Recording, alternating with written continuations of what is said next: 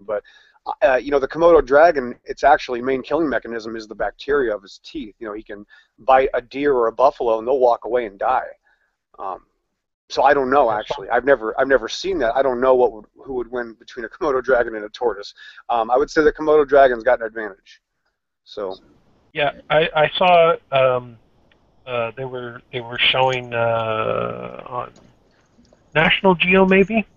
I think they were showing a bunch of dragons and one bit a bull in the rear leg and just kind of stalked it for a couple of weeks until it died. yeah, yep. And then they all feast. Yeah, the whole clan of them. Yeah, they do. They're monsters. They're just awesome, awesome predators, man. Just all they are is giant lizards. I mean, they're exactly the same anatomy. They have all the same organs. You know, that's what they are. They're literally like giant monitors, and it's, you know, there's millions of different versions of lizards. It's pretty interesting. Mm, yeah. How about and what's interesting also is how about the nocturnal ones like the geckos that are completely different. That of course, you know, do not come out in the sunlight. You know, that have like webbed feet and things. It's really weird how many different types of reptiles there are.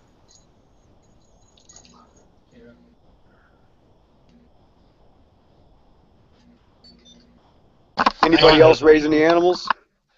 Yeah, the only I animals I've ever raised are cats and dogs. Cats and dogs. Well, I don't have dogs anymore. Yeah, I don't have yeah, any there's dogs anymore either. I just have one cat. Yeah. Oh, so the cat controls you. No, not really. We just fight each other for control is what we do. You know, he tries to condition me by forcing me to walk with him to the fucking kitchen and pet him in the kitchen or whatever. And I just say, "Fuck you, cat. You want to go ahead and get attention? Fucking come to me." You know, and he's been doing that a little bit more often, so I think I'm winning. That's because cats are actually the pinnacle of evolution. What other animal that, you know, is not as intelligent as a human could literally control humans? Is that not the pinnacle of evolution? I mean, the dog, you have to feed the dog comes to you. No, the cat just sits there and looks at you, and we take care of it. That's the Yeah, no. that's the pinnacle. That's the dog isn't the pinnacle. The dog does everything for us. The cat just sits there, stares at us. Okay. Yeah. Yep. Yeah, well, occasionally cats will show areas of loyalty more or less that are pretty startling that you wouldn't normally expect. Like the one cat that chased away that dog that was attacking the toddler. Yeah, that happened. And, Oh, that and was phenomenal. Yeah, I saw that. That was awesome.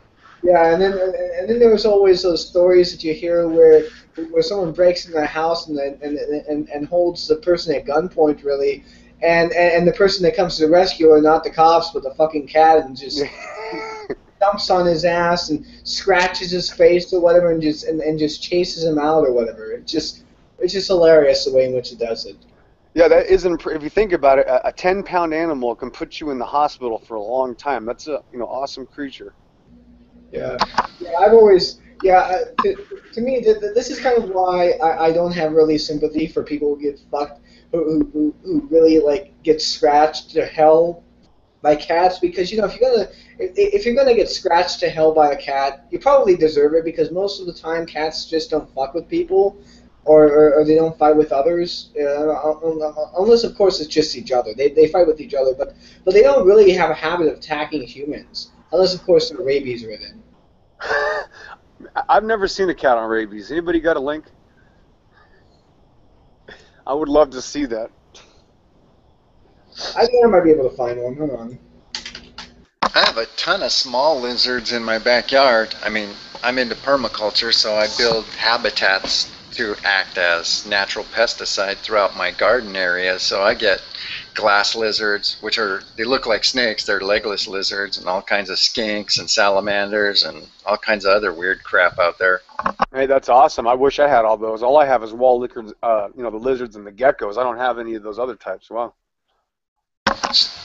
If you give them a water source, put them around plants that attract insects, and build a little dugout, throw some rocks over the top of it, they come.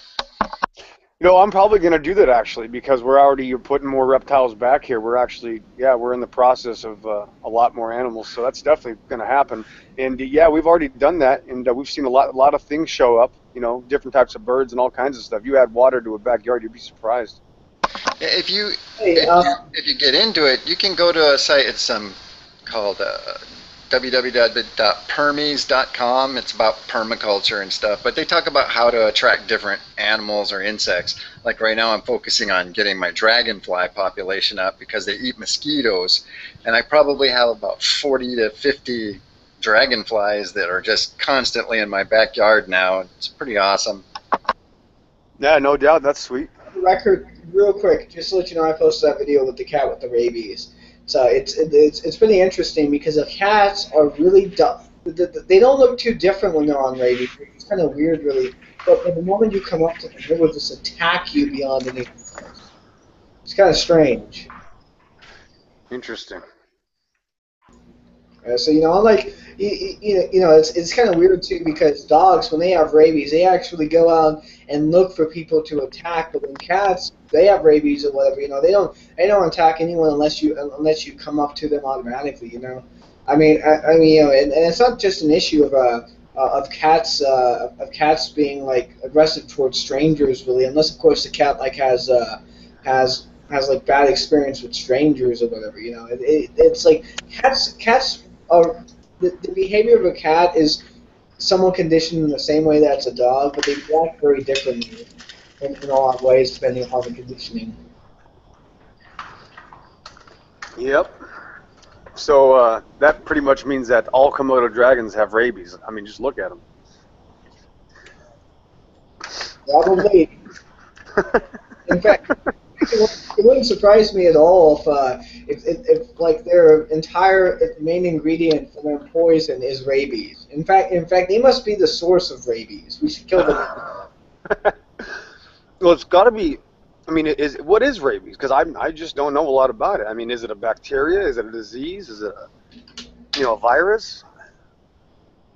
I mean, it.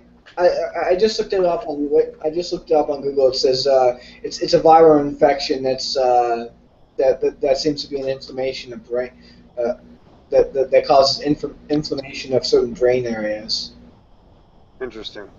I'm more interested on the effects that rabies have on other animals and whatnot, as opposed to what rabies actually is. So Mm-hmm.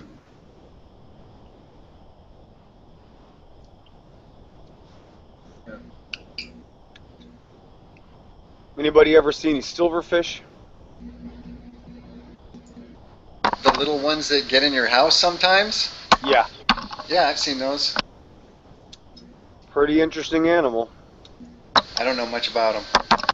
Well, they're basically some type of arthropod, and we don't know a lot about them either. I mean, they're almost you almost can't even see them. They live off cardboard, and they can eat cardboard and stuff, weird stuff like that. But of course, it hasn't existed till in the minds of secular groups recently. So it's something that's obviously been found in the fossil record, that very old, hundreds of millions of years ago. So it's just interesting that they're just very small now, and we still have them. hold on. What animal are we talking about? The silverfish, little arthropods, those little Oh, okay. insect-like, yeah. Okay. My bad. I didn't hear the name of the animal. Wait, what makes them unique? I didn't catch the part about the secular group. No. I mean, well, I have to go by, because I'm a creationist, and you're not going to go by my sources, so I have to say, according to the secular groups, it's been found in, basically Cambrian era fossil layers, things like that. Just like horseshoe crabs. It's just interesting because they're very prominent, and they're exactly how they were, as in the fossil records, except they're much smaller now. They used to get 5 inches or so. They used to be a lot bigger. Now they're very tiny. That's like dragonflies. I think they used to be like 2 or 3 feet long. Exactly the same premise. Exactly.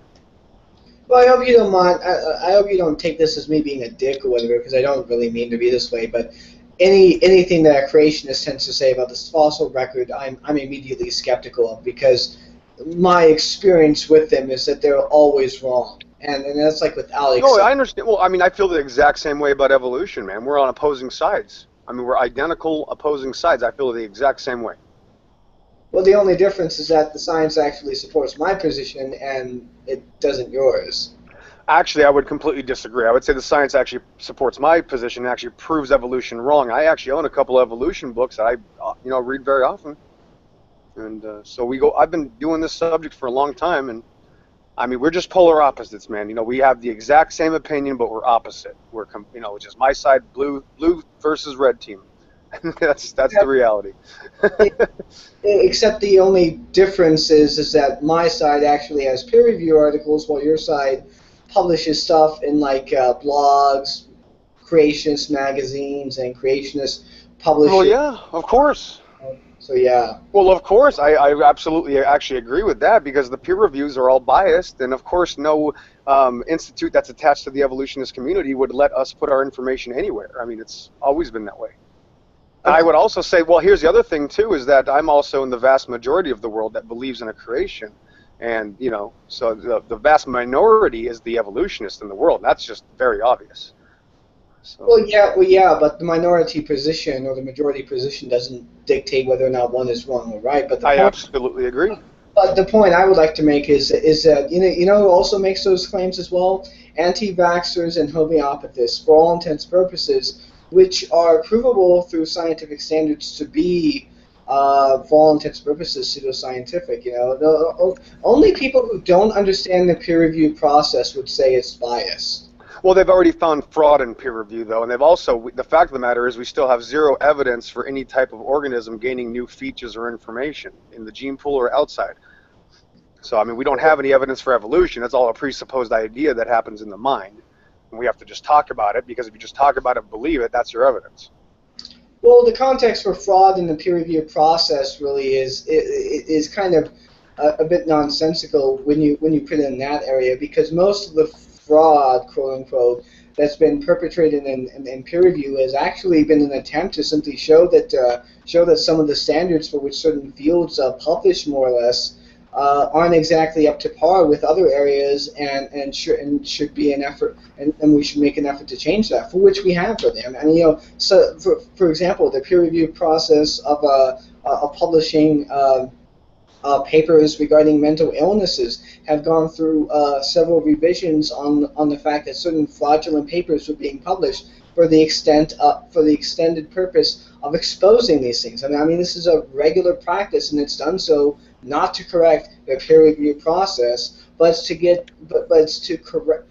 to correct the peer review process that's being done in a specific field, or to show the fact that certain publishers, that certain people who publish papers or whatever aren't actually following the peer review process. Such as, for example, open access journals typically have a penchant for publishing papers. They get paid to publish. So it doesn't follow the process of other standard peer review papers.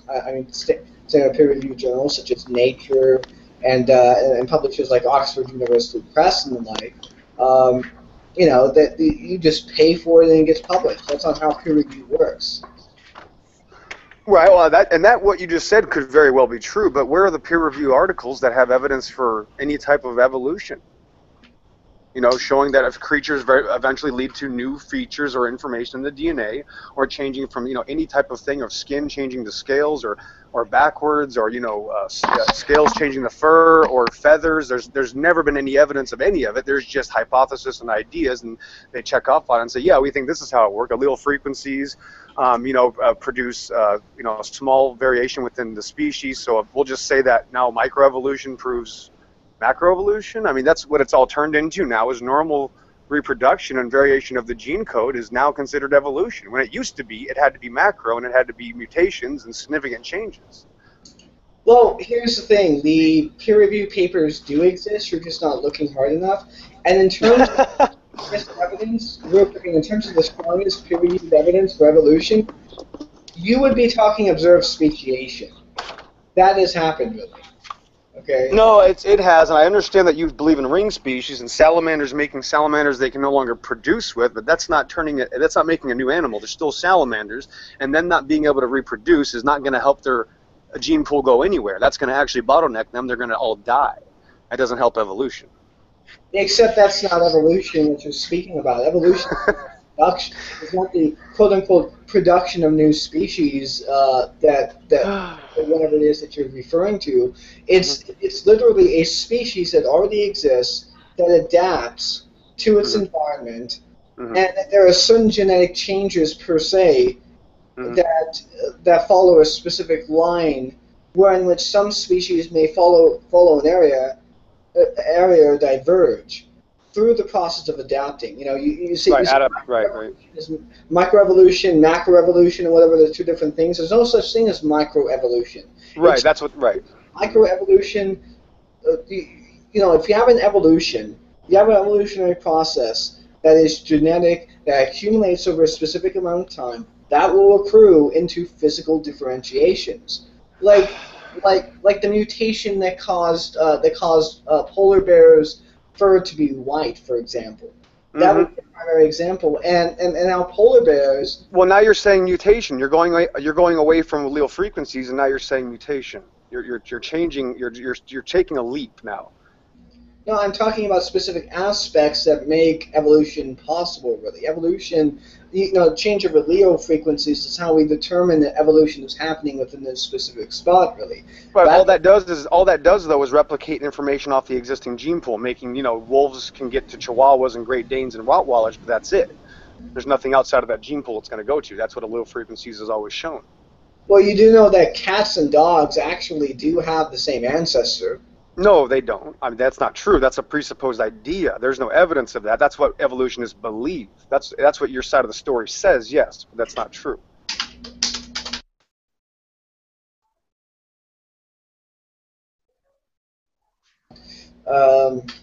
Having the same ancestor. No, you can look it up. I've looked it up, and there's many different opinions on it, but they don't have any information about anything having the same ancestor. I mean, they say that about humans and chimps. There's no evidence of that at all. They tried to use Lucy that they found in the 70s, and that turned out to be a monkey that's still alive, and in fact, they fraudulently drew the picture of Lucy with human feet, and they didn't even find foot bones. So, there is no links of any type. We have monkeys, we have humans, we have cats, dogs, we have bovine. We have nothing in between. We have fish, reptiles. The kinds of animal, the terms that I use, was actually closer to a family, but we'll get into that later. Saying in between, saying something like in between this or whatever is kind of like trying to say like you have a town in between California and Los Angeles. Really? Well, this is what the evolution books say. I have the books here. They say that obviously species turned into, fish, amphibian, reptile. That's kind of the order that's generally accepted by the scientific consensus. Yeah, if I could interject there. Sure, man. Isn't that kind of like where, like Tiktaalik and stuff, they say, can you find something between a fish and a lizard, and then they produce Tiktaalik, and then they say, well, no, that's really actually a lizard and not really a fish. So you've got to find something between that and a fish. And then okay, hold on. Well, you're making this claim that they found something, so what did they find? Can I see what you're talking about? And what are you talking about? We're making these claims now, so let's see this evidence. With Tiktaalik? Let's just see what we're talking about here, so that everybody can know what we're saying is you're saying there's an intermediate species. Sure. Okay, but Real quick, I just want to point out I just posted an article regarding the discovery of the ancestor in terms of cats and dogs. So I've seen the articles. I understand what you're saying. There's just no. You find an animal on the ground that's not a cat or a dog. There's no scientific reason for you to say this is the ancestor of cats and dogs. That doesn't make any sense. Again, you just aren't looking at the literature. I have read it many times. Are we talking about a hyena-like species? Are we talking about a badger? What are we talking about here? An opossum? Because sometimes they find opossums very large in the fossil record. 100-pound opossum. Look at this. This must be an ancestor to the dog and cat.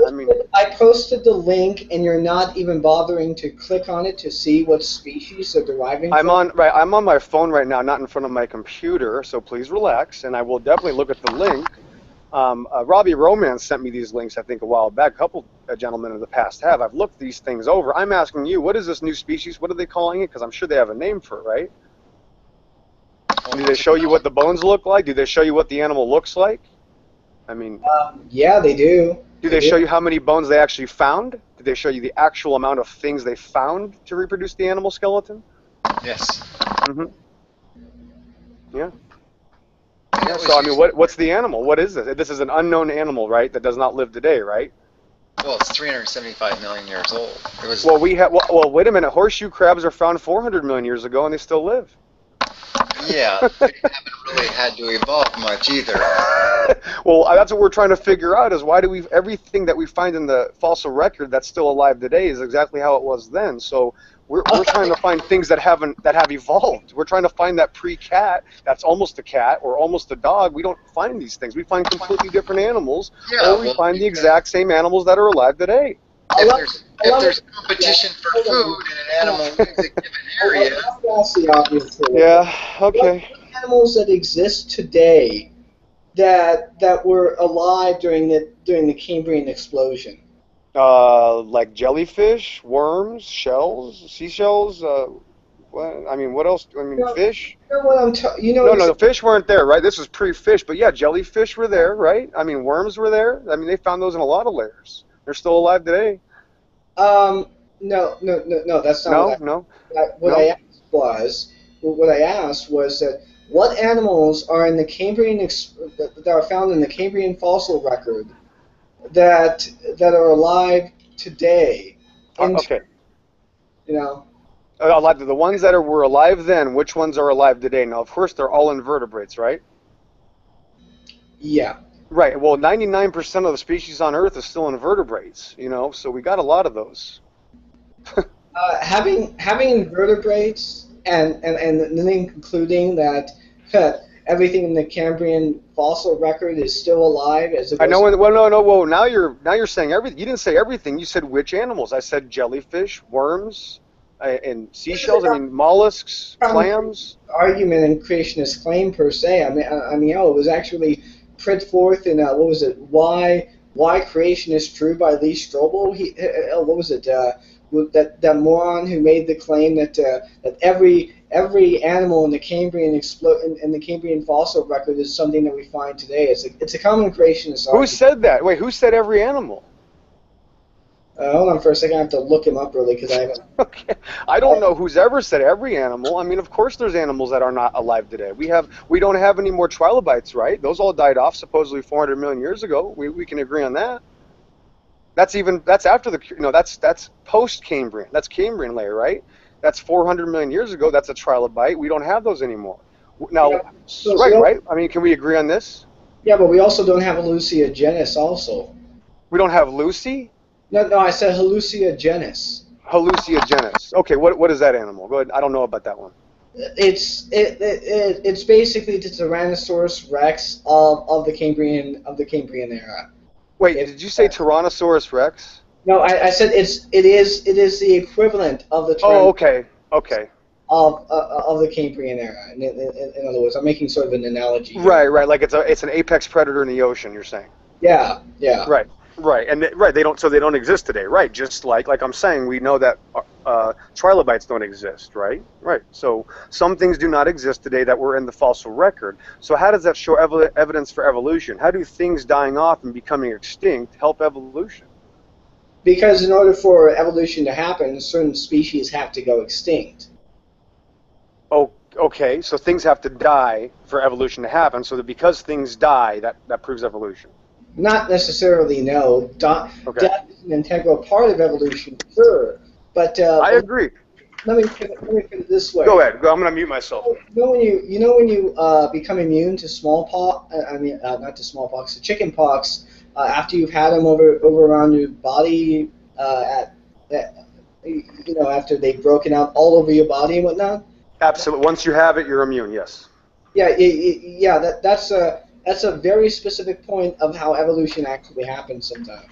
Specific mutations and resistances to diseases and adaptations to environment all add up to evolution and to physical changes within the body over the accumulatory era. The fact that human beings used to die from chickenpox, as well as a huge indication of how we've evolved to naturally to adapt to diseases. Mm-hmm. Okay, well that's a good point. Now I have had chickenpox, and now I am immune. Now, does that mean my children are going to be immune?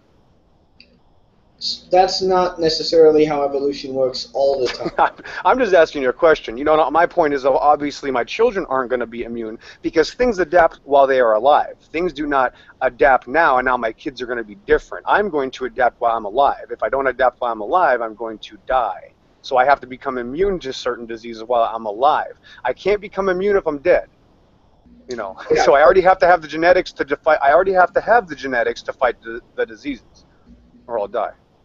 Yeah, and we didn't have the genetics to fight chicken pox off, like, let's say, for example, 30,000 years ago. Mm.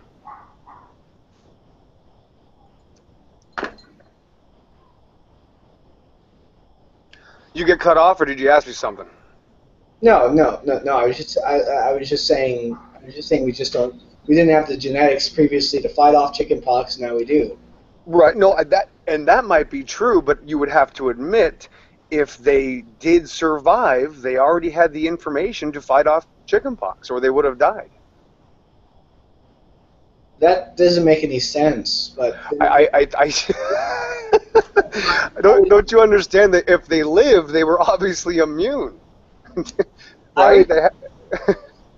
No, I was going to say after that then again, creationists do have this weird tendency to misapply what information means in biology to begin with. Well, I would have to say the exact same thing. Here's where we are again, blue versus red team. I say the exact same thing. I've seen evolutionists misapply almost everything, almost every time I talk to them. So I agree completely, just we're on opposite team.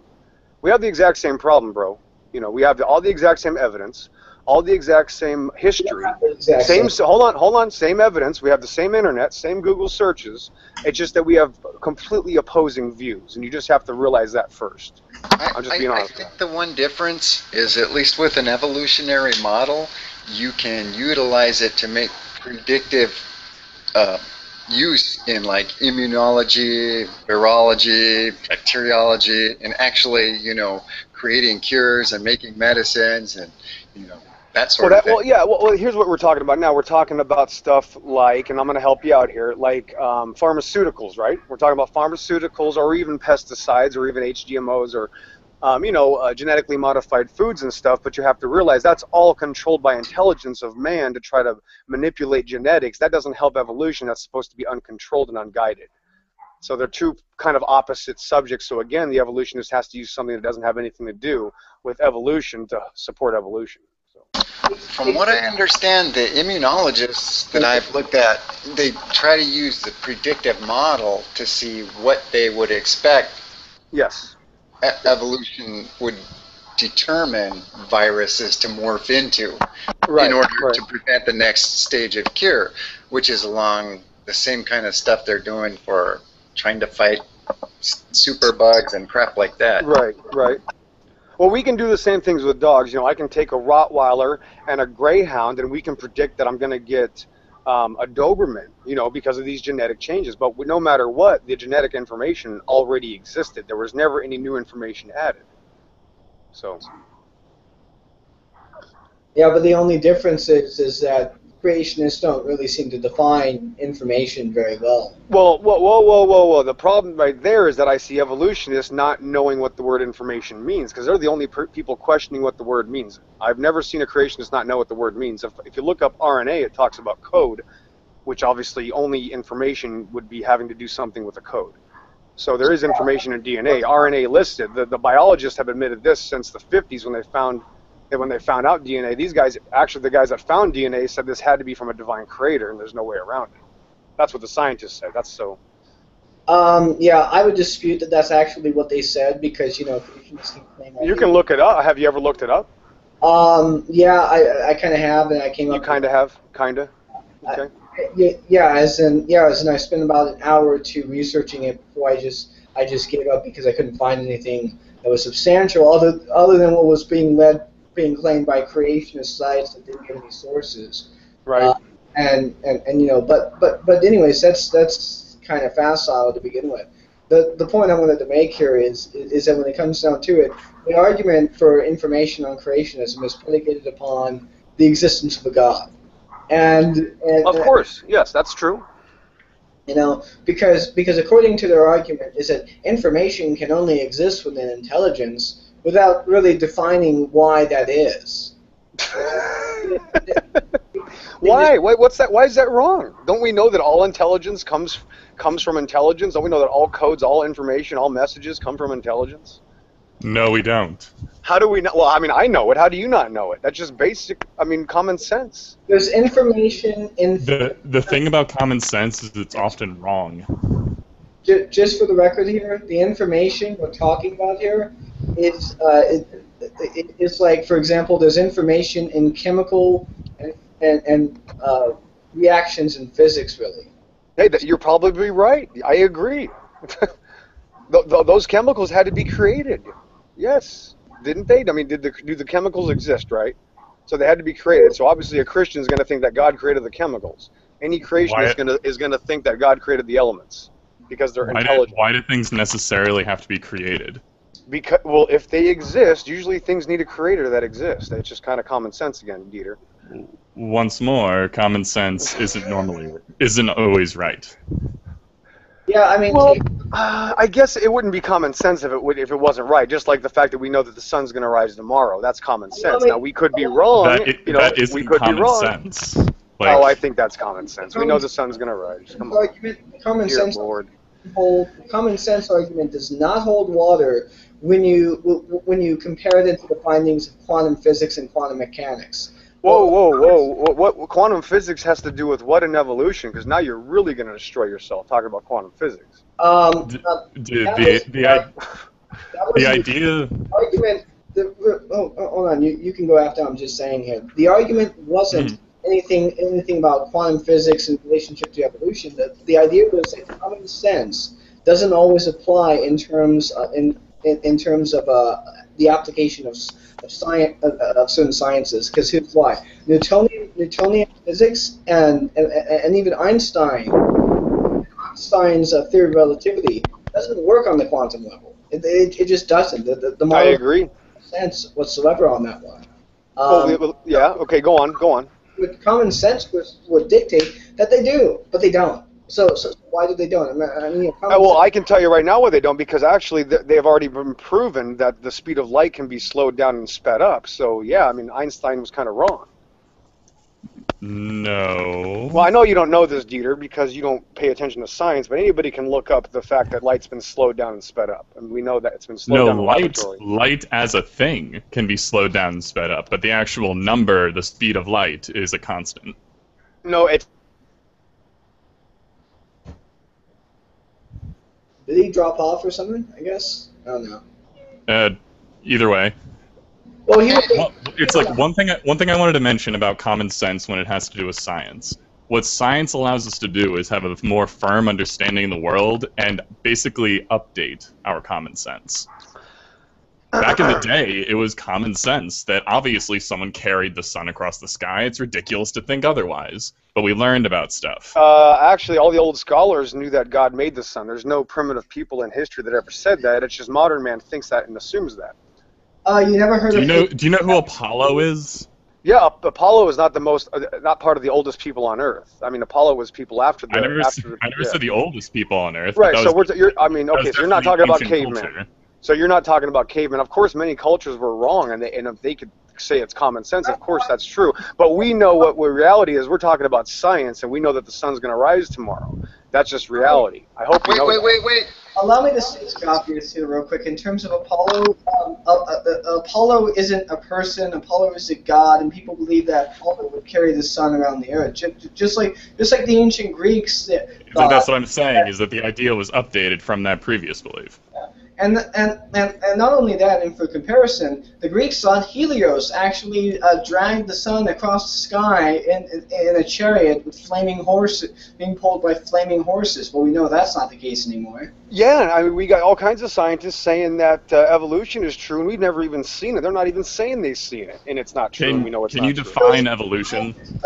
Yeah, the change of species over time. Yeah, obviously, change over time is what it says in most species. That's not the So I definition. know. Wait, no, hold on. You're going evolution. to say it's allele frequencies. You got to let me speak. If you're going to ask me a question, it depends on who you're asking. Which scientist are we asking? Which evolution book? There's a million different descriptions of evolution.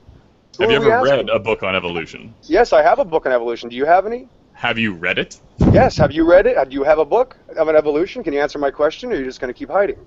I have many books on evolution. And Have you read them? And have you read them? What is their definition Yes, for evolution? I have. Are they all the same definition? Pretty much, yeah. Pretty much. Well, I'd love you to show me. Please show me 2 of your books that have the same definition of evolution, so that we can use that as the definition now. Well, I can just tell you it. Go ahead. I mean, if you think it's absolutely. Like you kind of touched on it slightly. Evolution is formally defined as the change of allele frequencies within a population over successive generations over time. Right, and that's just basic normal variation within a species. We see that every time dogs make dogs. Yes, it is. That's normal variation. Absolutely. Normal variation is included, but... That is normal variation. Allele frequencies are based off of already existing information. That's what it says. You know, look up allele frequencies, guys. Look it up.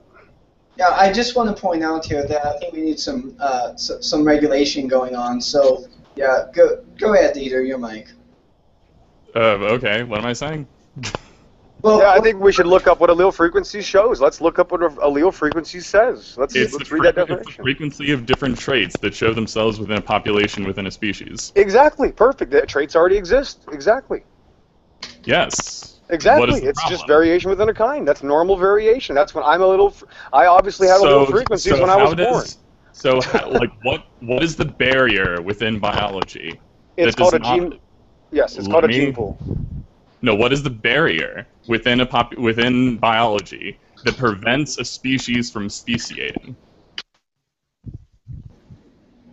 Sometimes species do speciate. It doesn't mean that different species are...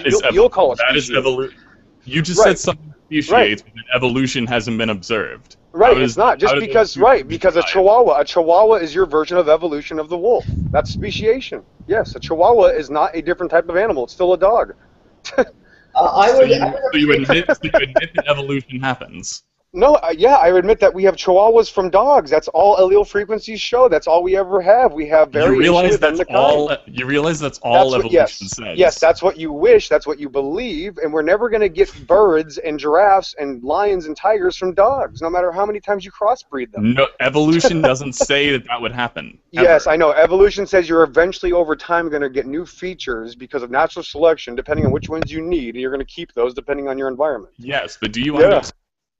No biologist will ever say that a dog will suddenly give birth to a giraffe. I'm not saying that they would. My point is you will never get anything but a dog outside of the dog genetics. It's called a gene pool for a reason. Yes. Exactly. That's what evolutionists say. Right. Evolution says normal reproduction. Right. Okay. I guess evolution is true. We never see anything but normal reproduction. Then I guess evolution now is true.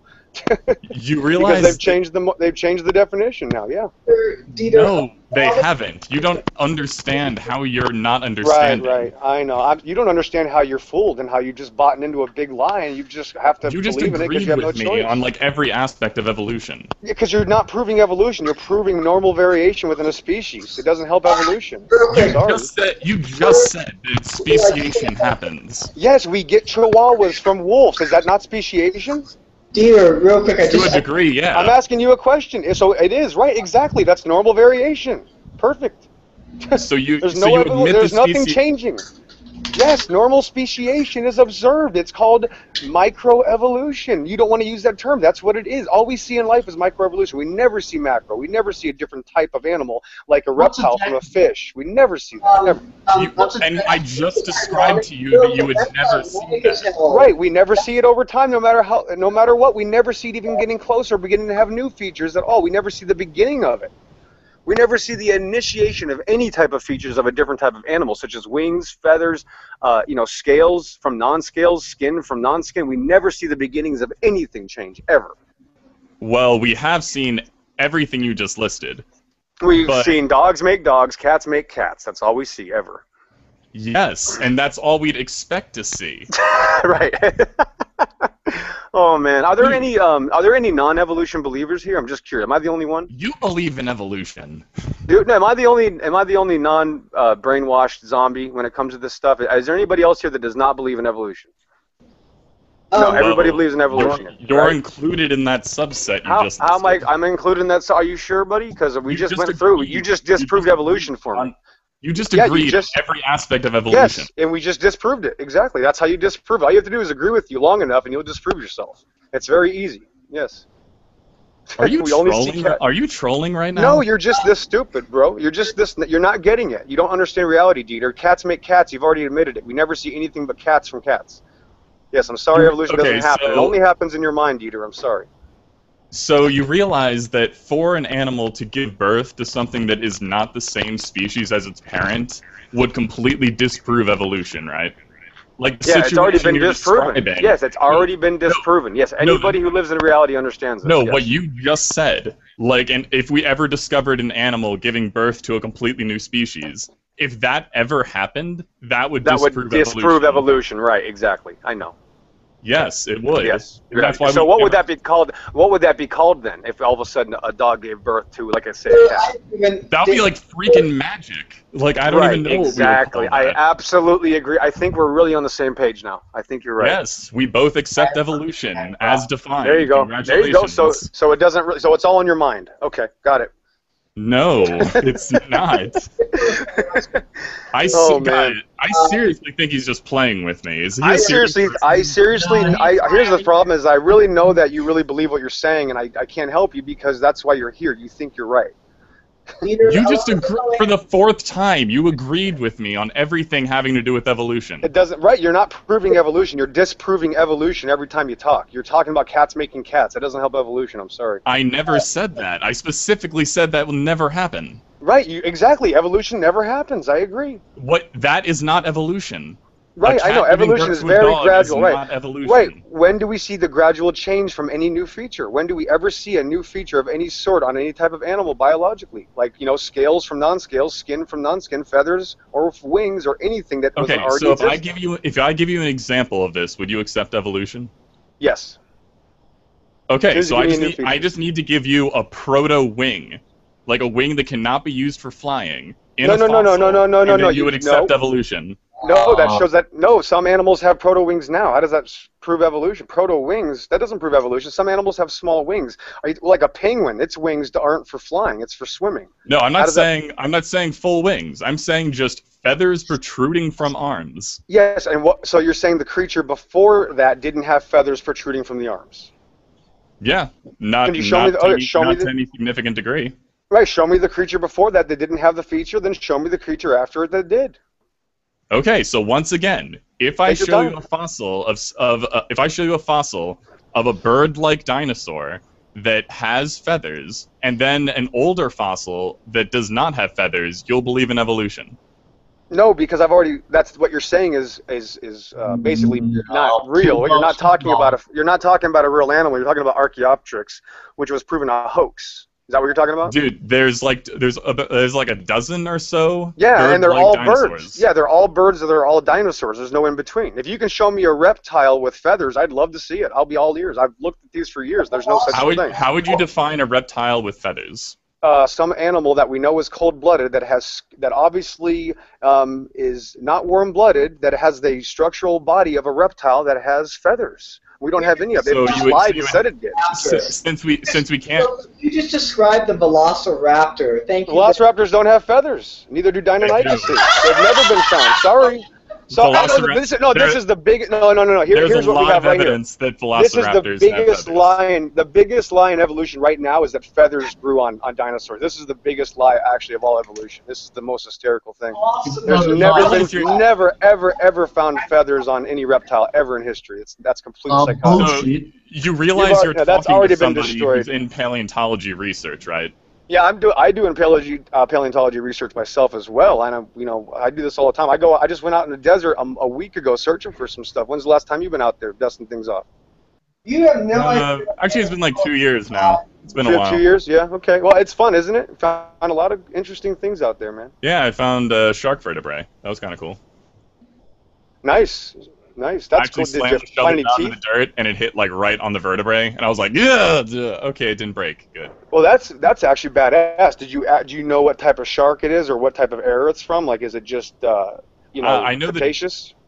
I know the general era, but I Is wouldn't have it any well? idea what it's from. What's the general era?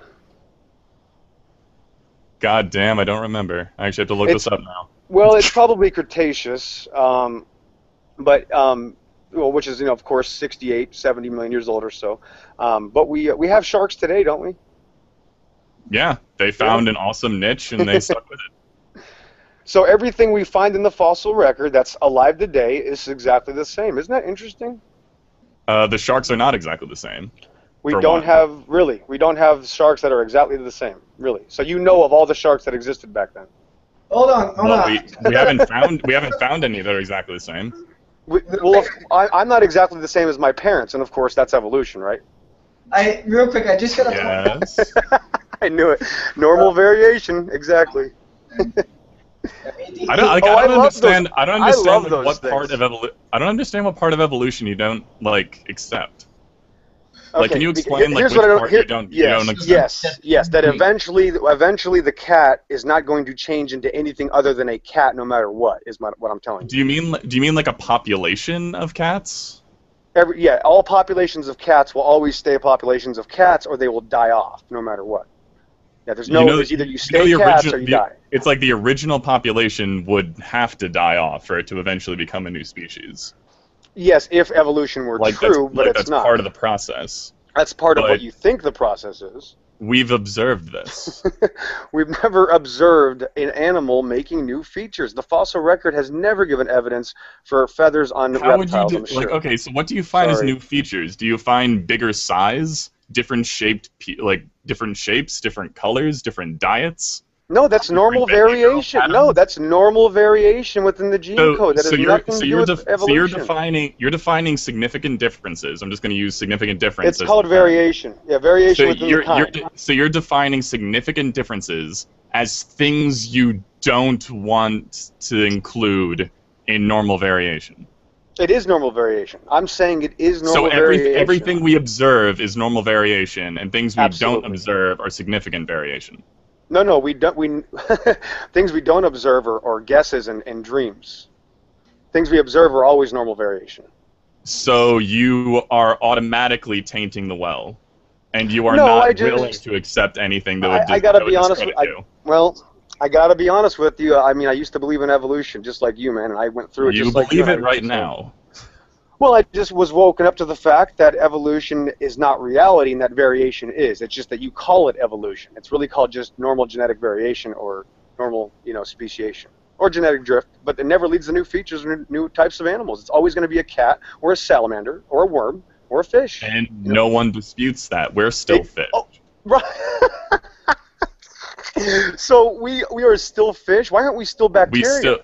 Maybe not bacteria, because that's like a kingdom division. But we're still fish, you're saying. Humans are still fish. Yeah, I actually recommend an awesome book. It's called Your Inner Fish. It explains a lot of good information. Yeah, it's funny because I was just talking to a couple of atheists the other day. Hold on, let me just say this. You got to realize that 90% of the evolutionists that I speak to, though, get really pissed off when they hear that we're a fish, because P.Z. Myers says that, and he pissed off a lot of evolutionists because they don't believe that chicken shit.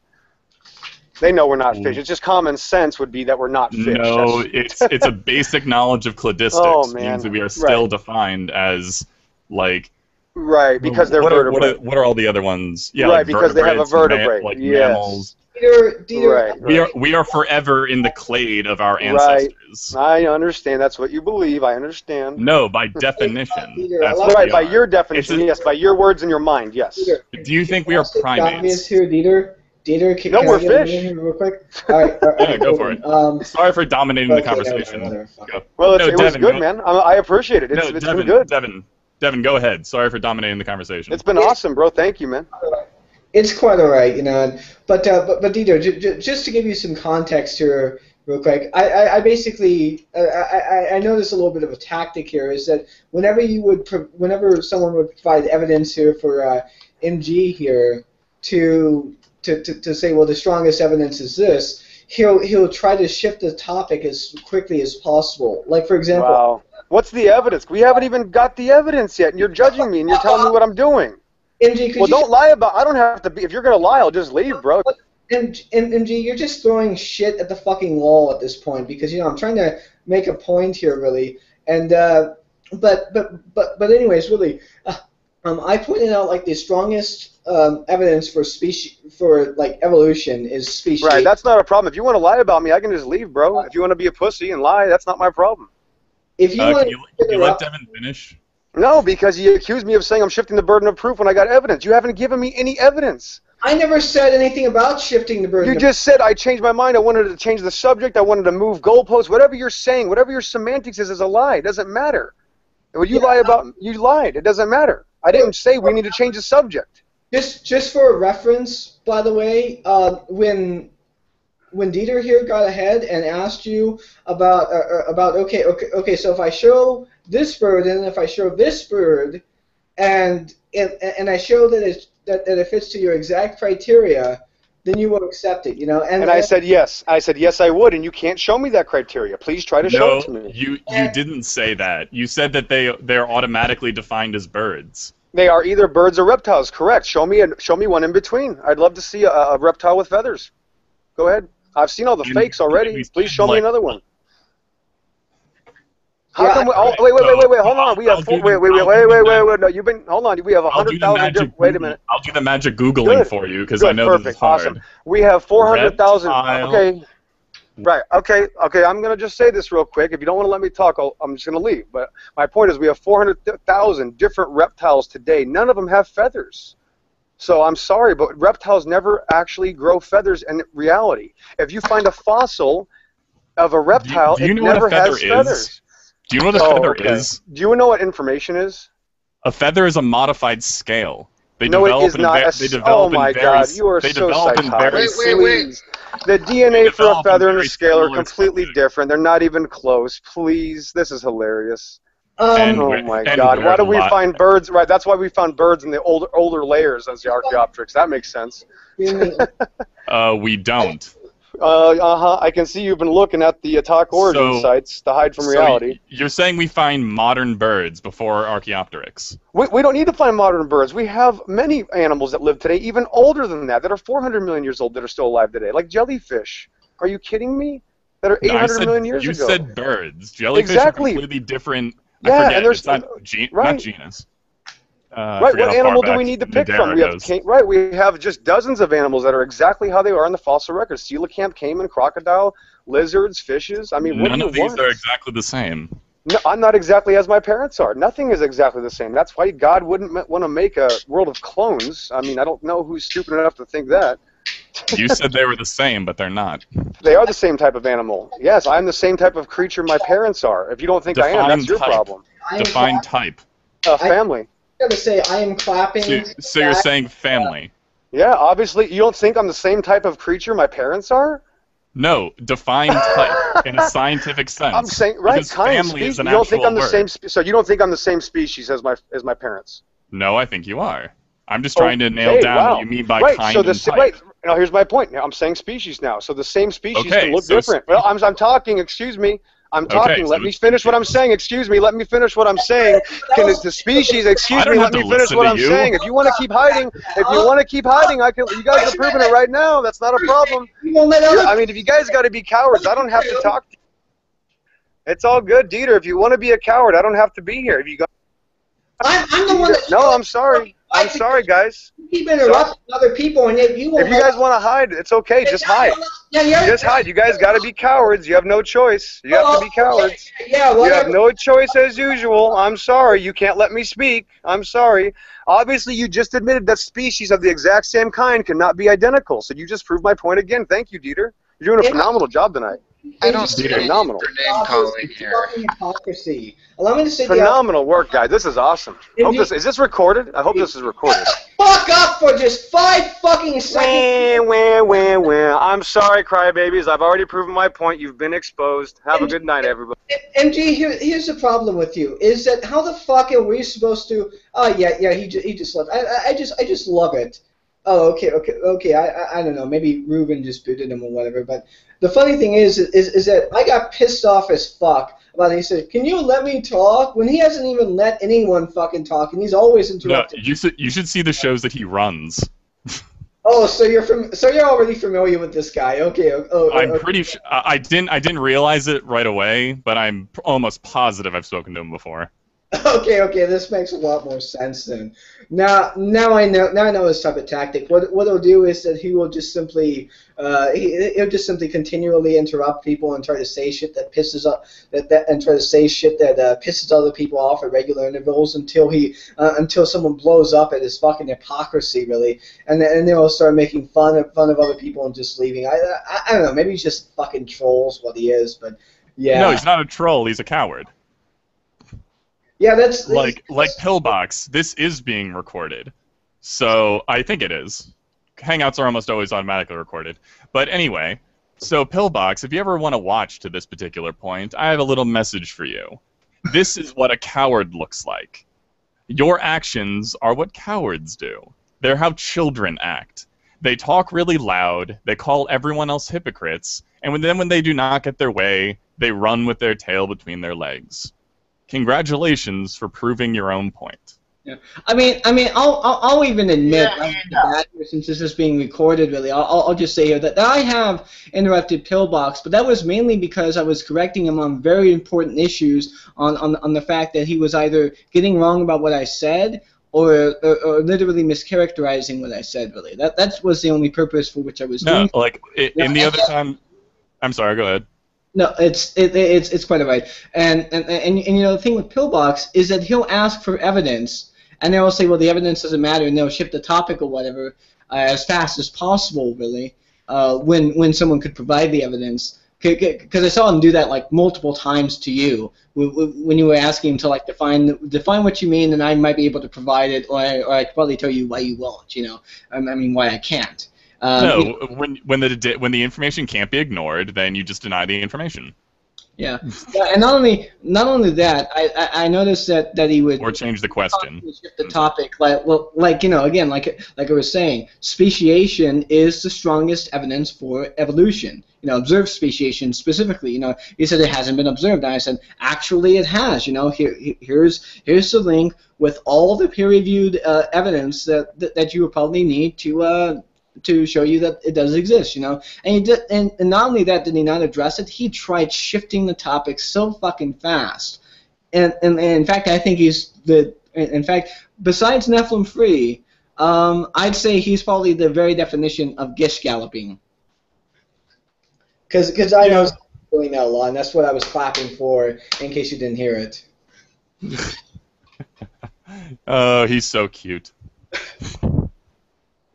No, because it's like I don't mean to put on like superior airs, but it's just really amusing to me to try to nail down. It's like the only thing I was trying to do at the end there was like, okay, so what do you mean by type?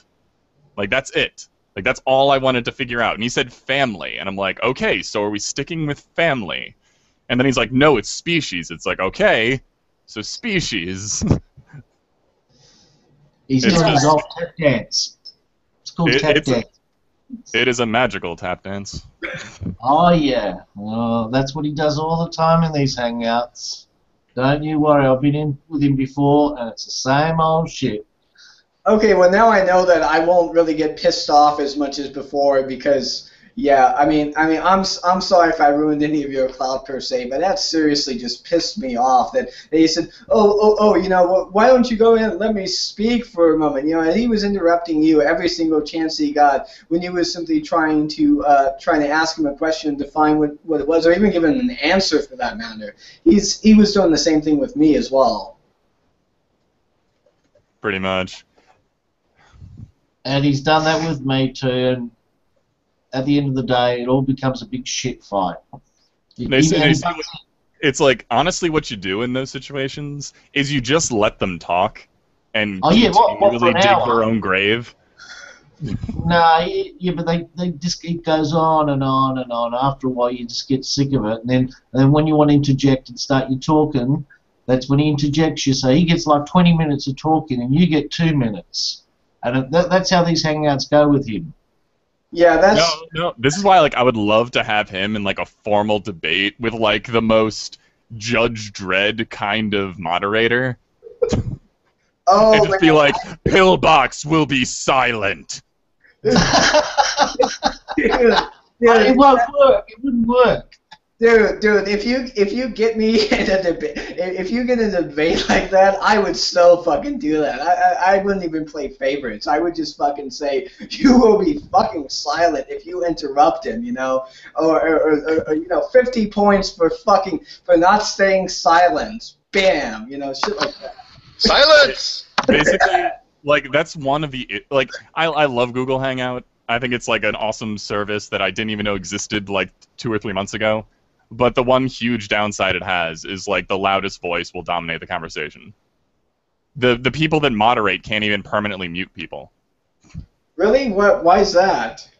It's no one suspected there would be a problem. I think it's got something to do with freedom of speech. Yeah, Google and freedom of speech. Yeah, that's fucking laughable. Like Google Where? Google values freedom of speech just like they value privacy, which is kind of ironic because they told the government to fuck off multiple times with them saying we want you to divulge search information, even though they sell information to corporations at a regular basis. So it's kind of ironic with that.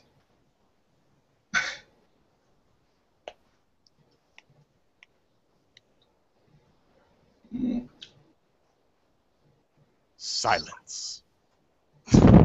Silence! No, but I think the very first conversation I ever got on Google Hangout was I don't want to say it was Pillbox because I don't remember completely, but it was with like Bible thumping Wignut. If anyone has listened to that guy, yeah. Pillbox would probably be there too. And it was just like I think the entire argument boiled down to like brain in a vat, presuppositionalist drivel. And I was just kind of like, I can demonstrate the things that I believe. I don't care if I'm a brain in a vat. And they're like, well, you're a brain in the vat, so your opinion doesn't matter. Yeah. It's just like I just explained how that didn't affect me, and then it doesn't matter. Exactly like Pillbox. It's like what was it? It was like 4 times I told him, you accept evolution. You already said you did, like several times. Yeah, and he wouldn't even bother to, and you know, anyone who's interested in honesty, it says, well, how did I do that? You know, and they never even bothered to answer the obvious question that was right in his fucking face. It's like, how did I admit that I believe in evolution? No, it was all just like, no, I didn't. Let me just repeat what I just told you that agrees with evolution again to show that I didn't accept evolution.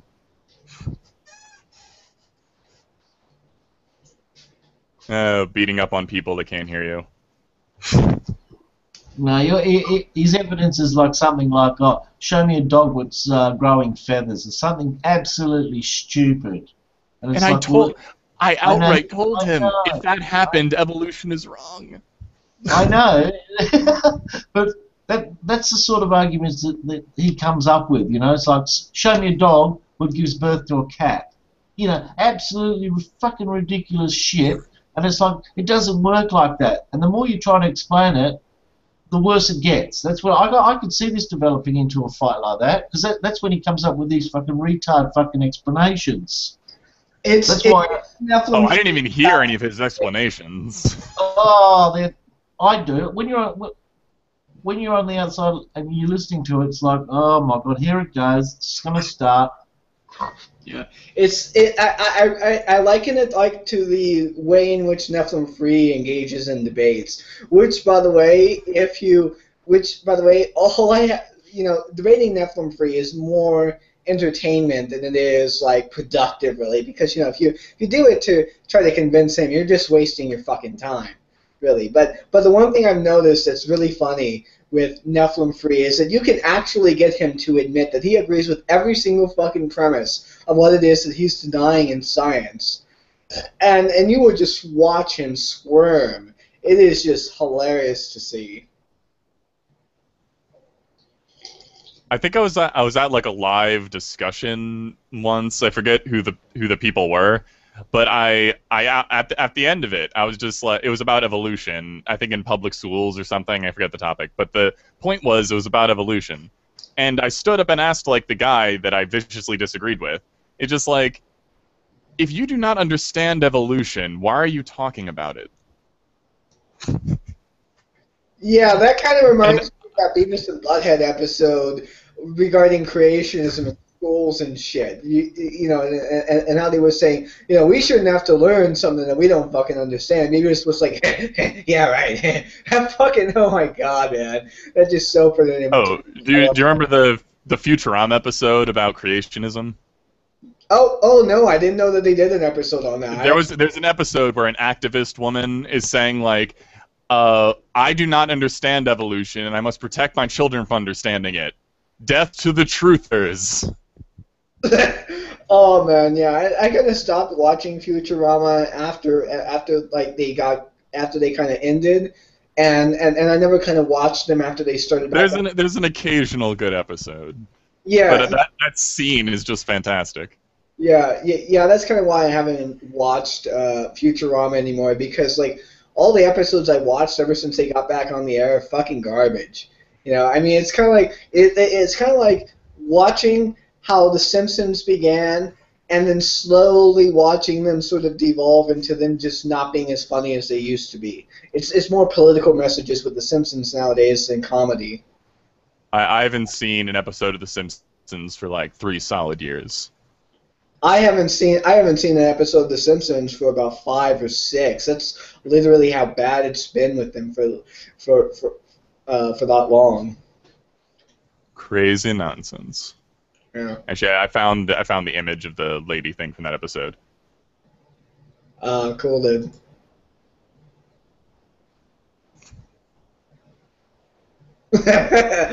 Oh man, well, I guess if she was like in real life, I suppose I'd trick her into banging her or some shit like that and give her rabies. There's a lot of things that wouldn't happen in that scenario. Well, yeah, that's why I was being facetious. That's not what facetious means. I'm gonna drink this water in shame.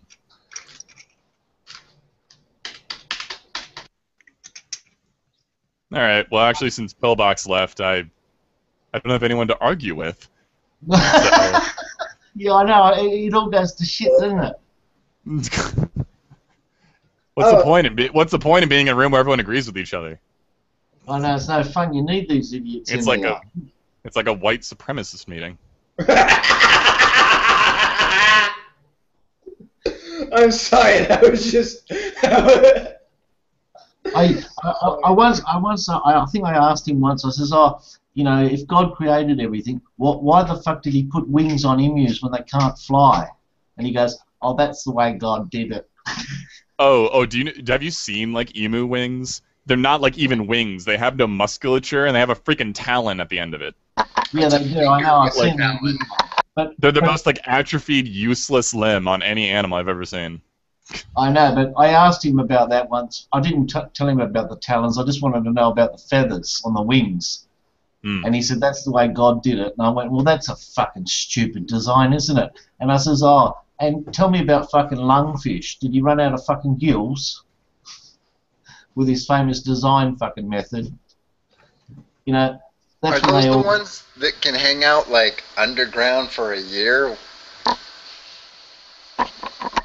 Oh yeah, there's like some like extreme species, I forget, like extremophile type species that like there's frogs that can be frozen like completely solid, and then just be like, all right, I'm fine, whatever. Yeah.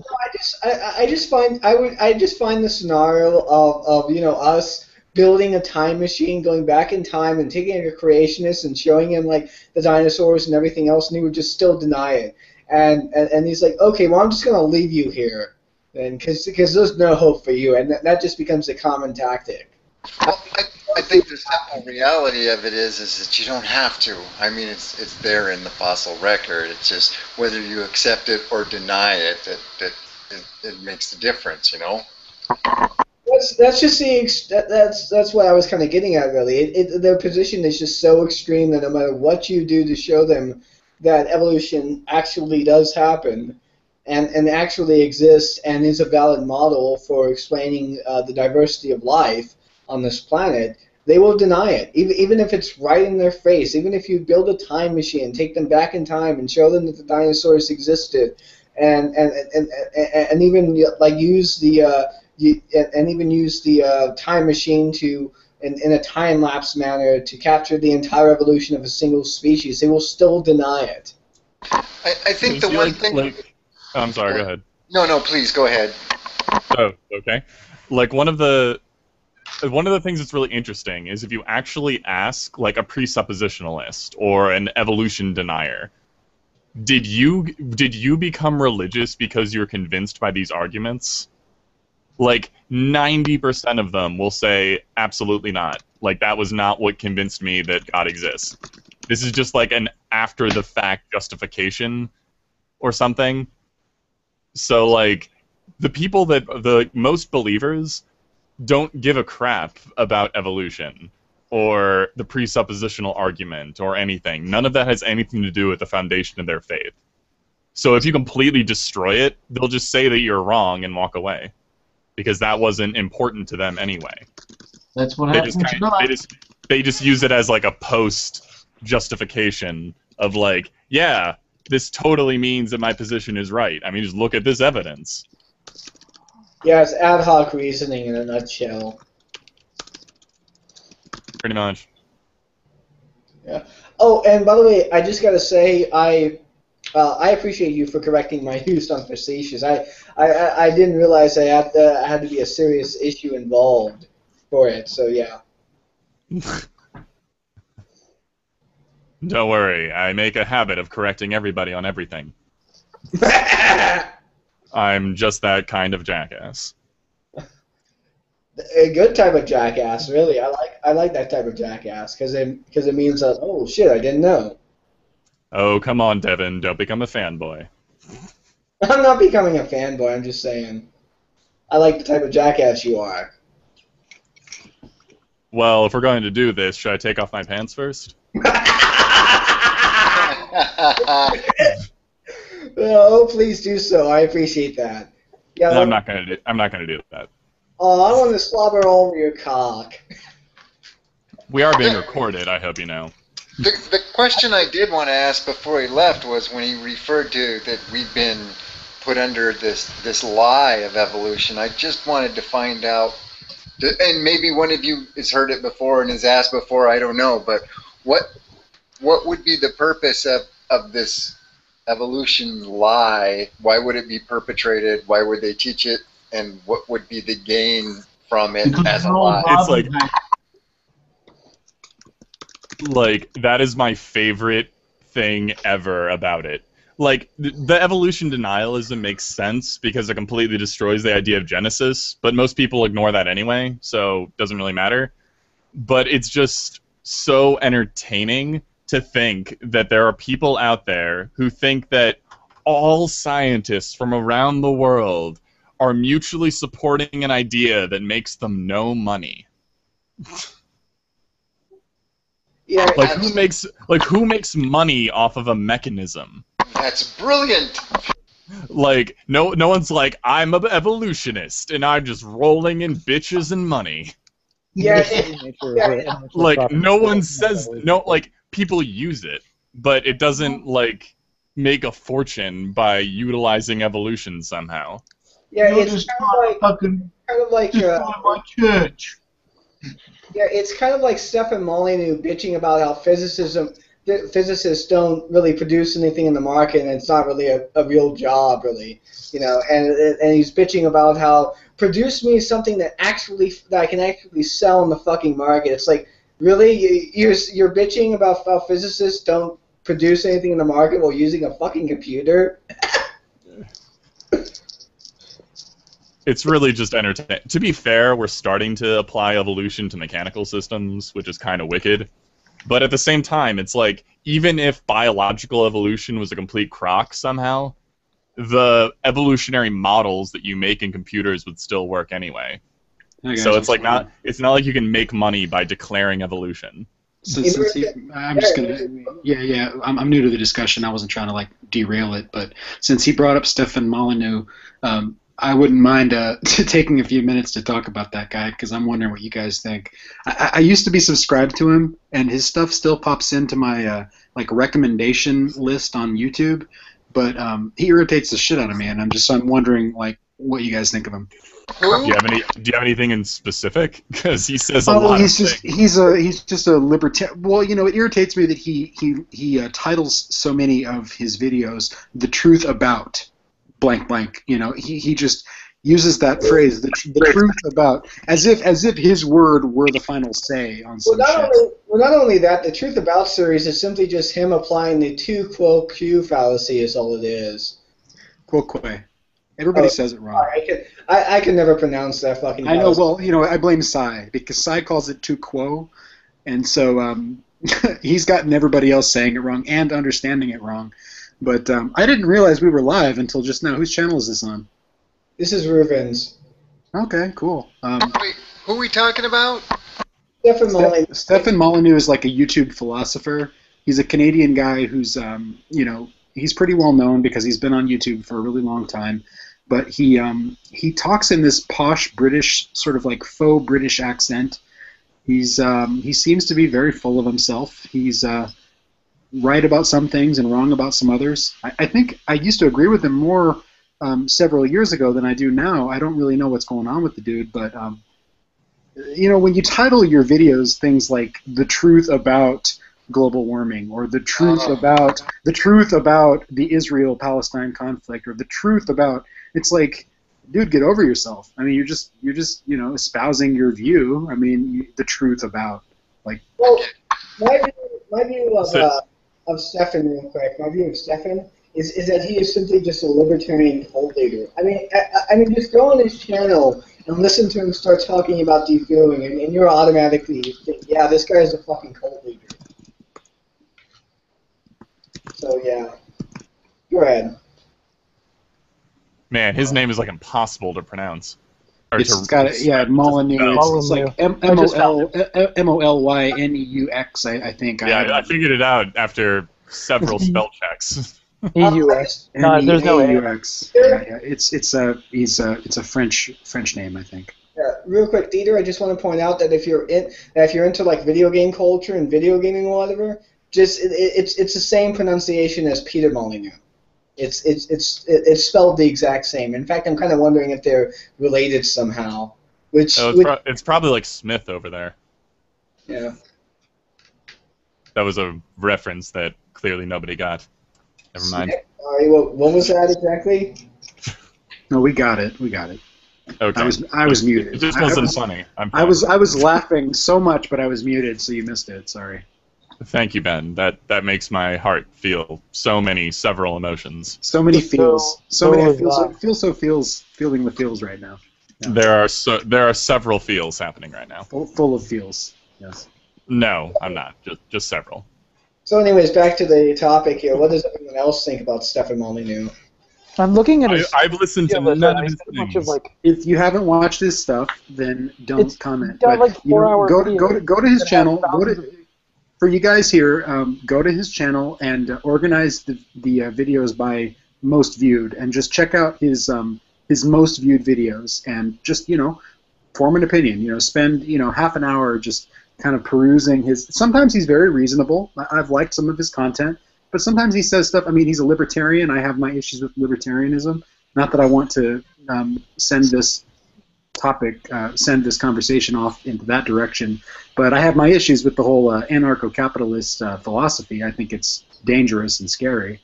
You know, so go ahead. I'm just going to say anarcho-capitalism is simply just incoherent, really. It really is. That's like a whole different podcast. Yeah, I guess so. Let's see. It is a completely different discussion. I'm surprised there's no anarcho-capitalist in the room. Well, we're reasonable people. Do you guys know Aaron Voluntarist? Usually there's one around. Is the thing. Do you guys know him? Aaron, I think he goes by Voluntarist on Google Plus. Not I. Well, he's around the community a lot, the sort of atheist community, and he's a Christian, but and he seems like an intelligent guy. I mean, he's an engineer by trade. He's a smart guy, but he's also he's a libertarian. Anarcho-capitalist, etc., anarchist, and it's strange to me when someone who seems like a reasonable person holds views that I consider to be, batshit crazy, right? But there are people like that, and maybe you're batshit crazy. It's possible, I mean, I can't disprove that hypothesis. I'm trying every day to prove or disprove that hypothesis, but you are learning, grasshopper. Yes, exactly. You must just accept it.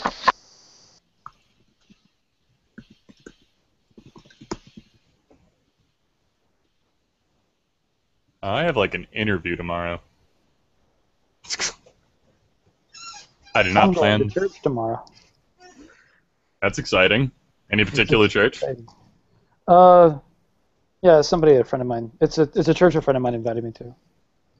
Not just like going to go driving down the street and be like, I think I'm going to this one. It's fairly non-denominational. It feels like it's Starbucks Christianity.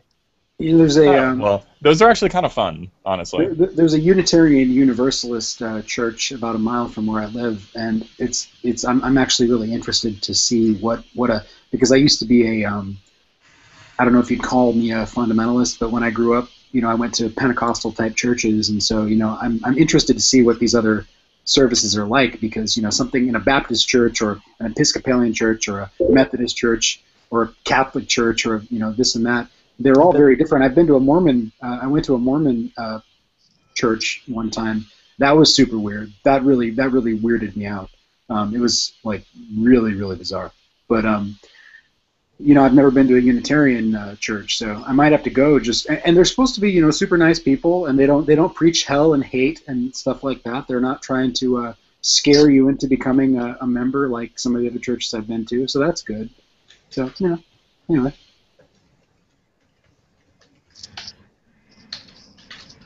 I should tie up my sentences in a more a way that we you should say really dramatically, like get a rising timber and then end with a really solid note. Echo. There's actually a Universalist church relatively close to my place, but I live in like a major city, so there's like every church everywhere pretty close to my house.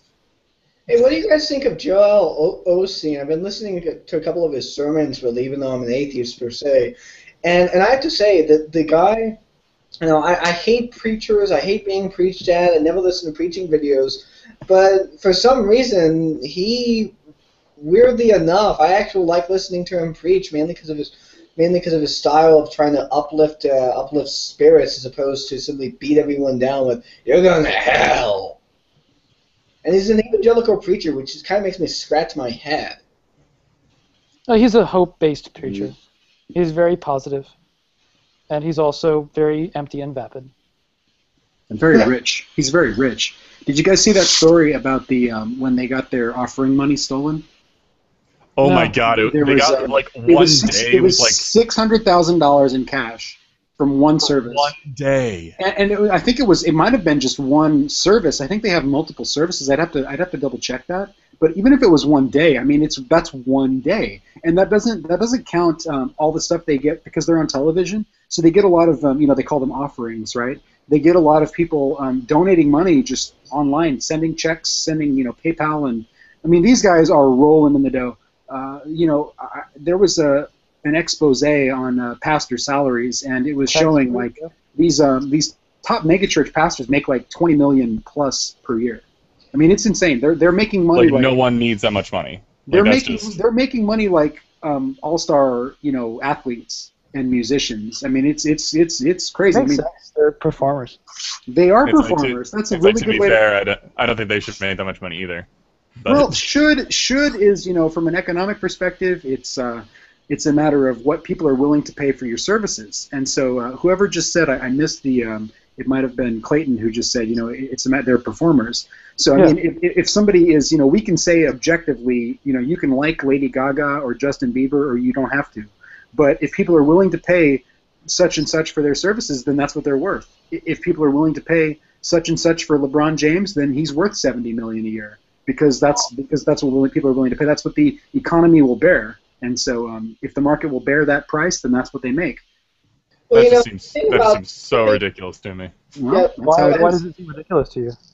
Yeah, it is. Real quick, I find it really ridiculous though as well. But I just want to say the thing that I'm concerned about Joel Osteen is more about the fact that is he really in this for as he claims to try to uplift spirits and spread his message of hope to people. If he really believes in what he believes and he just seems to be making money off of what he believes, then that's fine. But if he doesn't believe it, if he's completely disingenuous, really, I have a problem with that.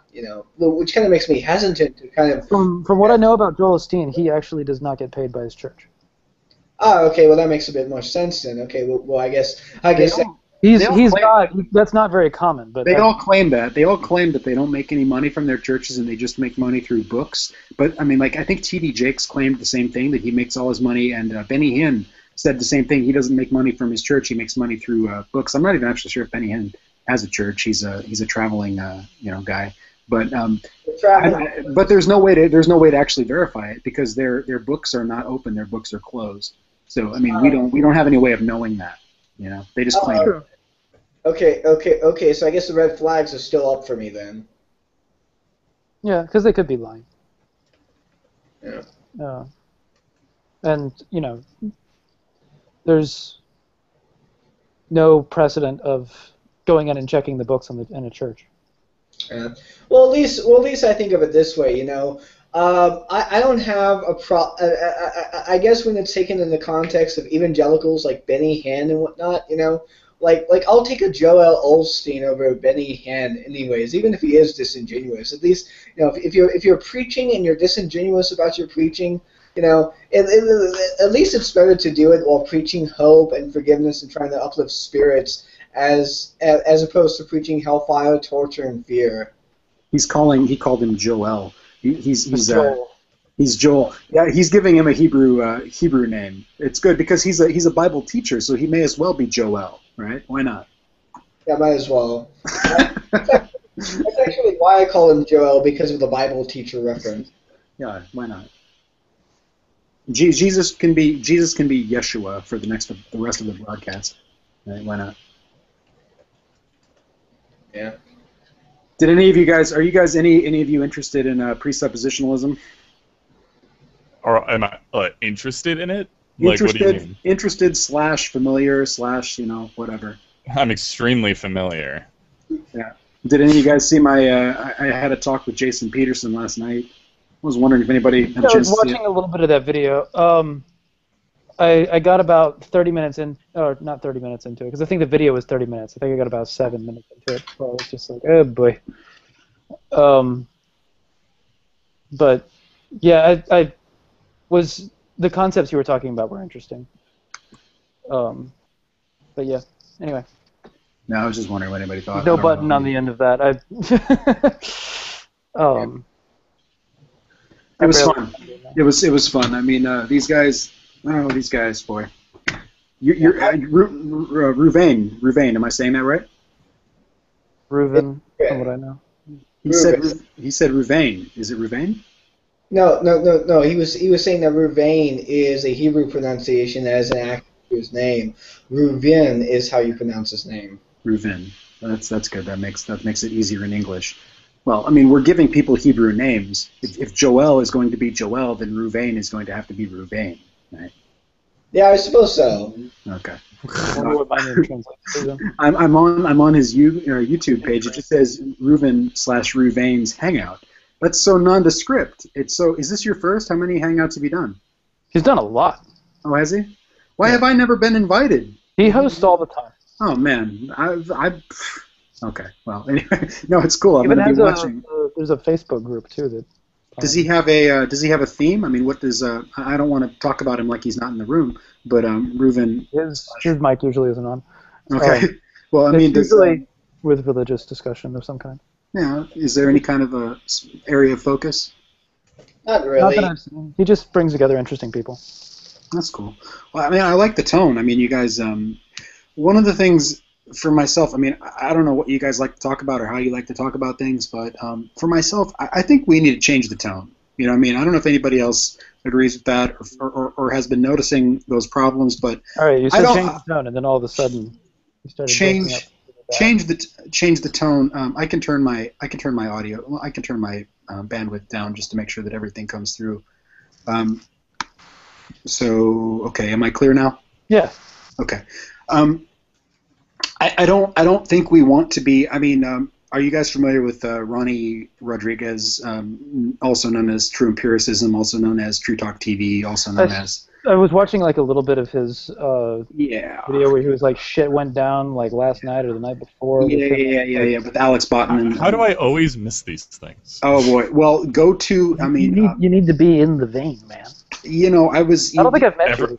Everyone add me and just invite me to everything all the time. Dieter, you've got Dieter Lucum. How do you say your name? I don't want to say. Dieter Lucum. It roughly translates to determined light in Latin. You've got a good voice. You got like a radio voice. Yeah, you do have a good voice. You should do something using your vocal awesomeness. You should do that. Well, I tend to use it both for speaking and yelling. Can you do me a favor, Dieter? Bassify your voice as much as possible and give me something like "In a world," you know. Give me that in a world where apes are humans. Go ahead. I can do my favorite thing that I do in my like deep, crazy voice. Yeah. All right, prepare yourselves. Every moment of your life will be an unending torrent of pain and suffering. What does that mean? What's going to happen? Well, I guess every moment of your life is going to be an unending torrent of suffering. Yeah, pretty much every moment's going to really suck for you. Are you describing hell? Nah, not really. He's describing what he's doing to just a general sense of the progression of your lives. For some reason, a movie popped into my head, and I just can't remember the name. That sounds like a movie quote for some reason. It sounds like the voice of Spike Spiegel. What I was trying to say about True Empiricism, for one thing, I mean, I think I'm going to make a video about this, and I'm going to try to just be as.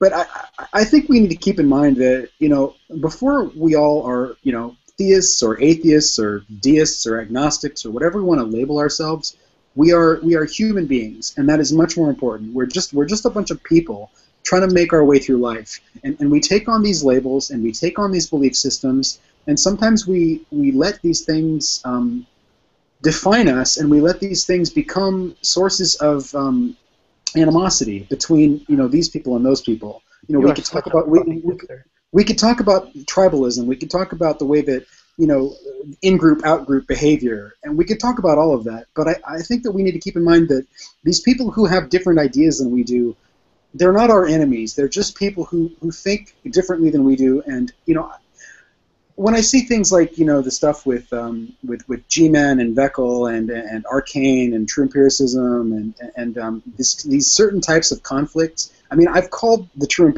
Talk TV YouTube channel. I've called that the sort of the Jerry Springer of YouTube. It really, really is. It's the Jerry Springer of the sort of atheist-theist community, the so-called great debate community. Even though I really don't like that label.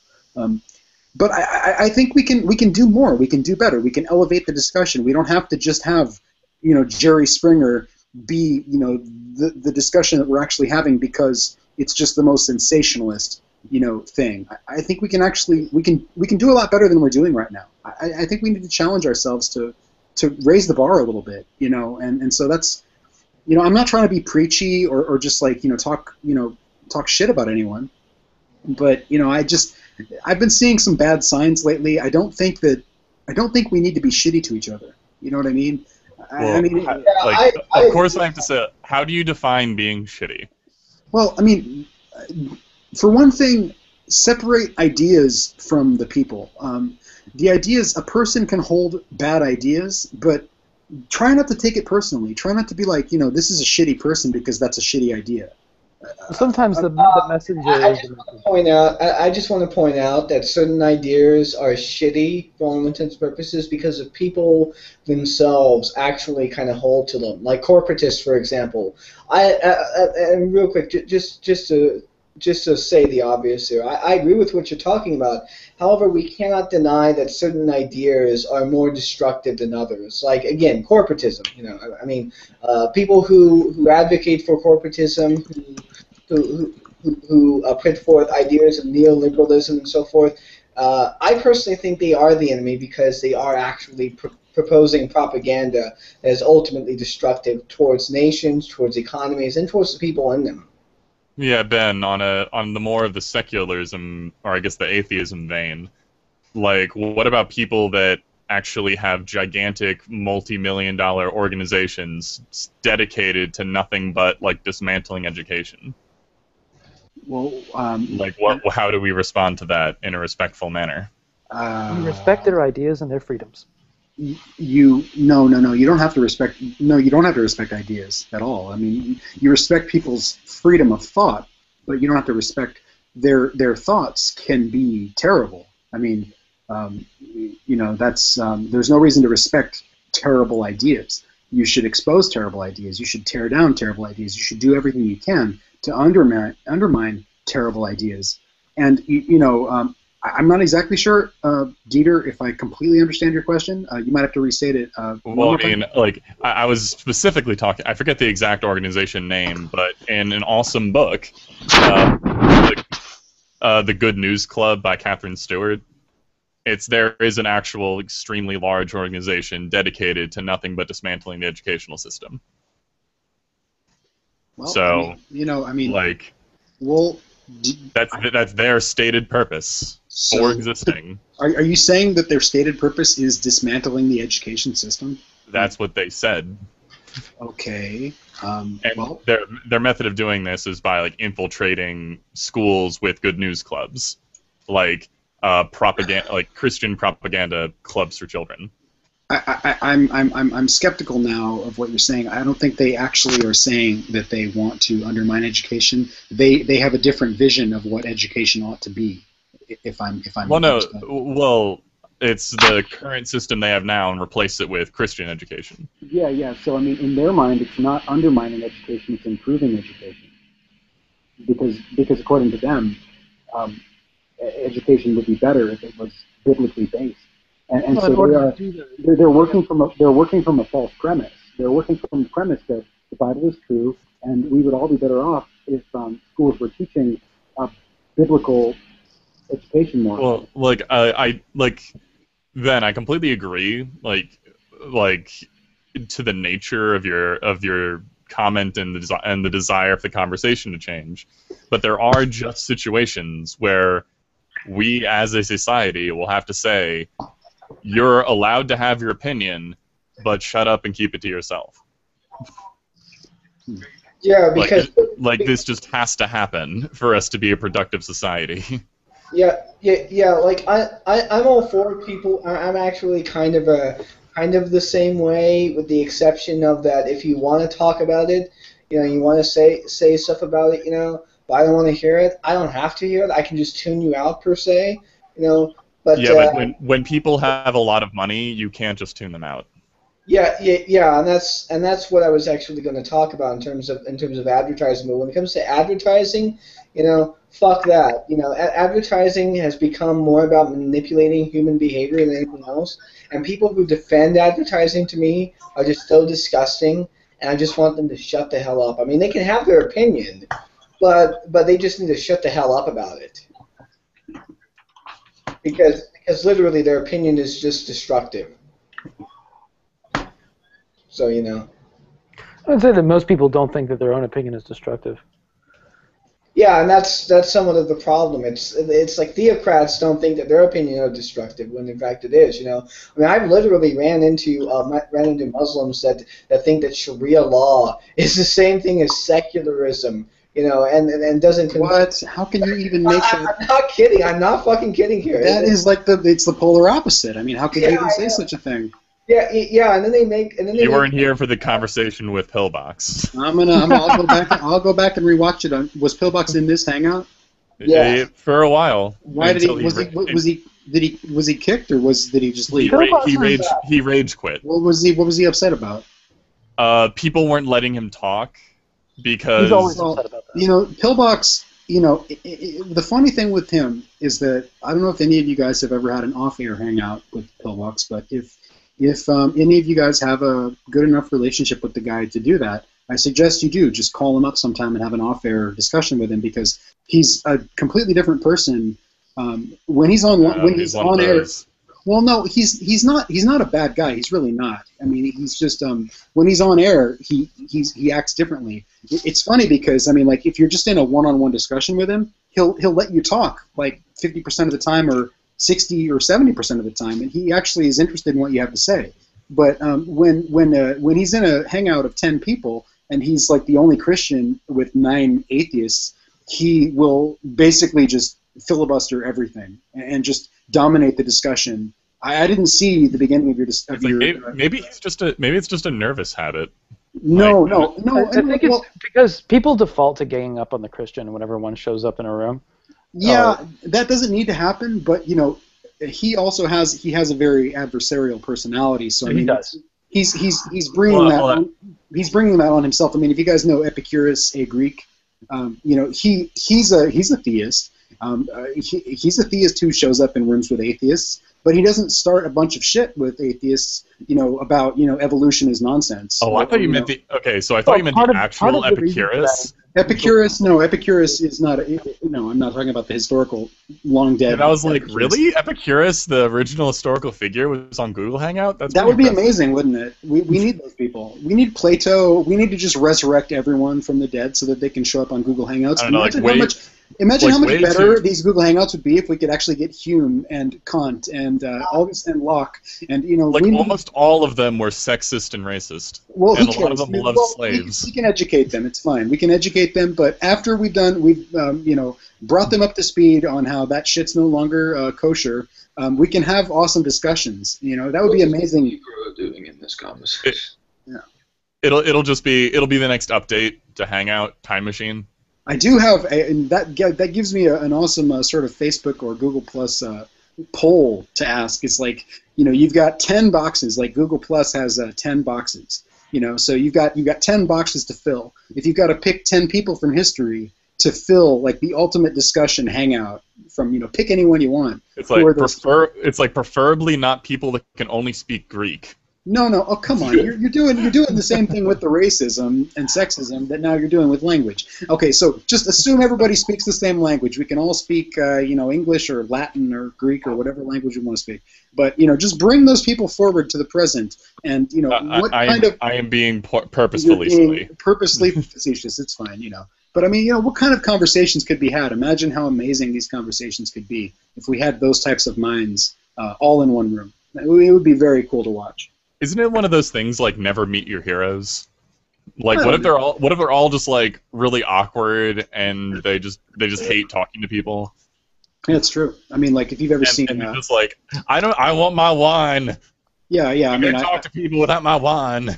I love Van Gogh. I love Van Gogh's art, but I mean, if you read anything about his personal life, I mean, he was a disaster. So dude, I freaking dug Poe. Yeah, Poe. I mean, Poe's another great example. Was he schizophrenic, or I don't exactly know the deal with Poe, but how much? It's like how much opium? Poe was just exactly. Really yeah, but Van Gogh did deal with mental illness, and his art is amazing. He was a visionary artist, but in his personal life, he had immense troubles. So, yeah, I mean, I totally agree with what you're saying. Yeah. Fun times. You guys are a cool bunch of dudes, by the way. Somebody's got to teach me. So, like, when I'm adding people, when there's acquaintances and friends. I haven't quite, because Facebook makes it quite simple, right? There's just one threshold. You have to break the threshold of being friend worthy, and then you get friended. Dude, Okay. I made a new category called associates, and just add everyone to that. Okay. Well, I mean, I don't know who anyone is. I mean, like, there's a threshold between acquaintances and friends, and I'm not trying to offend anyone by not adding them to friends. Normally, everybody goes into acquaintances because that's just associate. No, acquaintance is like associate, but I'm just like, you know, associate is someone you work with. Google Plus is making things confusing for me. It's confusing my existence. So I added you as a friend, Ben, but now I'm rethinking that decision based on this new piece of information. Did you actually add me as a friend? Because I don't actually know who has me in their friend circles and who have. I thought we were friends, Ben. No, I don't even know what those words mean. You know, I mean, I do a considerable amount of time sort of battling against labels. I'm so sick of the label bullshit. Like, yes. when people go hunting for your label, like, do you consider yourself an atheist or an agnostic or a weak atheist or a strong atheist, or are you with this? Are you with this or are you with that? It's like my old Facebook account. I actually listed like as many things for my religious belief as physically possible. It was like agnostic, atheist, structuralist, minimalist, materialist, existentialist, nihilist. I mean, just list off everything you could possibly. Like I filled up as much as I could. Make up fake labels while you're at it. Why not? Hey Ben. A neo-Kantian explosionist. I'm posting in the chat my list of 10 people for a room that would be perfect. Okay, you should read it because I think the audience. I mean, we are live. You may as well just. Oh, it's in the chat. Jesus, Hitler, Buddha, Ted Bundy, Alexander the Great, Aleister Crowley, Lao Tzu, Moses, Andrea Dworkin, President Obama, and Rick Santorum. That would be a great room. I think that's crazy. I would change Ted Bundy out for who was the other cult leader from the '60s who's still in prison now? Charles Manson. Manson, yeah, Manson. I think is a more interesting person. I would agree with you. If you read the things he's written and said, he's actually an interesting. He's a weird guy. I mean, he's a weird. He's getting married. Yeah, I mean, he's a weird. I might switch out Manson and President Obama because having them both. Yeah, Obama. I think Clinton is more interesting than Obama. I think you could probably list several presidents who would be more interesting than Obama. I just really want to see Obama respond to. I'd pick Lincoln. Obama hasn't shown me anything of substance that I actually care about. I agree with you. No, he's a mouthpiece. He's an expert politician. He's a brilliant politician. He's doing politics as well as it can be done. I mean, there is an art to politics, and I think if he was doing politics as well as it could be done, his approval rating would be higher. No. He's gotten elected. I mean, look at how quickly he got elected to Congress, how little he did in Congress, and how swiftly he moved into presidency. Oh yeah, no. And the way that he did it, and the rhetoric. I mean, he's a political minimalist. He's a mastermind. No, he's a mastermind at manipulating public opinion. And you know, he was there at a moment in time. Honestly, any Democrat who was nominated in 2000, what was it? It was 2000. When was his first? 2006. When was his first election? 2004 was the first. Was that right? No, I'm trying to remember. Wait. 2006. The first Obama election was 2006 or 2008. No, it might have been 2008. No, 2008. You're right. Okay, so you're talking about presidential election. The first election he was in, the conditions were so bad. Bush was so hated. Bush was like at a 12% approval rating or something like that. Any Democrat who was running against any Republican was going to win. Any Democrat was going to win because Bush was just hated so much. The backlash was so harsh against Bush. So I mean, it didn't even matter. Obama didn't really have to do anything. I mean, the Democrat was gonna beat the Republican regardless, just because Bush was such a shitty president. Bush was awful. I mean, George Bush. I would put him at like the lowest of any of our presidents. I mean, I don't know if anyone was worse. That's really Richard Nixon and No. Ronald Reagan. No, Richard Nixon was actually okay. He made one mistake. Nixon did some good things. I mean, you can't just say Nixon. I Nixon would was terrible. put Lincoln out there as being Nixon did like super stuff for foreign policy No, that Nixon no one really pays attention to. Nixon wasn't a terrible president. He made that one mistake, which only in retrospect do we see it as a mistake. What? He was overstepping his bounds as far as surveillance. But look at what the NSA is doing now. I mean, this is like, in today's world, this is like par for the course. The stuff that Nixon is doing now is like child's play compared to what the NSA does now every single fucking day. So, I mean, seriously. Please disagree with me. Please disagree with me, because there's no. I'm happy to disagree with you, but we gotta have a conversation. They tapped the phone of Angela Merkel, the Angela Merkel, the German chancellor. That was under Obama. No, I'm just telling you, this is what the NSA is doing now. Okay, Well, so yeah. this is like they tap the phones of foreign leaders of foreign countries. I mean, this is like the level of intrusion that's happening today is ridiculous. So when we look back at Nixon and we say, oh, he did this and that in that hotel, big fucking deal. It doesn't shine out. No, it doesn't even hold a candle to what we're doing today. Not at all. But real quick, I just want to say that while I agree with what you're saying in the context of what you're saying, and I don't really disagree with you as much as you think I do, the thing is the reason why I point the finger at Nixon is because without Nixon, the foundation of this stuff wouldn't even exist, and we wouldn't have this stuff. So, yeah. He kind of started the surveillance rolling. Okay. Well, but every president probably, if you go back and look through their history, every president has probably done good things and bad things. I don't know that specific thing that he's talking about. Why? What I think by vote or something, Buchanan's the worst. Am I not being? Is my mic not working? No, none of us can hear you. Tree man. I can hear you just fine, really. For some. No, Clayton, you're completely inaudible. Your Am voice is. Yeah. No, we can't hear you at all. Your mic isn't even on. We can't hear anything. Oh, it must be. Okay. Yeah, it is. Anyway. It is. Yeah. He's joking, by the way. No, I'm not even sure. He doesn't understand the irony of what I just did. No, I know. I'm wondering if my sound isn't coming in very good. Your sound is not coming in at all. You're completely inaudible. Okay. They're not. Ben, you're just an awful What I person. want to hear is why you think Bush is so bad.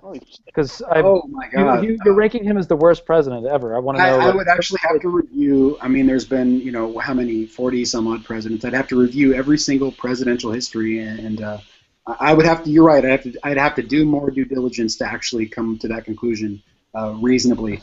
In my lifetime, I would be willing to I would stick Lincoln up. And let's compare Lincoln and Bush. Are you saying Lincoln was worse? Lincoln was worse than Bush. Lincoln was worse than Bush. That's interesting. I want to hear. Go ahead, please. Well, I mean, I want to hear what you think is so bad about Bush, and then we can. No. I'd actually really like to hear what you think about Lincoln before that. So go ahead, please. Lincoln invaded his own country, and also revoked the First Amendment. I tried to burn it because I was like.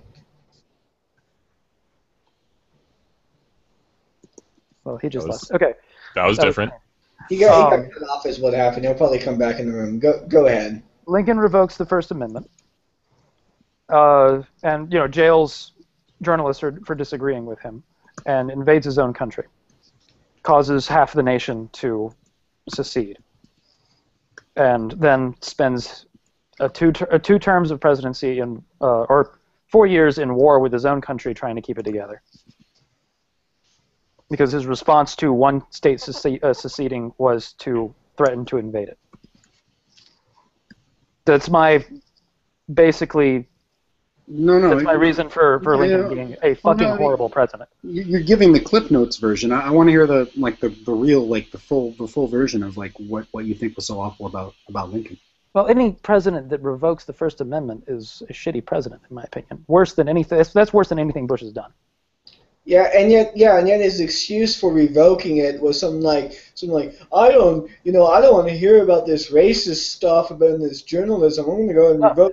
His problem was that journalists in the North were saying we should stop the war, and he responded to that by saying that was traitor. That was being a traitor and jailed them. Okay, let me say something about Bush. I was born in 1980, and so my statement about Bush is obviously tainted. I mean, we use words like bias and perspective, to describe. We all come from a certain perspective. In my own lifetime, Bush II was obviously the worst president that I've experienced. And so, I'm not a presidential historian. As I said, I'd have to go back and restudy all of the what all of the presidents have done, because there's been 40. There are some presidents that I have no idea what they did. I mean, what did Taft do? All I remember about Taft was that he was the fattest president. He was the fattest president. That's the only thing I remember about him. I mean, like, maybe he's also an isolationist. maybe he did some good things. Maybe he didn't. Okay, so Clayton might be a presidential historian for all I know. But I'm saying, like, the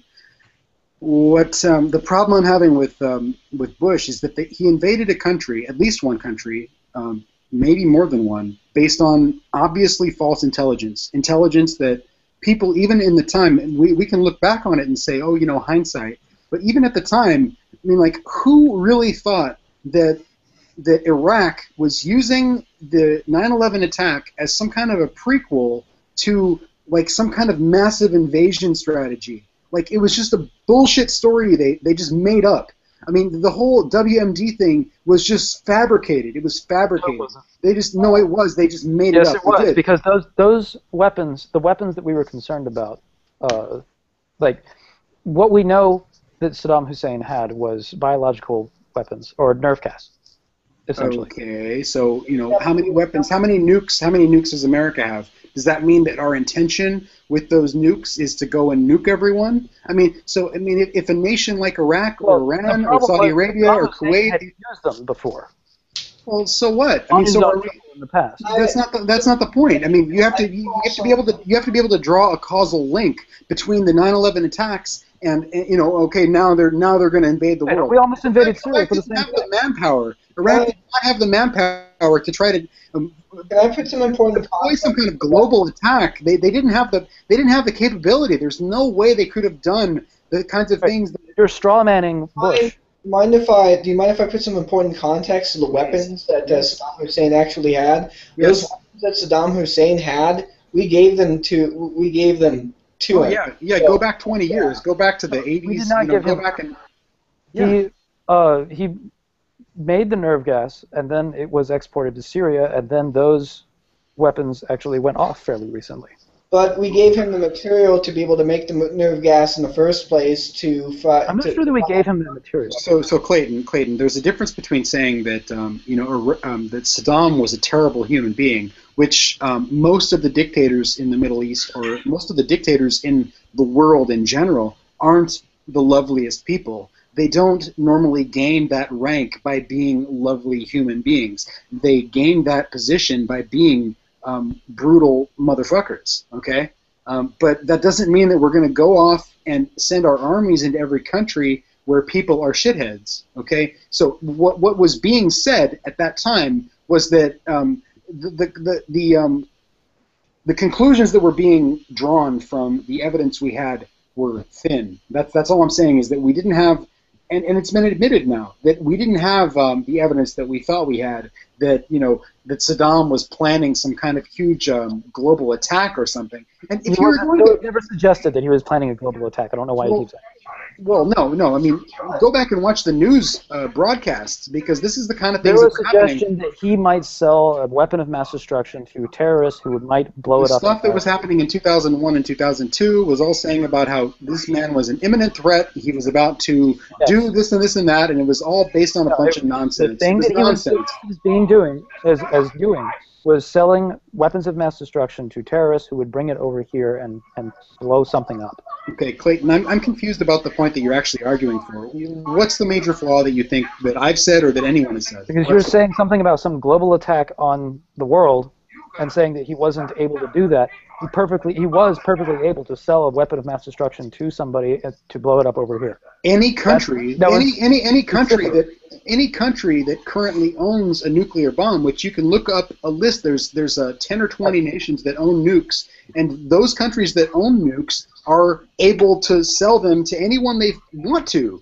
but that doesn't mean that it's actually going to happen.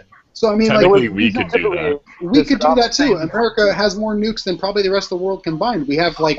There's a reason why we let Israel or India have nukes and not Iran. Okay. Because there is a threat there. Except here's the thing: the material to be able to make these so-called nukes can't be converted into a bomb. They're only the plutonium grade that's actually in existence that they convert it to is literally impossible to be able to make a bomb. It's not really the case. So I don't think we'll really, I mean, yeah, they have uranium, yeah, they have all this bunch of stuff really, but the fact of the matter is that every single organization that has gone into there, even the UN, for example, who's gone there and investigated the grades of uranium and whatnot that they have indicated that they can't make a bomb out of it. They just can't. So why are we worried about Iran making a bomb? I just don't get it. We have inspectors that go through their things and it seems to be fine. Well, still, that's kind of regardless, anyways. I mean, even though if I got the particular wrongs, the fact of the matter remains is that they can't make a bomb out of the uranium that they have because it's impossible to do so, given the grade of uranium that they have. Okay. It's medical grade. It isn't even. You can walk around with it in your pocket. Yeah. You can't even take that somewhere and have somebody make it into a dirty bomb. I guess I'm failing to see how this is a point. Again, anything I said. I've just been sitting listening while following my nails, and it seems like you guys were going off about comparing presidents and now into a deep analysis of the war in the Middle East. Well, we're talking about Bush versus Lincoln. He's saying that Bush was a absolutely terrible president, and I don't understand. I wanted him to specifically mention some things, and so far we disagree. Well, I mean, I think his main point is just we went into a pointless war. We went into a pointless war with Iraq. Whoa, that's pretty let's bad. Start naming presidents who have gone into pointless wars. Oh boy, I mean, how is Iraq doing now? How is Iraq doing right now? Can you describe that to me, Clayton? And how would it right now? Yeah, and how would it have been? Would it have been better off if we had just left it the fuck alone? How many dead people would not be dead? Please, Clayton, please.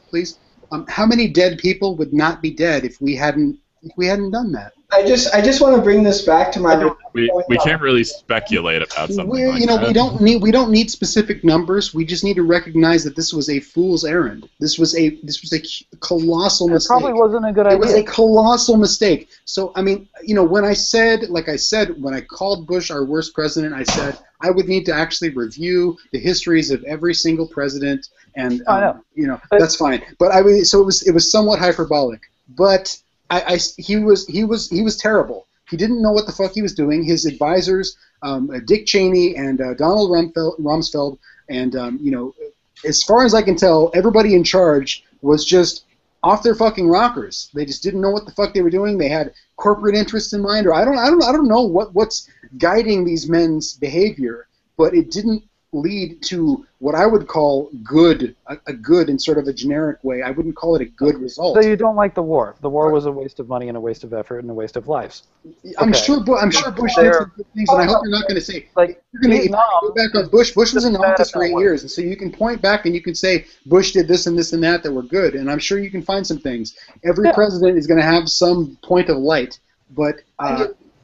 Real quick, I'm just kind of curious. Is all okay? You keep talking about Bush or whatever, but Bush was just a puppet. So are you talking about more or less? So when you say Bush, are you referring to the people behind Bush, or are you referring to Bush himself? Because to be perfectly honest, I mean Bush just. We're talking about worst president, really. So we would be talking about Bush. All right. Okay. I guess so. I mean, Devin kind of brings up a point like a lot of the decisions that we really don't like about particular presidents are like stuff passed by Congress. Yeah, or stuff passed by. Technically, Bush couldn't declare war by himself. Right. The war on Iraq was Congress approved. Yeah, and that's and you know, let's not forget more or less. So this is kind of why I hearken again back to Nixon. If it wasn't for Nixon, a lot of the stuff that Bush was able to do, he wouldn't be able to get away with because Nixon got away with very similar things and during his era, and in terms of the war. Did Nixon start a war? About that. What did Nixon? No, he didn't start. He didn't start a war really, but he maintained the particular thing about Vietnam up until the last moment where he couldn't get away with it really, and it kind of showed really what a president can get away with without being sent in prison. I mean, the fact that Bush, that anyone in the Bush administration isn't in prison right now, and the fact that in a similar vein that the stuff that Nixon did, the fact that only that he didn't go to prison, but other people did under his own administration, kind of says a lot about how we've kind of slipped and what we can do. So I tend to say the reason why I tend to say Richard Nixon is the worst is because he's the one who, him and his administration laid down the foundation to what we're dealing with right now. Kissinger! Don't even get me started on him. He wasn't a president. He wasn't a president. So I mean, I know. But I have a big. Christopher Hitchens had a. We're talking to Gretchen. Christopher Hitchens had a huge problem with Henry Kissinger. He was pretty much his most hated person alive. I think. I think he actually said something before he died that one of the things that irritated him most is that Henry Kissinger would outlive him. With my last breath, I curse Henry Kissinger. No. Fairly good use of your time. You know what I want to do is I want to have a really good final word. I want my last words to be awesome.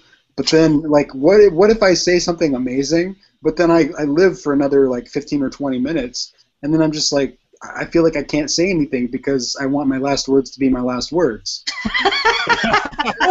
You know what I mean? So then I'm just sitting there fuck, just everyone leave. I'm dead. Go away. I guess I can't say it. And then those would be your last words. I guess I can't say anything else because my last, and then you get die in the middle of your sentence. Very, very awkward silence. Wouldn't that be amazing? You're dying. I've always wanted to I've always wanted to have one of those not get injured or anything, but trip over a rail to a really far drop and yell whoopsie daisy. Whoopsie daisy. Boy, I mean famous last words, that'd be a pretty good famous last word, you know? I mean, and then everyone's just who the fuck just, oh my god, there's a dead body. Yeah, exactly. Hold my beer and watch this. You know, nobody nope. Yeah, recently Cracked.com did a list of the most badass last words. There used to be a way of killing people where they just put a bunch of weight on your chest and it just crushes you to death. This guy's last words were, add more weight. I've heard of stuff like that. There's all kinds of those medieval torture devices. There's all kinds of weird stories that come from those. Dude, human beings have the ability to be so sadistic. I mean, we've come up with some crazy shit. If you look at just Google medieval torture devices or medieval whatever. Human beings have come up with awful ways to inflict pain. It's really terrible. But I found part 2 of the article. This guy who was burned to death, his last words were, "This side's done." Oh, jeez. I also, real quick, I also find it very interesting that you say that because today we have our own sort of modern inquisitional spectacle that we've turned into a movie series called Saw, and yet that's a cult classic for people. I'm never going to watch Saw. I completely agree. I've seen the first one, but there's been 7 or 8 Saw movies, and what is it? What do people get off on? It's just sadistic, horrible nonsense. I mean, it's terrible. I mean, that's not good filmmaking to me. It's gore. It's gore porn. That's what it is. It's gore porn. Yes, right? yes, it is. But I will just say I just love horror stuff, and I'm just a horror junkie, so I watch it and enjoy it anyways. Really, I guess you just have to be sort of in the mindset to sort of disassociate yourself with the fact that it's just so gory and just be entertained. Really, I mean, it's kind of it's kind of like in a way being attracted to cult classic horror films like Jason. What was it, Friday the 13th, Nightmare on Elm Street, Child Plays, all that stuff. Passion of the Christ. Yeah. All of that, all of these films are like really, really gory and really kind of sadistic in a way. But people love them, and the reason why I personally think it is because even in our most peaceful times, really, we can still find appreciation for gore, for violence in many ways because it actually motivates people. It's kind of sick and twisted, but that's the way things are, I guess. I just love watching people get hurt. I have like an overactive empathy or something because I can't watch any gore movies ever, or I'm just like, unless it's like purposefully done badly. But whenever if I watch Saw, I'll feel like everything that's happening. You mean real quick? You mean like purposefully bad, like Evil Dead, or what? Yeah, like Evil Dead, like zombie movies, like when the gore is not not the point. Yeah. Like when gore is the point, terrible. You should watch a Serbian film. Oh, fuck that. Wait, is it called that or just any movie from Serbia? It's called a Serbian film, and it's fantastic. It's right up your alley. You'll love it. It's like I'm very reluctant to watch anything recommended in this conversation. No, you should absolutely watch a Serbian film. Devin knows what I'm talking about. It's a great Karl Marx's last words. Go away. Last words are for fools who haven't said enough. That's fucking ironic. There's several ones about like people killed by firing squads. One guy just yelled fire. You know what? If ever I'm in a firing squad, the last word I want to be uttered by is "kill me with fire." What? It's like actually, I want to be burned, guys. Put this away. I want fire. We didn't have a news. Okay, fine. Yeah, so what the fuck would you possibly do to be killed by firing squad? But by the way, I would say that as they're doing the countdown and say, "Kill me by fire." I would just say it over and over again until someone heard it and documents it and shit. Or they could just shoot you with the guns pointed at you. Yeah, I know. But someone will hear that and document it. I mean, how often do you get to kill someone who's in a firing squad and they say, "Kill me by fire"? Someone's going to say something about that. It's going to spread around. It's like, well, every firing squad I've been part of, they say it at least 5 times. Yeah. All right, guys, I'm actually going to head to bed. So see you all later. Good night. Later. Bye. Oh, Dieter, before you go, I just thought I'd let you know that... He's gone. Too late. You missed your chance. Nope, it's too late. So, nope. Well, if he watches this, I'm just going to say it anyways. I subscribe to you because of the kind of jackass that you are. There you go. You subscribe to Dieter because he's a jackass. The type of jackass he is. Get it right, jackass. So, out of who's here left, which of you guys actually do make videos of I know some of us just do Hangouts and some of us do videos. Which of you guys actually do videos? I haven't started making I make videos. Yes, I'm in the film industry. I just want to make sure you check out the channels of anyone here who does videos that I might not have seen. What kind of videos, Gretchen? It depends on the channel. I've got like 5 different channels. Well, your best one. Which one is your most awesome? I don't know if it's my most awesome. I guess Cattle is Ruth. People would probably say that one. Gretchen, are you what's your theological bent? What's your position that you espouse? Eastern Orthodox. Okay. That's, is there a different type of Orthodox? Because do you know John Kay? There's Russian Orthodox. Yeah, John. He's Antiochian. He calls himself Orthodox, but I don't know if he means Eastern Orthodox. We're both Antiochian. Okay, so there is some other type of Orthodox also. There's every different name, from different countries, and some of them have different meanings, but most of them don't. There's really only one kind of Orthodox. How do you get along with the non-believers so well? You seem like you just don't give a shit about people that think differently. No, people think differently, and you're just like cool with it. Because some people from where I'm from. I live in the Pacific Northwest in the United States. Okay. And you know, the churches that I have gone to, that I used to go to when I was a Christian, they would be very intolerant of anyone who thinks, you know, I guess I would say that tolerance is anathema to their position. They just don't.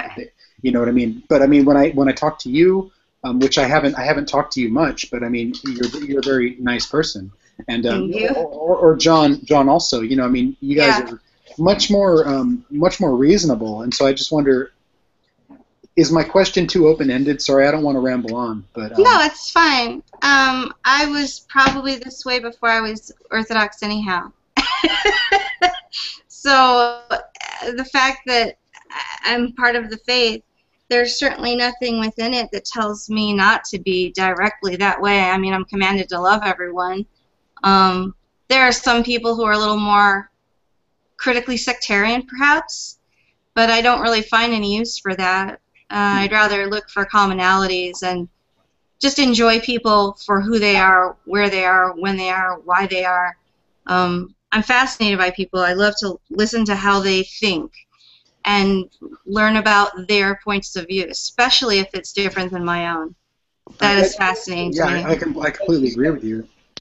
Yeah, real quick, that does seem to be the general attitude that most people in any kind of Orthodox sectarian viewpoint in terms of Christianity is that they prefer to look for commonalities and bring people together. You know, even if they agree, even if they disagree, really, they prefer to like just live and let live, really, which is kind of one of the reasons why I guess you could say Something's going on with your mic, Devin. You're getting a lot of white noise for some reason.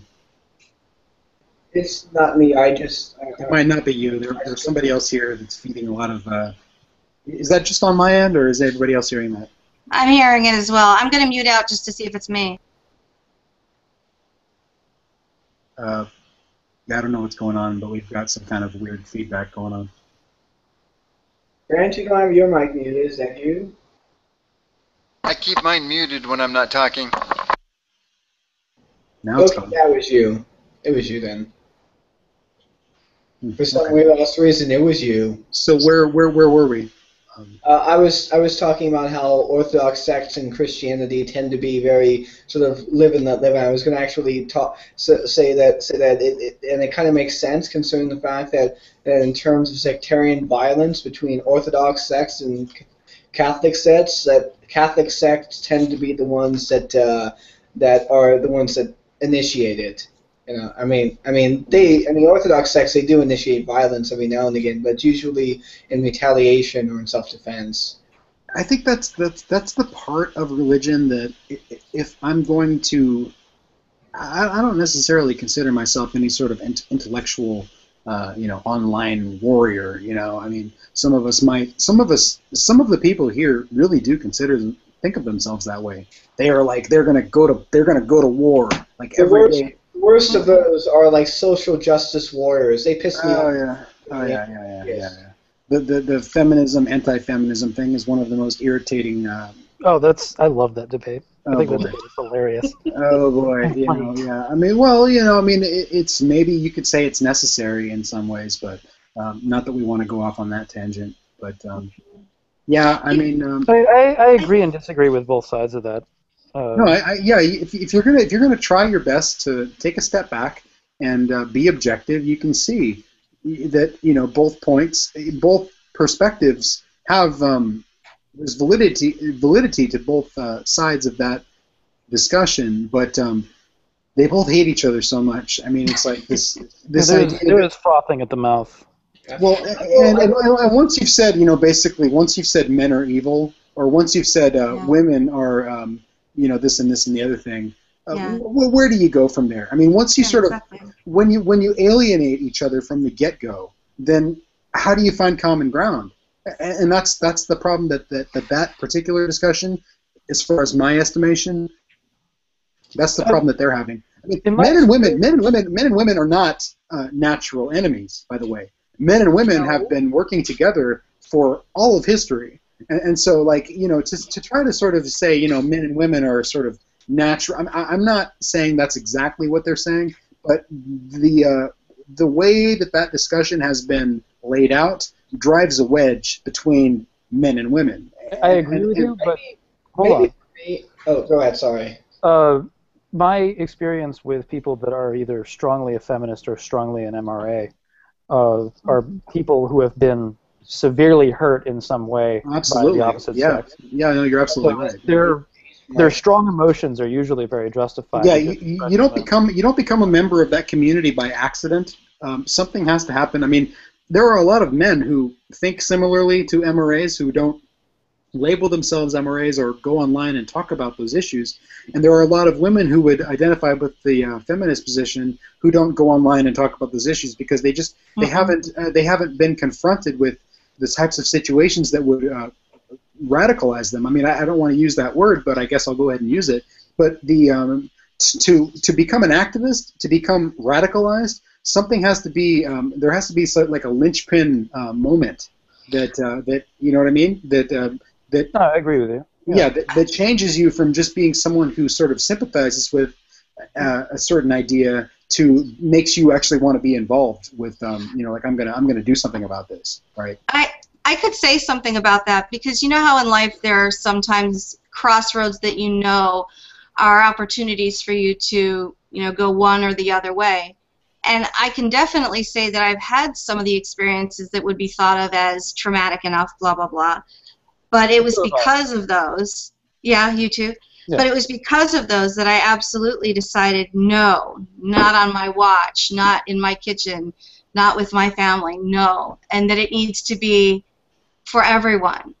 As a humanist, to think for the better of all humankind, not men or women, but just we're all one people anyway. So to me, that isn't a form of separation, on paper, I should be an MRA, and I think that you, from what it sounds like, you should be a feminist on paper. But I'm like married since like when 93. I've got like 3 kids, same husband. I mean, it's like I'm very domestic. Yeah, I want to ask you guys something about this because I mean, once you label yourself, this is the problem I've been having with all these labels, is that once you label yourself something, you label yourself sort of implicitly against something else. So yeah. It's like I don't necessarily want to label myself in opposition to everyone else who thinks differently than me. Like, it's perfectly fine to think differently than I do. It's perfectly fine that you have a different perspective than I do. And so I mean, and I want to learn. I want to learn from people who have different perspectives than I do. And so I mean, like, we've gotten into this habit of taking sides and labeling teams and saying, like, I'm part of this team and I'm part of that team, and then we just dig our heels in and say, oh, I'm gonna just like I'm an MRA, I'm a feminist, I'm a this or I'm a that, and it's like, we all really are working toward, even if we don't realize it, goals that we probably all want similar goals, but once we label ourselves in opposition to one another, it prevents that. I mean, and so I don't want to label myself personally. I don't want to label myself in a way that prevents me from actually making the progress that I want to see. I don't want to win an argument. You know what I mean? Like, that's what a lot of people are doing. They're trying to win an argument, like as if. Yeah. Have you heard the saying, like, they lost the battle and won the war? I feel like that there's a lot of people out there trying to win a bunch of battles, but they've lost sight of the war. Does that make sense? Yeah, that does make sense. So I mean, like, the bigger picture is that there's something much greater that we ought to be seeking that is lost when we just say, I want to win this particular skirmish. I just want to go online and embarrass someone because, like, that makes me feel good. Like, that shouldn't make you feel good. It shouldn't make you feel good to make someone else feel small. It shouldn't make you feel good to know more. You happen to know more about some particular topic than someone else. Well, good for you. I mean, there should be some bigger purpose that we're trying to actually create a world that we want to live in, that we want to pass on to our children and grandchildren. That's at least, I'm not trying to be grandiose with my words here, but I think that we need to keep these things in perspective and not just be bickering with each other all the time, because it grows tiresome. I mean, if you guys have seen, I'll link it in the chat, but there was this recent thing on True Talk TV, True Empiricism's channel. Yeah, it's another thing with Ronnie, right? Oh my God, it was like, it was the worst thing I've seen in at least the last several months. I think it was the worst example of me just saying, like, this is absolutely what I don't want to see. It's the polar end. I want to see the discussion, between. You had a lot of people that are antagonists in that. Oh, of course, yeah, Okay, of course. Here's my thing about what you're saying. I understand the perspective that you're coming from, but I think that when you affirm a belief that you have, you almost automatically put yourself in opposition of people that are in opposition to what you believe. Or you put yourself in opposition of people who disagree with you. There are people that disagree with you, that think that what your belief, whatever belief it is that you're affirming, is hogwash. And some people express that more aggressively than others. And I think that most people don't necessarily have the problem that you're talking about. I think a lot of people are like you, that they're not necessarily interested in fighting about it. But the people that are very loud and get a lot of attention because they're very loud. And honestly, fighting is fun. Yeah, that's one thing that kind of annoys me, really. I mean, I agree with what Ben is saying here, but in terms of labels, I think that there is a difference between using a label as in saying that I predominantly aspire towards, or I am predominantly of this position, versus using that position or using that label as your own identity. There's a huge difference. Yeah, I agree with that. A lot of people really just don't understand how to do that. I mean, me myself. I've seen people like, I'm a feminist. Okay, what do feminists believe? And then they start looking it up, and then they're just like, they hold all these opinions. Well, there's a huge problem with feminism. The problem with, not that I don't think we do want to go off on that whole feminism tangent, but feminism has morphed. Feminism has changed a lot. One second, Evan, please. Feminism has changed a lot over time, and if you look at what they called so-called first wave, second wave, and third wave feminism, if you haven't looked into this, please do. But so no, I'm not talking to you. I'm talking to just like anyone here or anyone watching, because this is a live broadcast. But the first wave was women's suffrage, mainly the right to vote, and then in the second wave, 60s, 70s feminism, equal rights for women in different areas, and then modern feminism. Sometimes third wave feminism is equated with radical feminism. Is this whole other series of ideas? And so, like, my mother is like 62 years old, and I would completely agree with. I would say that I would even call myself like sort of a second wave feminist. But in the third wave, the sort of modern feminist it's turned into something awful. I mean, it really, I can't endorse it. I can't agree with anything they're saying. There's elements of sort of patriarchy theory and rape culture and all that bullshit. I mean, like they've dived off the deep end. Those aren't necessarily bullshit. These are the ideas that they espouse. Right, I know. I'm saying that those ideas aren't necessarily bullshit. Okay, that's do we want to have a big? We can have a big discussion. Do we want to have a big conversation? Like let the room decide. I don't know if we want to actually go that direction, but. Is the room interested in hearing me and Ben kind of go at it on this? I think that it could be fun. I have a middle ground to say. I mean, I think that there's a way to do things without being hateful. And I'm just going to use this person as an example, Chanty Binks. I mean, she's so hateful. She's so vitriolic. What can you learn from her except of her anger? Well, I'm interested in talking about the ideas for the merit of the ideas, not necessarily about the people involved in the movement. Because you're talking about, like, I will agree with you that both feminism and the MRAs have people that have kind of aligned themselves against the other. And even though on a lot of issues feminists and MRAs should agree and should be fighting for a lot of the same things, they don't. And they're fighting against each other because of namesakes, for the most part. Mm-hmm. And because of their deeply held emotional responses to how they've been treated by the opposite sex in their lifetime. But as far as the ideas are concerned, I think that both third wave feminism and men's rights activists have good points when you look at the ideas for the sake of the ideas. The problem with the two groups, though, that are engaging per se, and this is why I have a visceral reaction against both sides of this debate, is that number one, both sides are more interested in flinging shit at the other rather than actually engaging what they actually agree with and moving from there. And two, the tactics for which they use to make their points are just so absolutely disgusting that for me, oh yeah, I agree with you.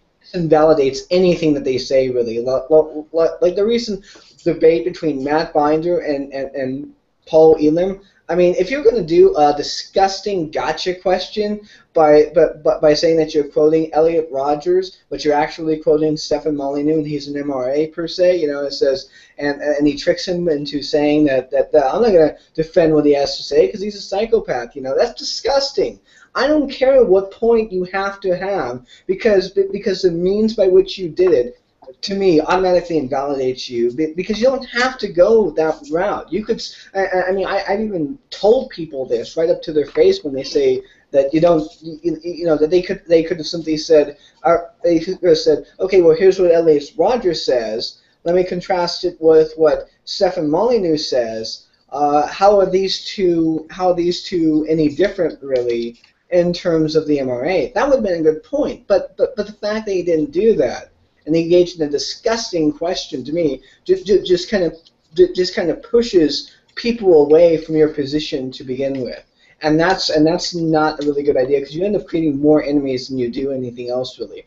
And because of that, actually, it kind of pushed me over the edge, and now I'm just going over to a Voice for Men, if anything else, just to give them ad revenue because what Matt Binder did. This is a type of reaction that they're doing by using these disgusting tactics, and it really needs to stop. I'm not saying that feminists do it more than MRAs, really. They probably do it more or less equally, but from my perspective, I've seen feminists do it more than MRAs. So yeah. Did you say feminists do it more than MRAs? I said from my perspective, I have seen feminists do it more than MRAs. They may be doing it equally. I have no clue really, but yeah. What I'm saying is that both sides have fairly educated people that are calm and will actually discuss issues. And I see more MRAs that do that than feminists that do that.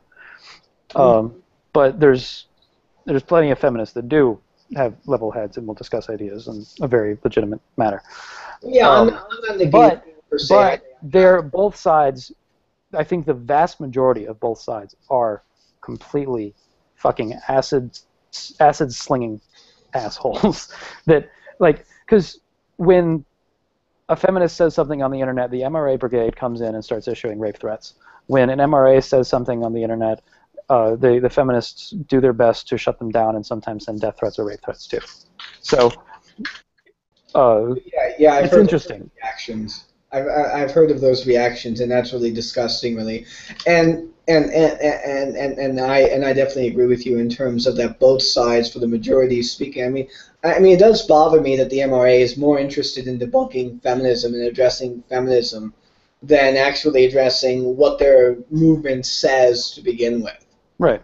And if you are interested, if you want to see feminism get treated like shit, just read any comment section of any feminist article that has been stupid enough to allow the comment section to go unmoderated. Any of them. The comment section is just a cesspool. And which, comment section of pretty much anything controversial is going to turn into a cesspool. But feminism and MRA stuff, and feminism more so, just turns into a giant fucking mess. Well, if I might interrupt for just a half a second here, I'm just going to head out. I got some early planting to do tomorrow, and I just wanted to say thank you to everyone. This was a fun group for me tonight, and I really enjoyed listening to everybody. Certainly. See you around. Yeah.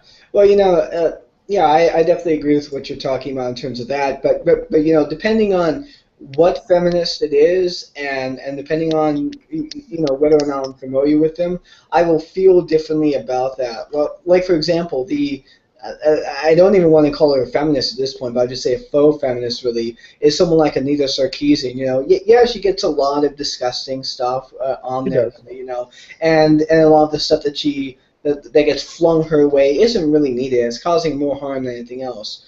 But you know, I don't feel any bad about it because for all intents and purposes, she is a liar. She's a scumbag. She has been manipulating the gaming industry. And the gaming community for the most part, anyways. So I really have no feelings of compassion for someone like Anita Sarkeesian when MRA comes up and threatens to rape her. Really, even if it's in jest, because I have literally come to the conclusion for the most part, anyways, that what she does is that while that reaction isn't needed, and while I find it disgusting. We'll go ahead and say that I don't think any rape threat against Anita Sarkeesian is justified.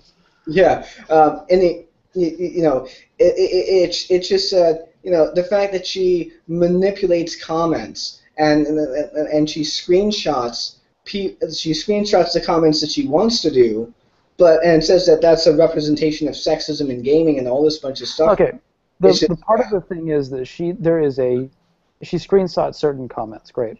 But there's a shitload of comments that she has screenshotted and put up on. Her Kickstarter was a mess.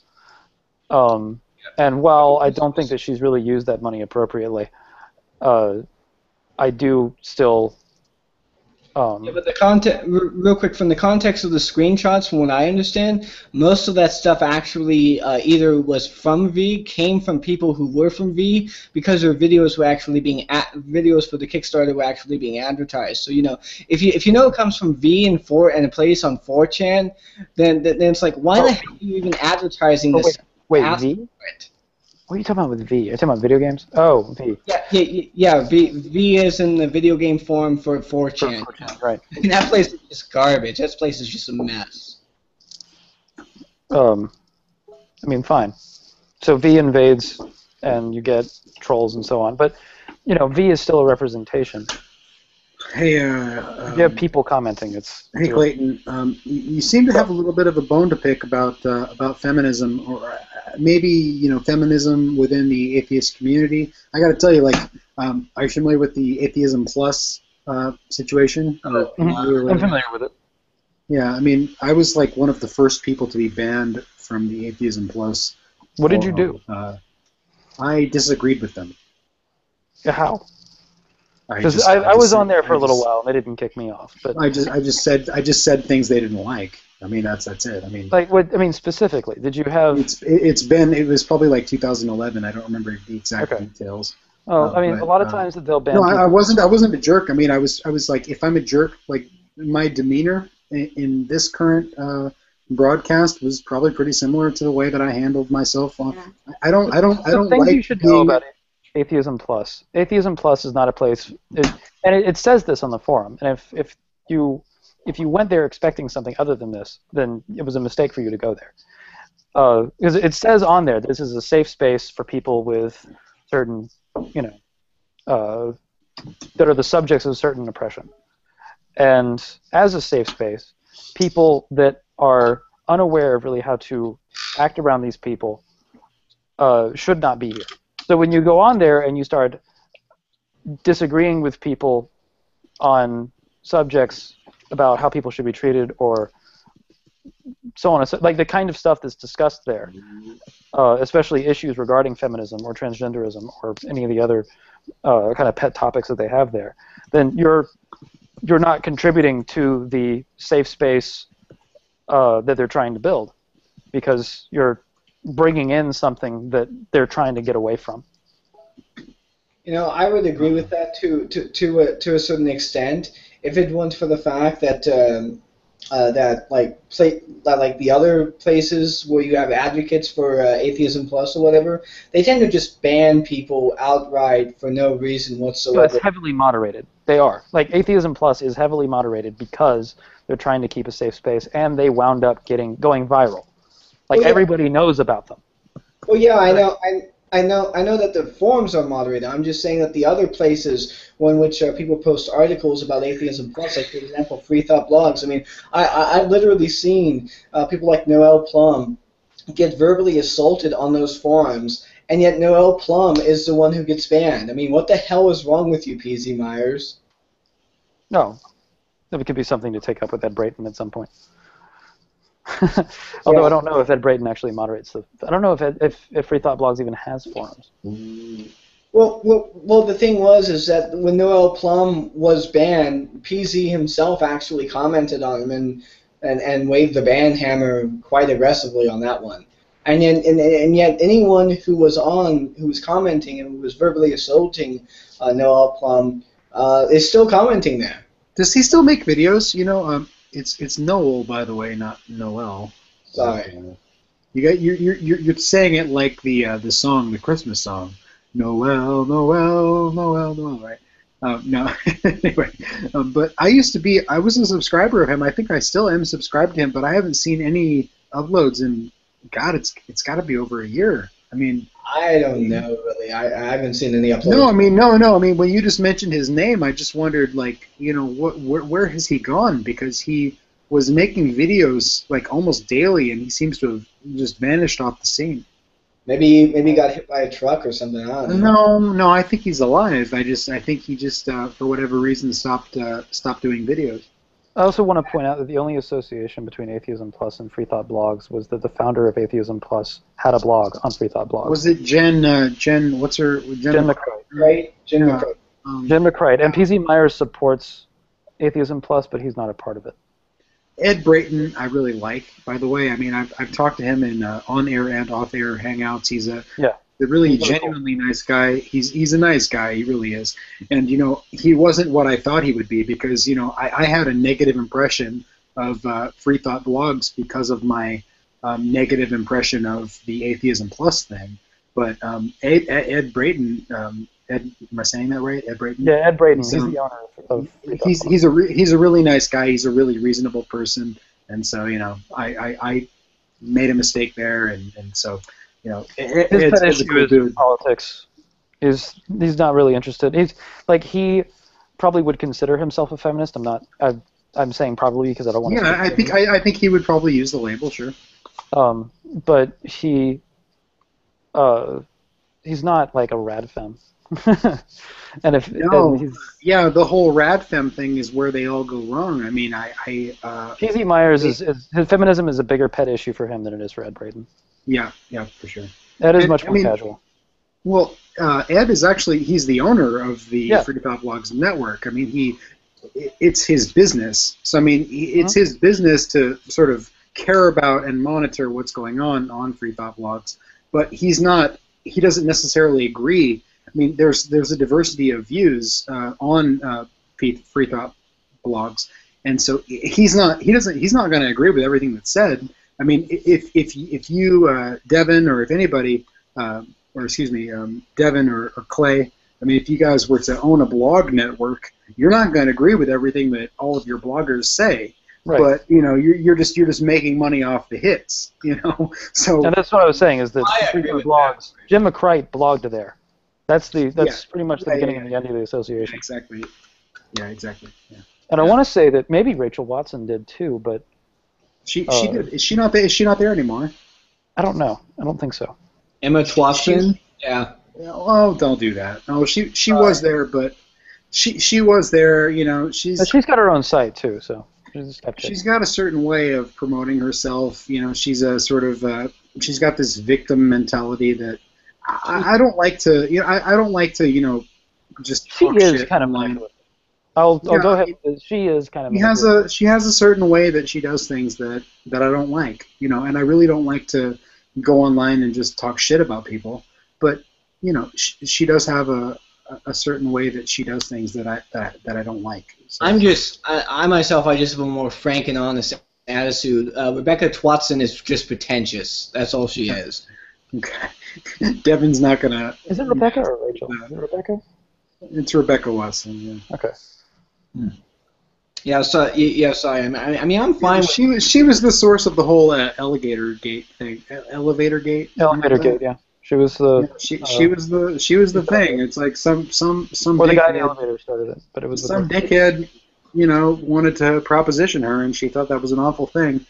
I mean, like, you know, It was an inappropriate way to do it.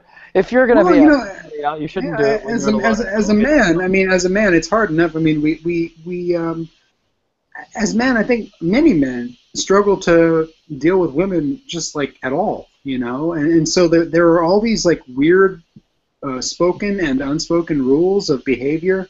Like how do you comport yourself? What's appropriate? What's not appropriate? When can I talk to you? Nobody said love wasn't a minefield. I would. Yeah. Not easy. Is that a song? Is that a song? Love is a battlefield or something like that? The minefield. But yeah, you could put battlefield. Is there a song, something like that? I would.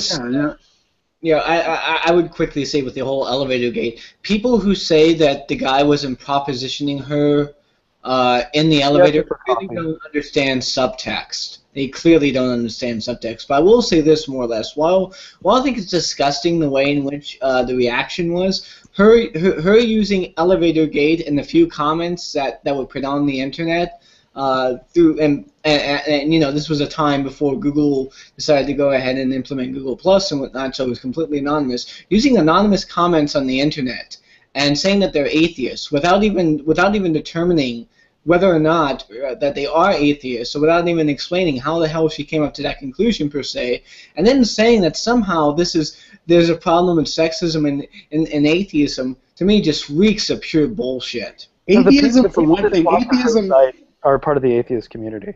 It's there's really not much of a reason to read Skeptic unless you're part of the atheist community, and people don't really know about her without being part of the atheist community. The whole idea of a quote-unquote atheist community is somewhat dubious. I mean, we don't really know if there is such a thing. I've been like trying to figure out. There's a community. It's not like a wonderful. Community, there's an informal community of people who self-identify as part of that community. That's pretty much as deep as it goes. But I mean, like there are. And they all talk to each other and hang out, and they comment on the same shit and go to the same websites. It's a community, man. No, I don't think it's. I think it's much more fluid than that. I think there's a group of people who, like you and I, who are very aware of what's going on, and we actually engage. We make YouTube videos. We engage in Google Plus Hangouts. We do this and the other thing. And there are other people who are tangentially aware of this. Go ahead and say I'm not part of the atheist community. I don't care. I don't care if you're an atheist or a theist. I think you're some form of theist, but it doesn't really matter for the sake of this. For the sake of what I'm saying right now. You were just saying like people like you and me, and I was like, well, I mean. No, I mean people use words like the atheist community. I mean, let's say go back in time. Go back in time 20 years. There is no internet, and is there an atheist community? I think the atheist community was kind of founded on the internet. The atheist community, as we're talking about, is what it is people who have gone online, who happen to be atheists, who self-identify as atheists, and who want to advocate for that position. That doesn't necessarily mean that there is some kind of like weird-ass, like blob of a community. I mean, they're just people who take on the label and take on the cause. The reason why I'm willing to say community is because of conventions, websites, clubs, all kinds of things that all circle around this, and it's something that's been bumping up. Does that make sense what I said just now? Real quick, in terms of atheism, I think that the best thing you could probably say about atheism in terms of atheist community is that you could say that atheism is somewhat, and I use the term loosely when I say this, of a subculture. And what I mean by that. I agree with that. What I mean by that is that atheists tend to follow common certain political and social ideologies that are very common, and finding an atheist outside of those realms are really extremely rare. Like for example, most atheists, you could probably say, or even all atheists, you could even be comfortable about saying that, tend to be secularists, and finding an atheist that is fascist is like. And it's such an extreme outlier that it's not even funny. Stalin was an atheist. It was a fascist. You can say the same thing about usually the outlier. That's what I mean. It's just so rare to find an atheist fascist. It's kind of almost, and that's what I mean by that. He wasn't really a fascist. He said he was a communist, but he sort of acted like a fascist. Anyway, I would say that most atheists tend to be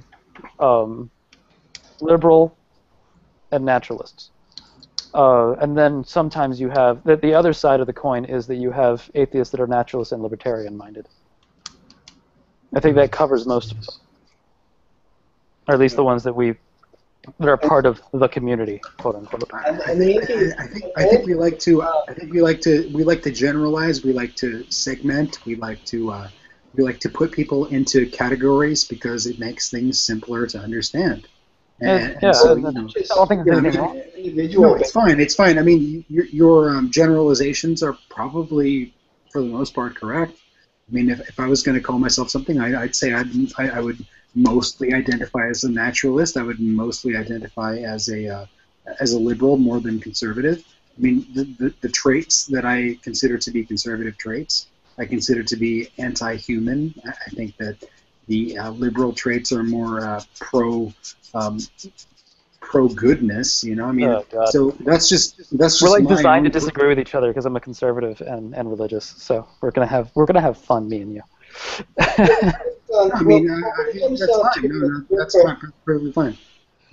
Real quick, when you mentioned that we like to do these things, I seriously contest that, mainly because it's not a matter of like, it's a matter of how we evolved as human beings, really. I mean, this issue of associating groups as in groups and out groups is literally a part of how we evolved and how we survived, really. And the only way in which human beings are going to continue to get into this are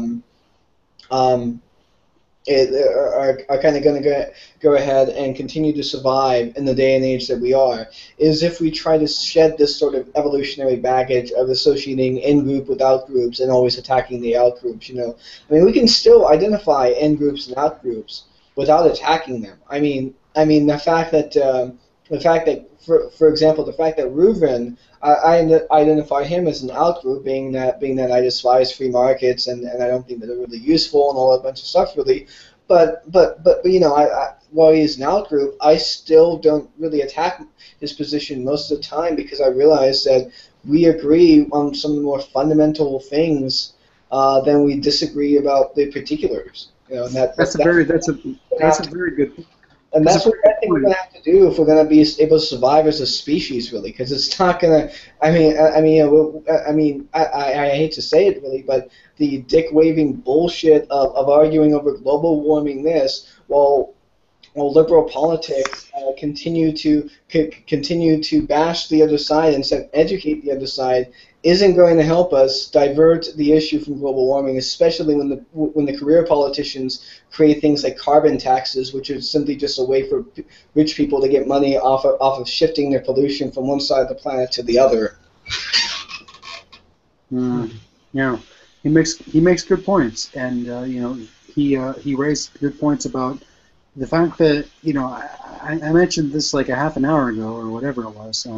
That we sometimes treat this as if there were teams, like, you know, my team and your team, but there really isn't. There really is just like the human species trying to figure out what the fuck we're doing, and we don't really know. We don't really know. We're trying to find our way, you know, and we need a diversity of opinions, a diversity of views, a diversity of perspectives. Correction, you don't know. I'm perfect, so I'm That goes without saying. Okay, so correction, I don't know, and some of the people that disagree with me know perfectly. Right. So that's fine. But no, I mean, really, I mean, we do need to. I think I mentioned this, like, you know, when I first joined the Hangout. I've just been personally. This is just my own personal frustration, and I'm not trying to like drag my own personal frustration into the Hangout, but I think we can do a lot better than what we've been doing. I think we can. You know, we can raise this discussion to something much. I mean, the whole idea of having a like instant communication network, instant video. I mean, do you guys remember what movies were like in the '90s, where, you know, you had like people video chatting each other on magical devices that no one thought that shit was actually going to. You know, we have that, and we have shit that's way better than that. I mean, it's like we're instantly communicating with people from all around the globe. And like we can take this thing wherever we want, and we can steer this ship any direction we want to take it, and that's amazing. It's wonderful. I want to say Abel has just joined the room, and I've never met him before. So hello, Abel. Yeah, I'm gonna stop talking in just like a few seconds. I just wanted to say, I think that we need to focus on a few things that we think are really important. I think we should find common areas of interest. We actually don't really hate each other. People from the United States and Canada and Mexico and Lebanon and Syria and China and every other part of the world. I mean, we all can work towards something beautiful if we just make an effort. And so, it doesn't need to be this sort of, me against you thing. It needs to be something like, what do we really want this world to be like, and let's find a way to make it happen. I know that sounds idealistic and silly, but we can actually try to make that happen, and I want to do that. Makes sense. I'm done. I think that everybody everybody holds a different issue close and dear to their hearts. So, finding those few things to focus on and find commonalities. I think that's what the default people are kind of trying to do, but we're not necessarily succeeding very well because we have so many different opinions and so many different pet subjects. But one of the things that I think that really needs to be said that very few people seem to focus on in terms of changing these things and changing conversations is that when it comes down to it, the sad fact of the matter is that we're going to have to get rid of certain institutions, if you would, in society that continuously and quite effectively perpetuate this type of behavior. Like for example, this sort of in-group, out-group identification, this vitriol, etc.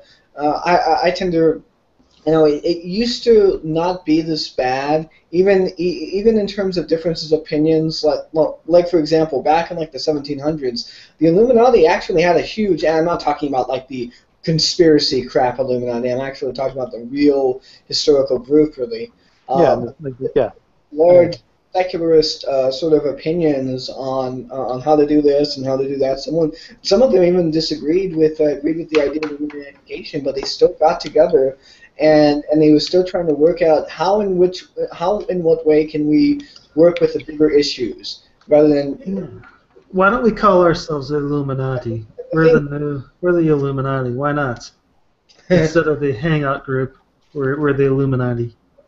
Yeah, that would be awesome. But seriously though, and the thing is the reason why I tend to say this is that there are some recent institutions that have been established just in the last 150 years that are perpetuating this type of behavior more and more and more. So than others, and one of the institutions I think we're gonna have to get rid of are things like the institution of consumerism and certain mindsets really that are economically destructive that kind of bleed into other things. So consumerism breeds into brand loyalty, and brand loyalty in and of itself is completely destructive. But the fact that consumerism and consumerist culture is so large on a global scale, mind you.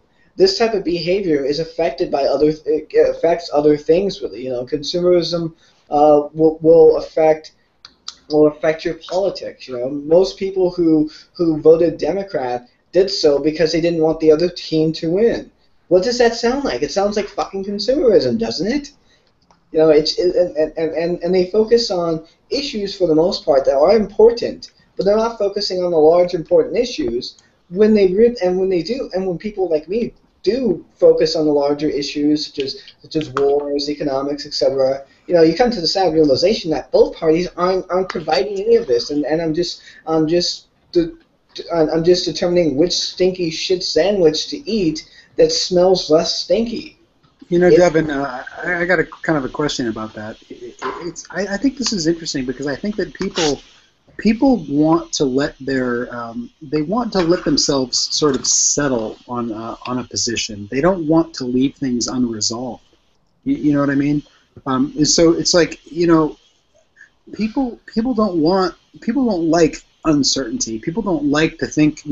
Maybe the question about God or religion or the afterlife or whatever kind of question. They don't like those sort of unresolved questions. Not very many people, statistically speaking, can leave those questions unanswered and be okay with that. I mean, they need answers. They need to at least have the feeling that they have answers, because the feeling of not having answers is just too much, too scary. They can't handle it. And so, like what you said just now, reminds me of that sort of uncertainty phobia. Does that make sense? No, that makes perfect sense. Really, I perfectly agree with it. I mean, if you look at the way in which religion emerged, really, it's exactly the way in which they did. In fact, the idea of finding answers originally began as a social cohesive measure to keep societies and tribes together, so that way they could deal with disease, with weather, why weather was happening, all these scary things about predators and all this stuff. Us becoming sort of self-aware of our environment and what we can do and what we can make, etc., also opened the doors to a lot of fears and whatnot. And because of that, in order to be able to placate the fears and be able to survive as a species, we had to find answers. And it's a good thing that we do that, really. But we're coming to the slow realization as a species, at the very least. And I'm not too sure if we're going to survive this evolutionary processes, that we have to come to grips that some things just aren't answerable. It's not, I mean, perhaps like all this discussions and theories about the origin of the universe and where everything came from and all that bunch of stuff, that has been answered to a degree, but like where, but there may not in fact be an answer to it that we can even find, at least within our lifetime, and maybe even within the entire history of the human species into the future.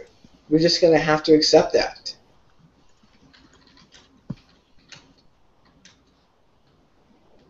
Amen.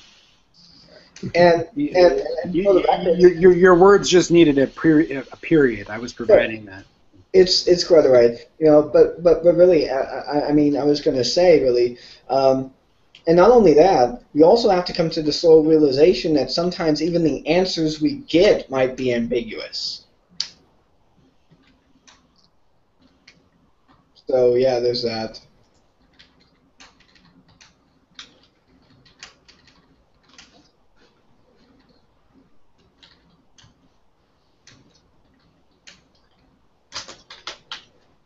Let's let this silence drag out as long as possible.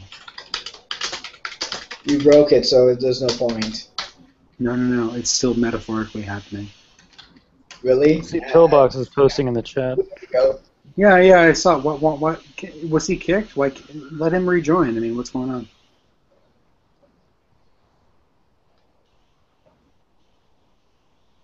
I don't know.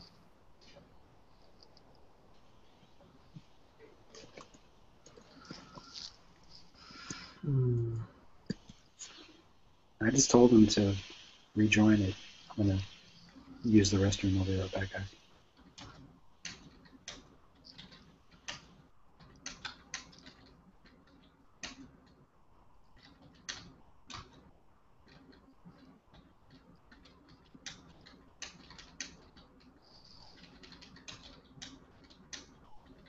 Oh, by the way, the group seems to be full, and so if somebody needs to leave to let him in, I'll do that. So just let me know if you want me to do that.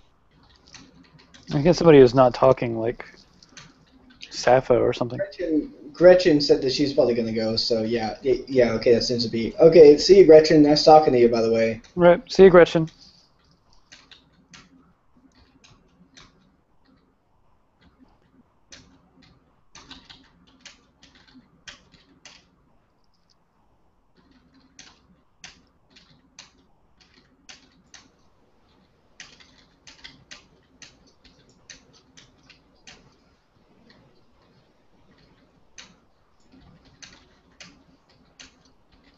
Yeah.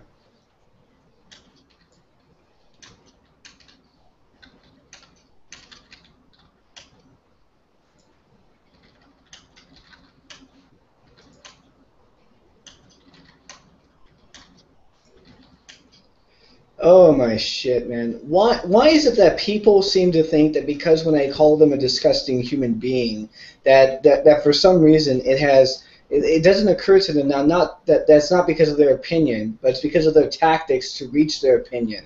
You know, like calling me an MRA when I outright told them from the get-go that I am not an MRA. It's like slinging shit at me is not going to make me respond well to you. Did you just get called an MRA? Oh yeah, not just now. Like about what was it, 20 or 30 minutes ago? I just kept it to myself till now, and I'm like, ugh. Who called you an MRA? YouTube comments section. That's really all you need to know. Oh, okay. It's a mess. I don't want to really sort of get into it. What is that? Jesus fucking shit. If Pillbox is going to come in here or whatever in a place like this, it's like, really? Oh, well, at least he wasn't like trying to drum up our ear offs. Anyways, is he in here? I thought he was in here. Yeah, he's in here now. Yeah, the thing is though that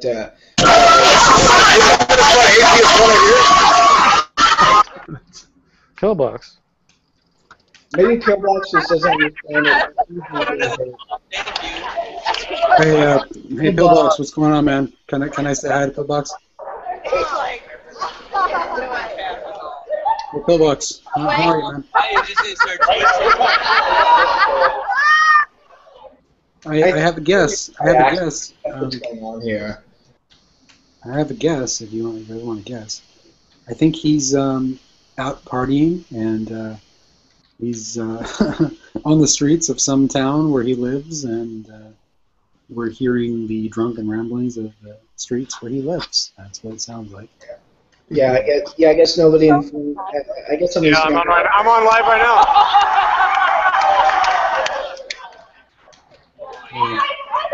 I guess he probably.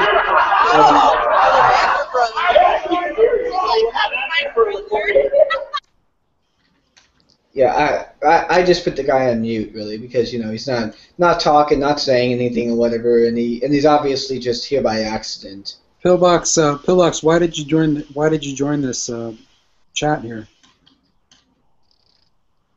Can you hear me? Oh, we asked him to, didn't we? Oh, wait. Man, there's a bunch of weirdos out here, ladies and gentlemen. This is the Rocky Horror Picture Show. Ben insisted that I, join this hangout while they're faking orgasms on stage right now.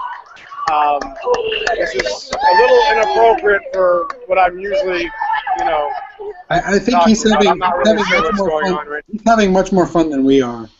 We should all be jealous because that sounds like a hoot. He's having a hoot. Yeah, so long as he's having fun, it's like, yeah, okay, cool then. No, Pillbox, hey, if you want to have a chat sometime, I'd love to have a chat with you, online or offline. You're a cool dude, but yeah, we're just getting a bunch of crowd noise. So it sounds like you're having a good time. So thanks for stopping in and saying hi.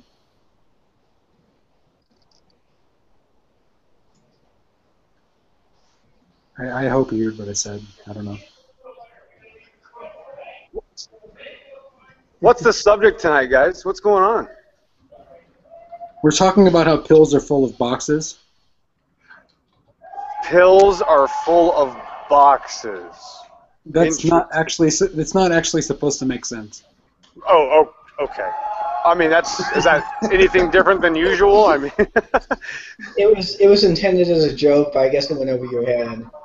It's kind of. I mean, I'm at the Rocky Horror Picture Show, so it's like jokes. Okay. I don't know. I'm surrounded by a bunch of weirdos. Pillbox. I mean, like my personal agenda, if you want to call it that, I'd like to bridge the gap. I don't want to consider people who think differently than me to be a different species or a different brand of human. I think that you can hold views that I hold to be weird.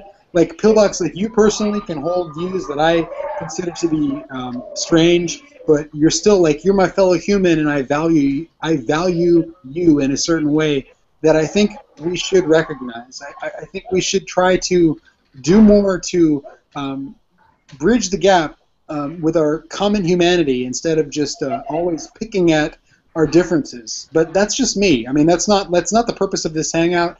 That's just my personal sort of bone to pick, at least at this moment in time. I don't think we should be nitpicking each other the way we have been. I think we can be much kinder. I think we can be much better. I think we can do a lot better than we have been. And some of the hangouts I've seen you in, Pillbox, have been excellent. I think you've been one of the more reasonable voices in certain hangouts. And sometimes when you've been in hangouts where there are just a bunch of atheists, then you turn into the total prick that people consider to be Pillbox, right? The shouting lunatic, as Alex Boughton called it. Yeah. But it's situational. It's not. You're not that guy all the time. No, absolutely. But you got to realize there's a reason I'm acting like a prick. If you have 7 atheists yelling at me and muting at me, it's going to look like I'm the jackass. That's no, I totally get it. No, I totally get it. And if you go back and watch this hangout, probably about 2 hours ago, I said something like that about you. I said that we talked off air. I hope you don't mind me.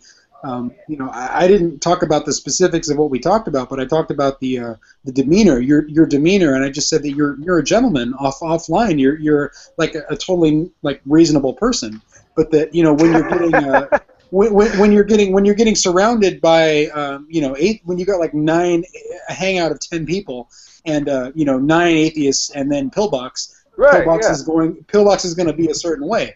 Absolutely. So, for the record, I don't know if Pillbox knows this or not, but I was the only person who was yelling at him, really.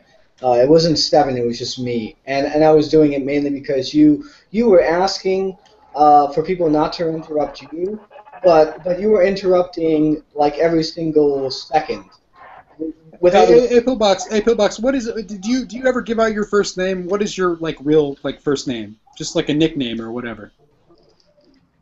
You go by Jack or John or whatever. What is your Whoa! Before we get into that, let's relax for a second. I don't think anything you guys are wrong. I don't have any problem with that. I think you're absolutely right. I don't have a problem with that. I will say this: one of my best friends is an atheist. Would probably meet you, Ben, and you guys would be frolicking in the flowers together.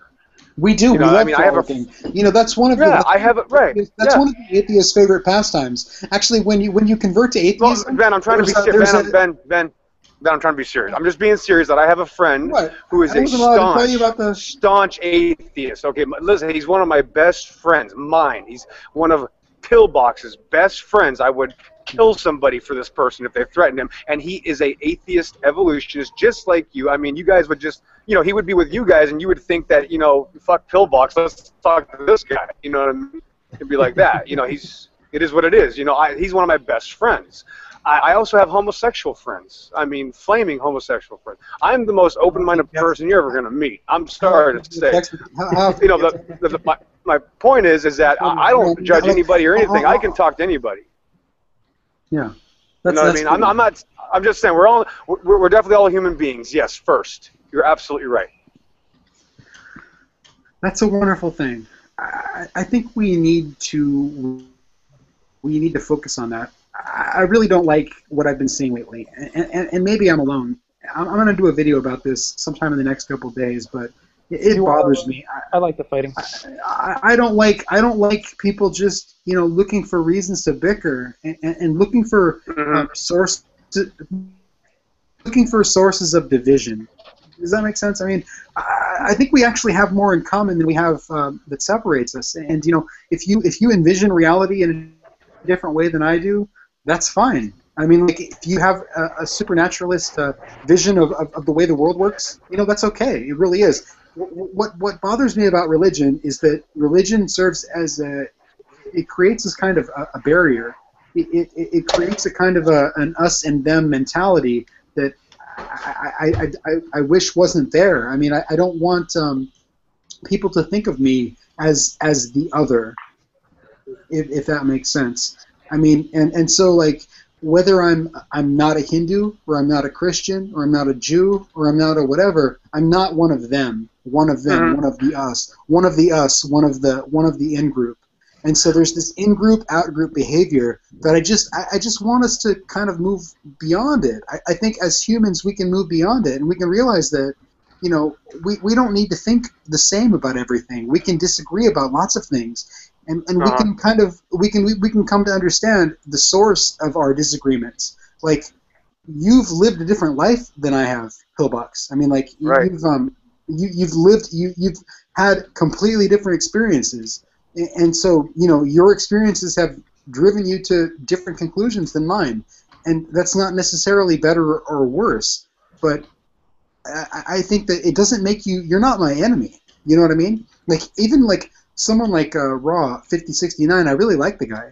I mean, like, he'll tell me that I'm going to hell, and like that bothers me. I don't like somebody telling me that, you know, I'm going to that I'm going to be tortured forever for not thinking just like they do. That's an irritating thing to be told.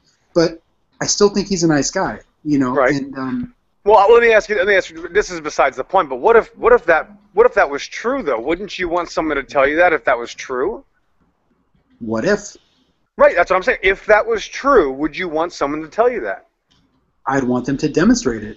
Hold on. We can't demonstrate that we're gonna, you know, what hell's going to be like, but I'm just saying, if, hypothetically, Ben, if that was true, wouldn't you want someone to tell you that? I know I would. I want someone to tell me, hey, this, and I want to look into it. And I think that that's what you're saying. We need to look into these things. I would want them to tell me that, and I'd want to know their reason. I would, and also Pillbox, I would want to know their reasons for believing that. Okay, no, fair enough. Go ahead. Suppose someone sincerely believed that Bigfoot was going to tear out your. No, Abel. Let's let him talk. Okay, all right. I mean, come on. Let's not start talking about Santa Claus and spaghetti monsters. I mean, no, we're not doing that. I'm right. curious. Okay. I mean, before we're talking about Bigfoot, I mean, I hear someone say the word Bigfoot, so. I mean, if you say the word Bigfoot, it's going to take credibility away from it. You know, we can't be comparing. That's like if I just say the magical nothing fairy that makes, you know, the singularity events happen. Are you guys going to like that? Well, I think it'll help. No. Right. We're not going to get anywhere if we start insulting each other passive aggressively. Let's just stay calm. Is my point. It's not meant as an insult. It's meant to help you understand our perspective here. My perspective, at least. I can say the same thing as you. I can say, where's the magical nothing fairy that made everything? Are you gonna like that? Okay. Yeah, I know you take it. You see what I'm saying? I'm saying let's play an even ground. Let's not do that. It's not going anywhere good. Yes, exactly. We're starting to go in the wrong direction because we're using things like Bigfoot. Pillbox, can you please just redirect your conversation back toward me? And just ask me what you're asking, please. Good job, Ben. You're in control. You're doing a good job, Ben. And I'm telling you right now, you're not my enemy. I haven't thought about Alex Botten, who I've met before anybody else, and who I had 3 conversations, and he lied about me and slandered me. And I don't hate the guy. So if I don't hate him, you think I'm going to hate the rest of you guys? Well, Alex isn't your enemy either. I mean, do you think he is? I just told you he's not. He slanders me, lies about me. I don't even hate the guy. I don't hate him. I like the guy. He's a very talented, extremely intelligent person, and that's why. You know what I do? Wait, Ben, give me a second. Ben. You got to realize that I spend most of my time actually trying to hang out with atheists, because guess what? That's what I was most of my life. I find myself when I'm speaking to Christians, sometimes I get a little bored. You know, I don't mind hanging out with the atheists. And when I talk to the atheists, whether it's the Awesome Crew show or anybody else, I don't need to talk about evolution until people start bringing it up. If people didn't bring it up, I wouldn't talk about it. You know what I mean? We would talk about everything else too, and then we would never have to talk about religious viewpoints.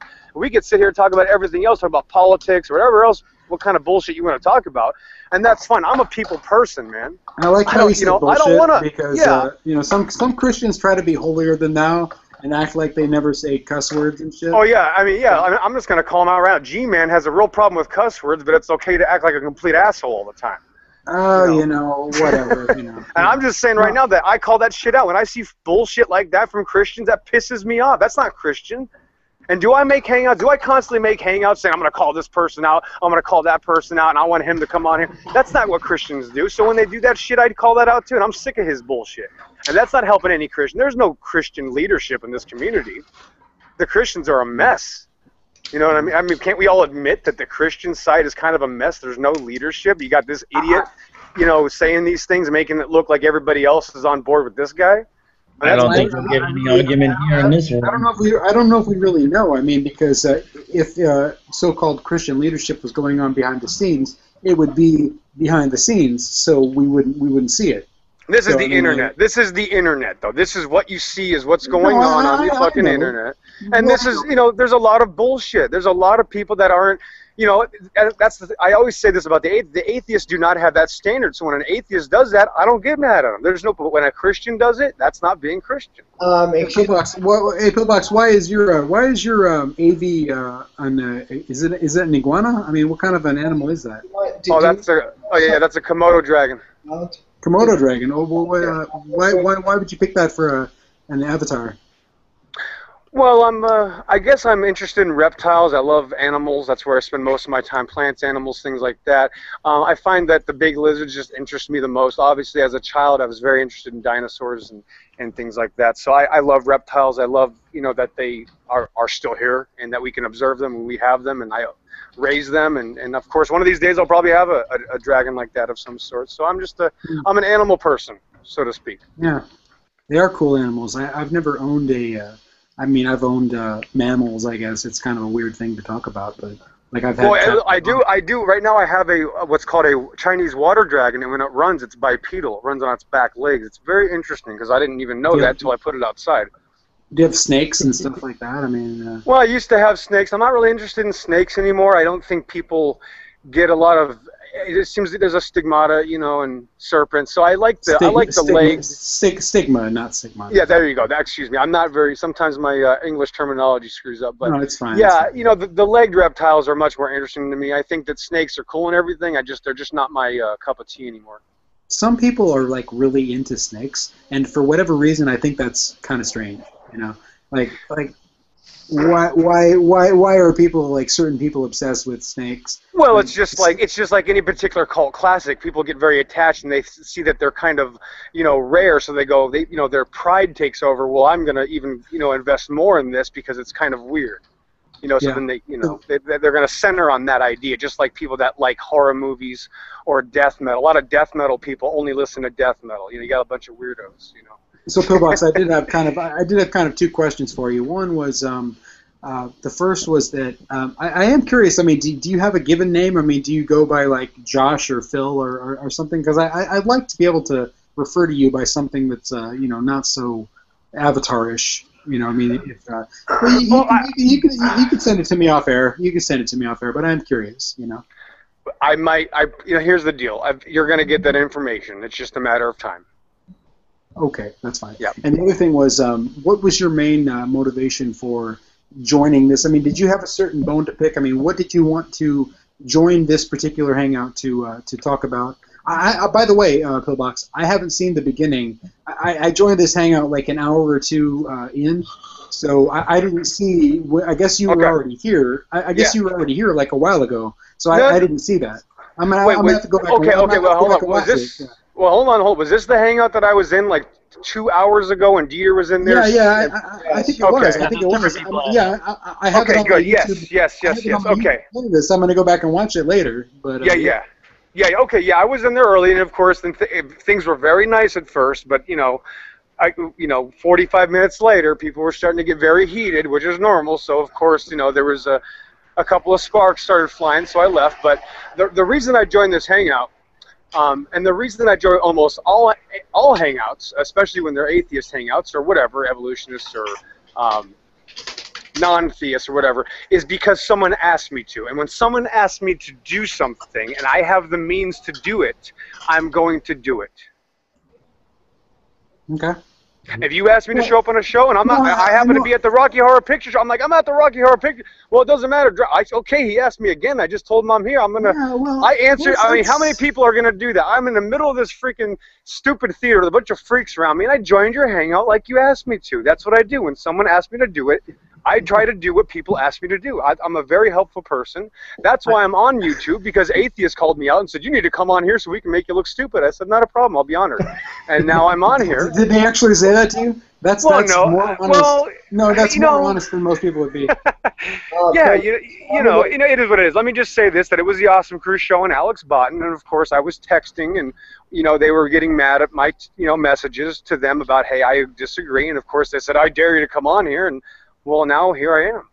That's why I'm on here. Hey, Pillbox, you've heard a lot of atheists talk about evolution, and so it's kind of funny, what you're saying right now, because it's like people within the atheist community, they're trying to use you as sort of a metaphorical stepping stone. They're trying to. Oh, they do. Yes. Yes. Yeah. So I mean, absolutely. It's Yeah, it's interesting what you're saying. I think you're observing some true things. I think I'm not exactly sure where this discussion is going. I think that we have a community here. We have a diversity of views. We have a certain cluster of people and opinions, and I think we can take this somewhere good. And I'm concerned personally. I'm concerned that we're just spending all of our time looking for ways to one-up each other. And I think that like the things that you've described, I would like to get away from those things. I don't want to come online and just one-up Pillbox. I don't think that's fun. I don't think that's even worthwhile. I think we need to look for something else. Does that make sense? I know, I understand what you're saying, but I think what you're saying is that you're admitting what the atheists have been trying to do to me, and that's absolutely true. Oh, it's true on both sides. Very difficult. It's true on both sides. Hold on. Hold on. Sure. I just want to point something out here. I was never trying to up you one Pillbox. I was just saying that you were wrong because I literally believe you are wrong. It has nothing to do with one-upping you. In fact, most of the people who were engaging you were not trying to one-up you. They were just saying that you're just wrong in what you're saying here, and there's a difference between that. Well, I know. I've told you this, that we are on opposing sides with literally the exact same opinion. You think I'm psychotic. I think you're psychotic. I think that you're wrong. You think I'm wrong. We're just red team versus blue team. We have all the same evidence, all the same Google searches. We can use the internet. Nothing's changed except we're on opposing sides. And that's all I'm saying. And I don't need to argue unless you want to argue. We can talk about everything else. We don't need to talk about the origin of life and man and where are you going when you're dying.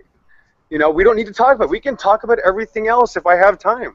But people love to talk about their worldview. They love to talk about why they think that, this is true and why they're atheists because they believe this. And if they're going to do that, I'm going to say, well, actually, I think this, Well, that's just normal. That's what normal human beings do. We converse, we express, we give each other our opinions. And when we hear somebody that doesn't agree with us, we actually want to talk to them more because we want to talk to somebody that doesn't think the same thing we do. That's normal. Isn't that normal? You want to talk to somebody that thinks just like you? I mean, how boring is that? Yes, that's normal. And why do you think why do you think I'm not hanging out? Why do you think I'm not talking to a lot of Christians? Because I don't need to talk to Christians. They're Christians, great. And they don't, obviously they do their hangouts about God and everything, and that's fine. But I was called on here, but basically by atheists, and of course I am a Christian. And I love going on to Christian hangouts and talking about God and stuff with them. But that's not what I do. There is no rules. I'm just a human being. You have to think about that. I got a question for you real quick. Pillbox, I got a question. No, real quick, please, Devin. 1 second. Pillbox, just 1 second. Just 1 second. Just 1 second. Just 1 second. Just 1 second. Just 1 second. Just 1 second. Sorry. It's the satellite delay. It's the satellite delay. Oh man! All right. Just let Ben talk because Ben got me on here. So let's let Ben go. No, I mean Pillbox. I'm just wondering. Honestly, brother, if I was to go outside right now and get hit by a truck and die, I mean, would I burn in hell forever? I don't know. There might be a chance that you don't. What's your best? I absolutely don't believe any of the claims of Christianity. Right. Yeah, no, so I got you. You do believe in hell, don't you? Absolutely. No, I would think that we don't know anybody that could tell you they know for sure what's going to happen to you is a liar. I don't care if it's Raw 56. Okay, but you do believe in hell. Or anybody. You do believe in hell. Of course I do. Of course. And Christianity teaches that non-believers go there. Yes. So I'm a non-believer. Yes. So when I die, if I step outside my house right now and I die, then presumably I burn for eternity. I didn't say that. I didn't listen. Listen to what I'm saying here. Listen, you got. If you let me answer the question, bro. No, Clayton, it's fine. It's fine. Can we talk? I mean, can I tell you what I think? Yeah, please. I mean, I don't think there's any set rules. If anybody says, "Oh, I know how God does something," they're a liar. You know, there's no set rules to anything as far as how God does something. There's no way anybody could say that they know that. There are so many millions of possibilities that could happen in between that 1 second right before you die that I don't know how it works. There's no way to even describe even a possibility of describing it. So maybe there have been many people that have gone their entire lives never believing, and the split second before they die, they realize, oh shit, that's a possibility. No one can deny that can't happen. None of you could. None of us could say that could never happen. But so we don't know. We don't know what's going to happen. What I'm trying to say is that people get punished for a difference of opinion. No. People get punished because they are sinners. You are a sinner just as I am a sinner. No, actually, no, they don't. Because if you believe in God. Wait a minute. You can't tell me what my belief is in my religion of Christianity. You're not the Christian. I was a Christian. No. Don't tell me you were. I was an evolutionist, so I can tell you what you should believe in evolution.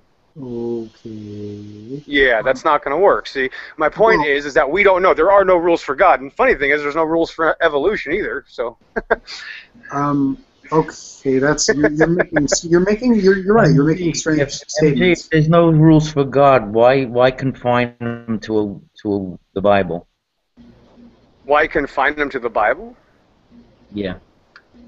Well, clearly He's given us a general, basic instructions before leaving Earth manual to show us kind of like, what we should know. I mean, why is there so many things in the Bible just written out perfectly to answer any question you've ever had? That's what I look at when I see the Bible. Yeah. You can say that about other texts as well. So why can't those rules apply to God? Wait, what was the question?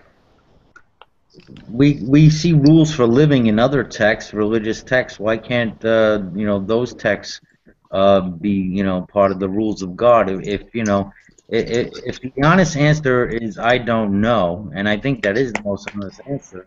You're saying you can't figure out God. Nobody could say it. Of course, yeah. Haven't I said we don't know? There's no way you could know how God does things. That's absolutely ridiculous. I think the main problem, even in Christianity or any religion, is the dogma, right? The fundamentalists. But my question. Well, that means you're saying I'm a problem because I'm a fundamentalist, so I'm a problem. Well, I'm kind of saying that you're kind of contradicting yourself in a way. Okay. I'm contradicting myself. You asked me how the Bible. I think the Bible's phenomenal. It doesn't. Ben doesn't. Do you read the Bible still, Ben? Other people here want to. Everybody else here really is in love with Pillbox like so much. So what the hell? No. There are many other people here that want to have a chat. You're directing your comments at me. And I think that there are other people here that really want to have a chance to talk to you. Well, I don't know, Ben. Is there some type of rule here? What am I supposed to do, Ben? You invited me on here. Do you want me to talk to somebody else, or what's it? I don't know most of you. Right, Who's this guy? Oh, Brother John, that's you. What's up? Okay. Well, you can read, Pillbox. You can read in the chat. Other people were telling me that they were annoyed with. I don't exactly know what I did, why what I did was annoying. I thought that you and I were just having a conversation. I have a different approach. I have a different style of conversation than many people do. I'm not necessarily trying to go for the throat all the time. I think that many atheists who go on online discussions are always trying to go for the kill. They're always trying to show why this person is a fucking buffoon, right? Right, so, right. I don't care about doing that. I'm just trying to have a talk, And so, I don't do that either to atheists. When have you ever seen me attack atheists? You don't. When do you see me make an attack video? That's self-defense. Only when you're very self-defense. No, that's right. Self-defense. Like I said, go back 2 or 3 hours into this same video. I said that exact same thing. No, I said that exact same thing about you. I said that he does that when he's severely outnumbered, and so exactly. Go ahead and rewatch what I said because I believe you. Yeah. Yeah, I'm not even going to question you. I don't have to question people. If somebody tells me something, I'm going to believe them until somebody gives me a reason to not believe that. You know, I'm not going to say that you're a liar. I need you to prove that. Show me a link. Did you ask me a specific question, Pillbox? Sorry, I think. Well, I just asked if you still read the Bible. It's not a big deal, but you know, John the Deist is asking me, and I will address John the Deist. I do believe in the Bible, absolutely. And you know what the funny thing is? Only occasionally. There are huge sections of the Bible that I find irritating, if not ridiculous. And there are parts of the Bible that I find beautiful. I mean, 1 Corinthians, is it 23? The verse on love. I mean, it's brilliant prose. I mean, it's I guess you could call it poetry. I mean, it's you know, it's nice. I mean, there are sections of Song of Solomon and Isaiah and Jeremiah that have a lovely quality to them. Even translated from the Hebrew to English, they still manage to maintain their beauty, and I think that's wonderful. I don't see God in that. I mean, some people would. I'm sure you do. But I just think it's stuff that comes down to us from antiquity, and it's nice that we have those kinds of things. They're voices from the past that I value. So sure, yeah, I do pay attention to that. Okay. I just wanted to say this, and it's less of a thing directed in terms of conversation, but I just want to make a correction is all. This is not an atheist room. Reuven is actually Jewish for all intents and purposes, and he runs this room. And in fact, most of the time, the room is filled with religious people. It's just that today happened to be one of those days in which most of the people who came to the room at the time, or who were addressing you at the very least, were atheists. At least it should be presumed. Well, everybody's that most religious, so that's another misused term, though. Everybody's religious. Yeah, everybody's religious. I mean, I'm not doubting that. Atheists or whatever. Everybody's. I don't need. No. Don't start hiding. No, everybody. Ben, come on. Everybody has beliefs. I would agree. Nobody doesn't have. I just don't believe in anything. So, hey, Pillbox. So it's not possible to be non-religious. Is that what you're saying? I think it's possible to be non-religious. No, it is. If you are in a coma, you're probably not religious. If you're a newborn baby, you're probably not religious. Are you saying that anyone has beliefs? Anyone who has beliefs of any kind is religious by default because they have beliefs? God. Beliefs about God, I would say that they're religious. So any kind of beliefs, you'd say about God. Religious. Like that would be the thing. Right. You can believe that screwdrivers exist, and that is incorrect. No, that's incorrect. Hold on, let me speak. There's only one of me. Listen, it's the belief about your existence, why you think you are here, how you think you got here. That is religion, no matter how you look at it. That's more of a philosophical. Because you believe it. Right, philosophy, sure. But the fact of the matter is that if you think that you came... Are you drawing a line between philosophy and religion?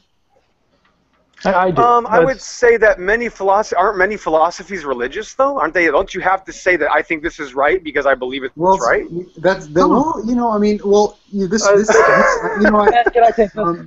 Sorry, go ahead, Clay. Okay, let me take this. Because there are some philosophies that are quasi-religious, such as Taoism. Taoism kind of straddles the line between being a religion and a philosophy. But there's a lot of philosophies that are really just kind of questions about existence and kind of playing with an answer to those questions that's not really like a set of rules.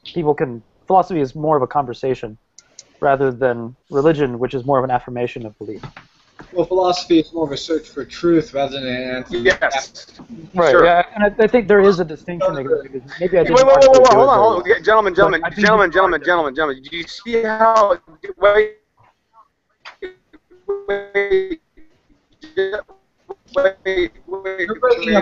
a second. You're breaking up. Yeah, go for it again. Do you see how any single... You're breaking up. Breaking up. Have a different opinion about it. Individual can have... Sorry, Pillbox, we're not understanding it. There we go. To come back later. No, you're good. Go for it now. Geez, man, we were trying to tell him that he's breaking up, but he just leaves. It's like, well, I'm not trying to fucking interrupt him so I can talk over him. I'm just saying you're breaking up. Jesus fucking shit. These people annoy the hell out of me. And if it's his purpose to annoy the hell out of people, then he's doing a pretty good job. Abel hasn't talked very much. Hello, Abel. Hello. How are you? I've been trying to talk to you in the chat. Do you not have the chat up? Oh, no, I don't have the chat up. Sorry. You can repeat what's in the chat right now. Go ahead and bring up the chat, I guess. Whoa. Sappho's stuff is like moving around, and it's awesome. Yeah. I think the great point that he was trying to make here, which I was going to say really, is I think what he's getting at, or what he was trying to get at anyways, was the simple fact of the matter that that there are certain notions of religion that don't necessarily involve theism. Well, like for example, you can engage in political religions and be religious about your political ideology per se, without necessarily theism being tacked onto it really. And that's actually quite something that, for some weird ass reason, a lot of people in the atheist community just don't get really. Like they've never looked up political religions in their entire life, and they call me stupid simply because I'm just telling them a bare bones fact that people attach religious sentiments to ideologies and to political ideas that have nothing to do with theism, but they still treat it in every which way like a religion, and it becomes in every which way a religion. Yeah, I mean, in some cases it's like institutions and whatnot, but they don't want to hear it. But I think that's what he was talking about, or trying to get at. I don't know really. I just think Pillbox is just an asshole at this point. So guys, I was gone. Why did he leave? He was breaking up, and we were trying to tell him, and then he left. It wasn't some kind of crazy rage quit. He just left. It didn't seem like a rage quit. It seemed like he was just losing signal. Yeah. What do you want to tell me? I'm looking through the chat, trying to look for what. Oh, I was just wanting you to kind of introduce yourself and say hello. Because I guess now you'd be able to talk. Didn't seem like you were able to talk earlier. I was a couple of things. You've said like a couple of things. Right. A little bit, like comparing God to Bigfoot, which I think is a little. It was to make a certain point that if you sincerely believe that someone's going to go to hell, and you think that just because you believe in it, it's okay to tell people that they're going to hell, it's not much more reasonable than if you were to sincerely believe that your friends are going to get torn apart by Bigfoot and they better hide in a bunker. It's not to insult God, but it's to draw a point that it's really not okay to tell people they're going to hell, even if you really believe it. No, I don't think that that's a reasonable comparison, because Bigfoot is. I mean, Bigfoot probably lives in the Nepal mountains. There's no reason to think that he's going to come out and kill you. Well, suppose that there's an ideology that holds that to be the case, that unless you hide in the bunker, Bigfoot's is going to kill you, and you better have some beef jerky on hand in order to feed Bigfoot. My problem with these kind of hypothetical situations is that there really isn't a religion like that. Like, there just isn't. And if you want to show me one that is, then we can talk about it. But, like, I understand that it's a hypothetical situation, but there's something about that kind of comparison that just frustrates me. I think you're missing the kind of bigger point here. In other words, that telling people that they're going to hell in terms of their position isn't actually productive if you're going to try to, convince them of something that is actually a real problem, or that you believe that's a real problem that's separate from your position, because they're always going to keep that in mind, that because you disagree with their theism, you're going to go to hell, and that turns people off. That turns people away from. Oh no, I know that, but Pillbox was saying that if hell was real and somebody knew that you were going there, would you want them to tell you? Yeah, he also wasn't saying that he was not making the claim that he knew. He was saying I do accept it's like the moral responsibility given that if you really believe. I would want reason to accept that claim. I mean, Yeah, if no, somebody was telling you, it is counterproductive if you're unreasonable and. if somebody was telling you, Clayton, Clayton, if you rob a bank, you're going to go to jail for, approximately 10 to 30 years.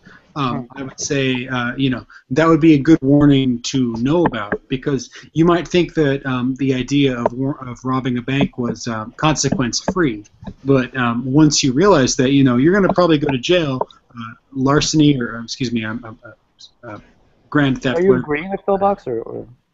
No, That no, sounds like you're I'm not actually supporting- talking about pillbox at all. I'm just saying that if you want, if you think that something is a real danger, and you say, this is something you're in danger of dealing with, then yeah, you're gonna be. But when somebody says you're gonna go to hell, I'm gonna want to know, like, well, why do you believe that? And all of their explanations hinge on faith-based claims that I don't accept. So, I mean, if somebody says, you're going to go to jail if you rob a bank, I can accept that, because I can see, people who have gone to jail for robbing a bank. I can look up the laws online. I can do many things that I can't do with the religious claims. So I mean, it's really very simple. More of the analogy that I use even when I was a Christian. My beef was with the Bigfoot. That's all that noise. Abel, man, what are you doing? You open up a bag of chips or something? What's going on? Grapes. He is. You kill him.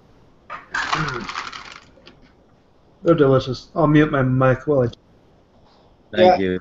Yeah, I think the analogy kind of Pillbox is trying to say is like, I've used this before. It's like, if I see you, you're gonna get hit by a car. I want to push you out of the way. But the issue here with Aaron Pillbox, if we're gonna compare hell with the car, I don't see that car. Can you show me proof that this car is even coming at me? Where's the danger? And so I think that's more the analogy that Pillbox is trying to say when he's saying that if you're going to hell, then you want someone to tell you. So. I would accept that if it weren't for the fact that, without exception, normally when I try to do that, people usually accuse me of being dishonest, disingenuous, or hating Jesus, or whatever theological justification that they want to have to say, to sort of rationalize to themselves that maybe that they, to avoid the obvious conclusion that maybe they just aren't convincing. But yeah. The thing I wanted to question MG about is, he said that nobody can figure out God, and if anyone says that they understand God and His ways, they're lying. Why confine it to the Bible then? Why not any other book, or even beyond any book? I don't see a God being a God if it's going to be confined to any book. Yeah, you could write a book about God, and then yes, but that it's doesn't not mean that God is confined to the book. It just means that this book has things about God in it. Yeah, it's just part of the theology. Part of the theology is that the story of God. God has a certain story, and the story of God involves this certain people, and this certain people group has recorded the history of God, so to speak. It's not a complete history of God; it's a partial history of God. And well, so I get all that. I'm not endorsing it. I'm just saying. No, I hear you. I get all that, but every religion, they're going to say that their book is the end all. So that's why I'm saying even as a Christian, I was a Christian for 30 years, so I know there's a point where sometimes you put more faith in the book than actual. Oh, absolutely. Hey, Brother John, I was in Brother John, I was in a hangout last night with I don't know if you're familiar with presuppositionalists, but I was in a hangout with Jason Peterson, with who's a presuppositionalist. It's too many goddamn syllables. I know, right? They need to find a way to. I mean, is it like 7 syllables? It's too many syllables. They call them presups. I call them presups. Yep. I know. I actually made that up. I swear to God, I made that up. I'm the one who made up the precept slang. No, I really did. I made up calling them precepts. I was the first one to do that. But me and John got together a long time ago and made that up. No. It was like 30 years ago, man. Oh yeah, fucking liar, lying bastard. But anyway, back to the precepts. Good. Yeah. No, I was just saying. I was in a conversation with one of these guys yesterday, and oh man, it reminds me exactly of what you were saying. That's exactly. Oh fuck, what were we saying a second ago? I'm gonna have to go back and rewatch the tape just to remember this shit because these inconsiderate. More in the Bible. Oh yeah. They do, and I mentioned to them. Jason Peterson, he uses what he calls it an axiom of revelation. And the revelation is the revelation from God, from the Bible.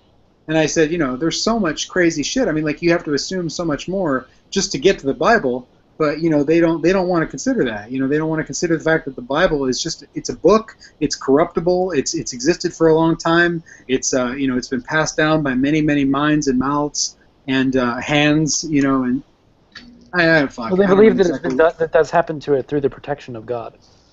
And that God wouldn't allow magic. Yeah, no, through the protection of God. It's not necessarily magic. Yeah, sure, of course. I mean, sure. Once you're willing to stipulate magic, sure. Anything is possible. That's fine. I don't see why it's unreasonable to believe that God would protect His own book. It would make more sense if the Bible were actually full of true things, but it's not. So I mean, you'll have to point out something that's untrue in the book. Oh boy, do you want to list? I mean, I don't even know where to start. Oh, yeah, we can give an example. We can talk about it. A 6-day creation would be. I mean, that's Genesis 1. You could also consider that allegorical. You're now cherry picking. You're now. No, playing, you're now playing the game. The game is. Allow me to say the obvious. Hermeneutics, FYI. Oh, and exegesis. Don't forget that. Hermeneutics and exegesis means interpret it whichever way is comfortable for you. Could be allegorical. It's a book. Is a day a day? Have you ever read anything in literature? There are allegories used in literature. Is Genesis written as an allegory? Why do people take it as non-allegorical if it's such a clear allegory? It could be an allegory. It could be, or it is. Not all Christians believe in a literal. Why do so many Christians not take it as allegorical? Because they don't. I'm not them. You're talking to me. So you take it in a way that's convenient. You're taking it in a way that's convenient for you because it matches the evidence. I'm not taking it in any way. I'm saying what it could be. It could be allegorical. What it could be is a way that's convenient. What it is just what it is. Well, fine. What it is what it is. I don't know whether or not it's allegorical, but it could be. It very well could be. Whatever you want it to meld it into. So sure, do your thing. All right. Well, so that doesn't work. Let's move on to the next one. Do you have another one? Well, okay. The Noah's flood. Did the world ever flood? There was probably a local flood on the Tigris and Euphrates. A local flood, not a worldwide flood. So the story. It would have been the world at that time. The center of population of humans at the time in the Fertile Crescent would have been flooded, which to them, to the people writing, would have been the world. I absolutely agree with you. I think that story, as the story was written, I think the story was written because there was some kind of a flood that the story was written about. But when people actually read that story, and they read the story that God was drowning all of humanity because they were so sinful, that could have been the reason. The story is a bunch of bullshit. The story is bullshit for the same reason. What I call this, and I've considered making a video about it, is the myth of karmic causation. Karmic, as in karma, right? The myth of karmic causation is like when you do terrible things, bad things happen in return. And that's what this is about. It's about the myth of karmic causation. Humans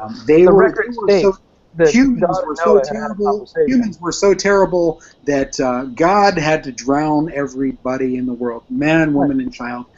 Okay, it's a myth. It's a myth. Okay, so when bad things happen now, it's not because God's mad at the gays, okay? Because the kind of mentality that you're espousing right now is the same kind of mentality that would make someone say, God is just angry at gay people, and that's why he drowns St. Louis or New Orleans or whatever. Okay, and it's a bullshit version of causation. It's not the way the world works. Funny, because he did flood the area it was full of strip clubs and that kind of shit.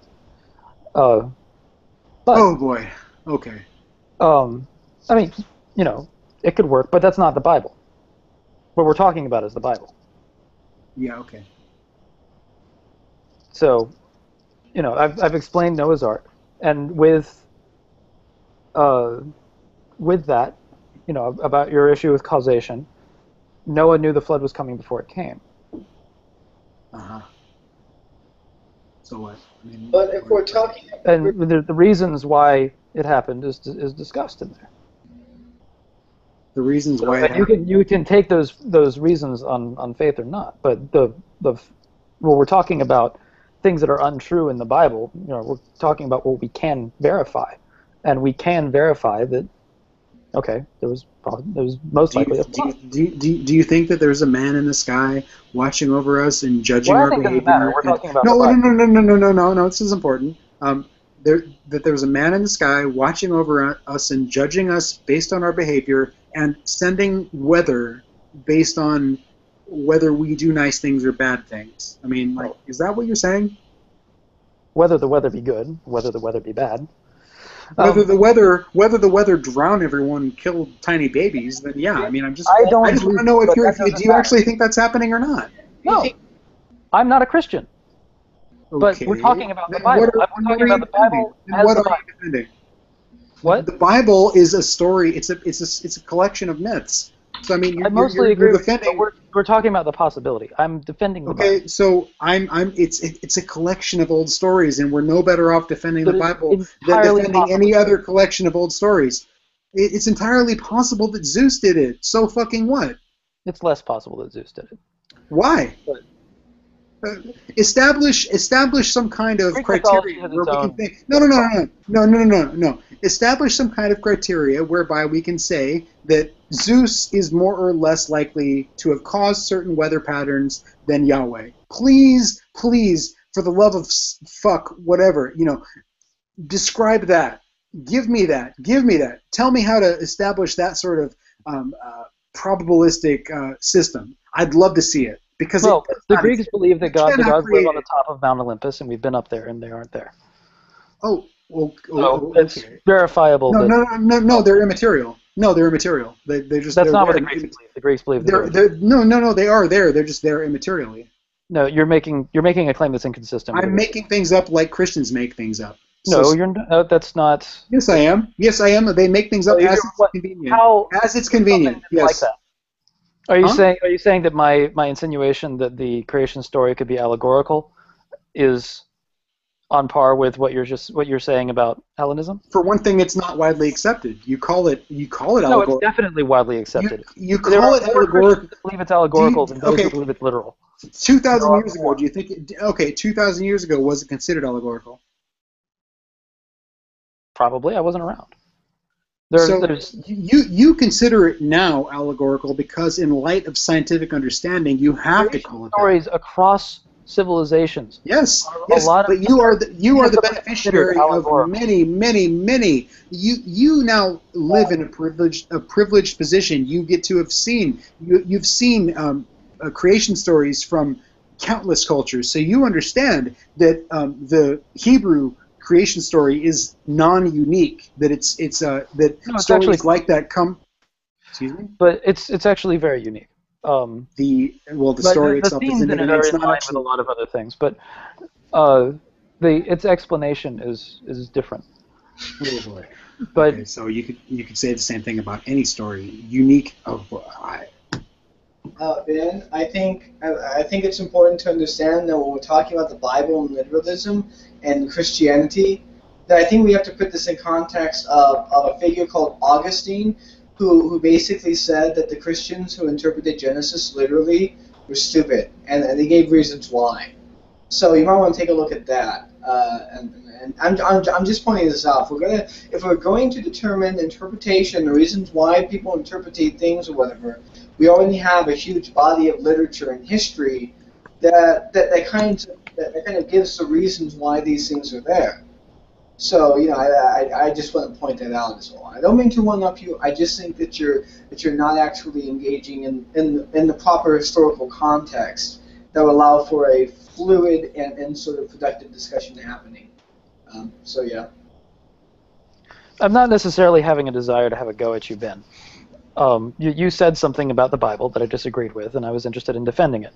And I haven't been irate with you except in mirroring your kind of attitude that was a little attacky a little while ago. I didn't mean to be that way. So if I was, the only time that I even had no, I really do apologize. I wasn't trying to be like intentionally rude or attacky to anyone. You know, I'm interested in having the conversation if you can handle it. If you can't handle it, then we can stop. But I'm fine. I don't know what it is you think I'm not handling. I think that what you've said is just wrong. That's all.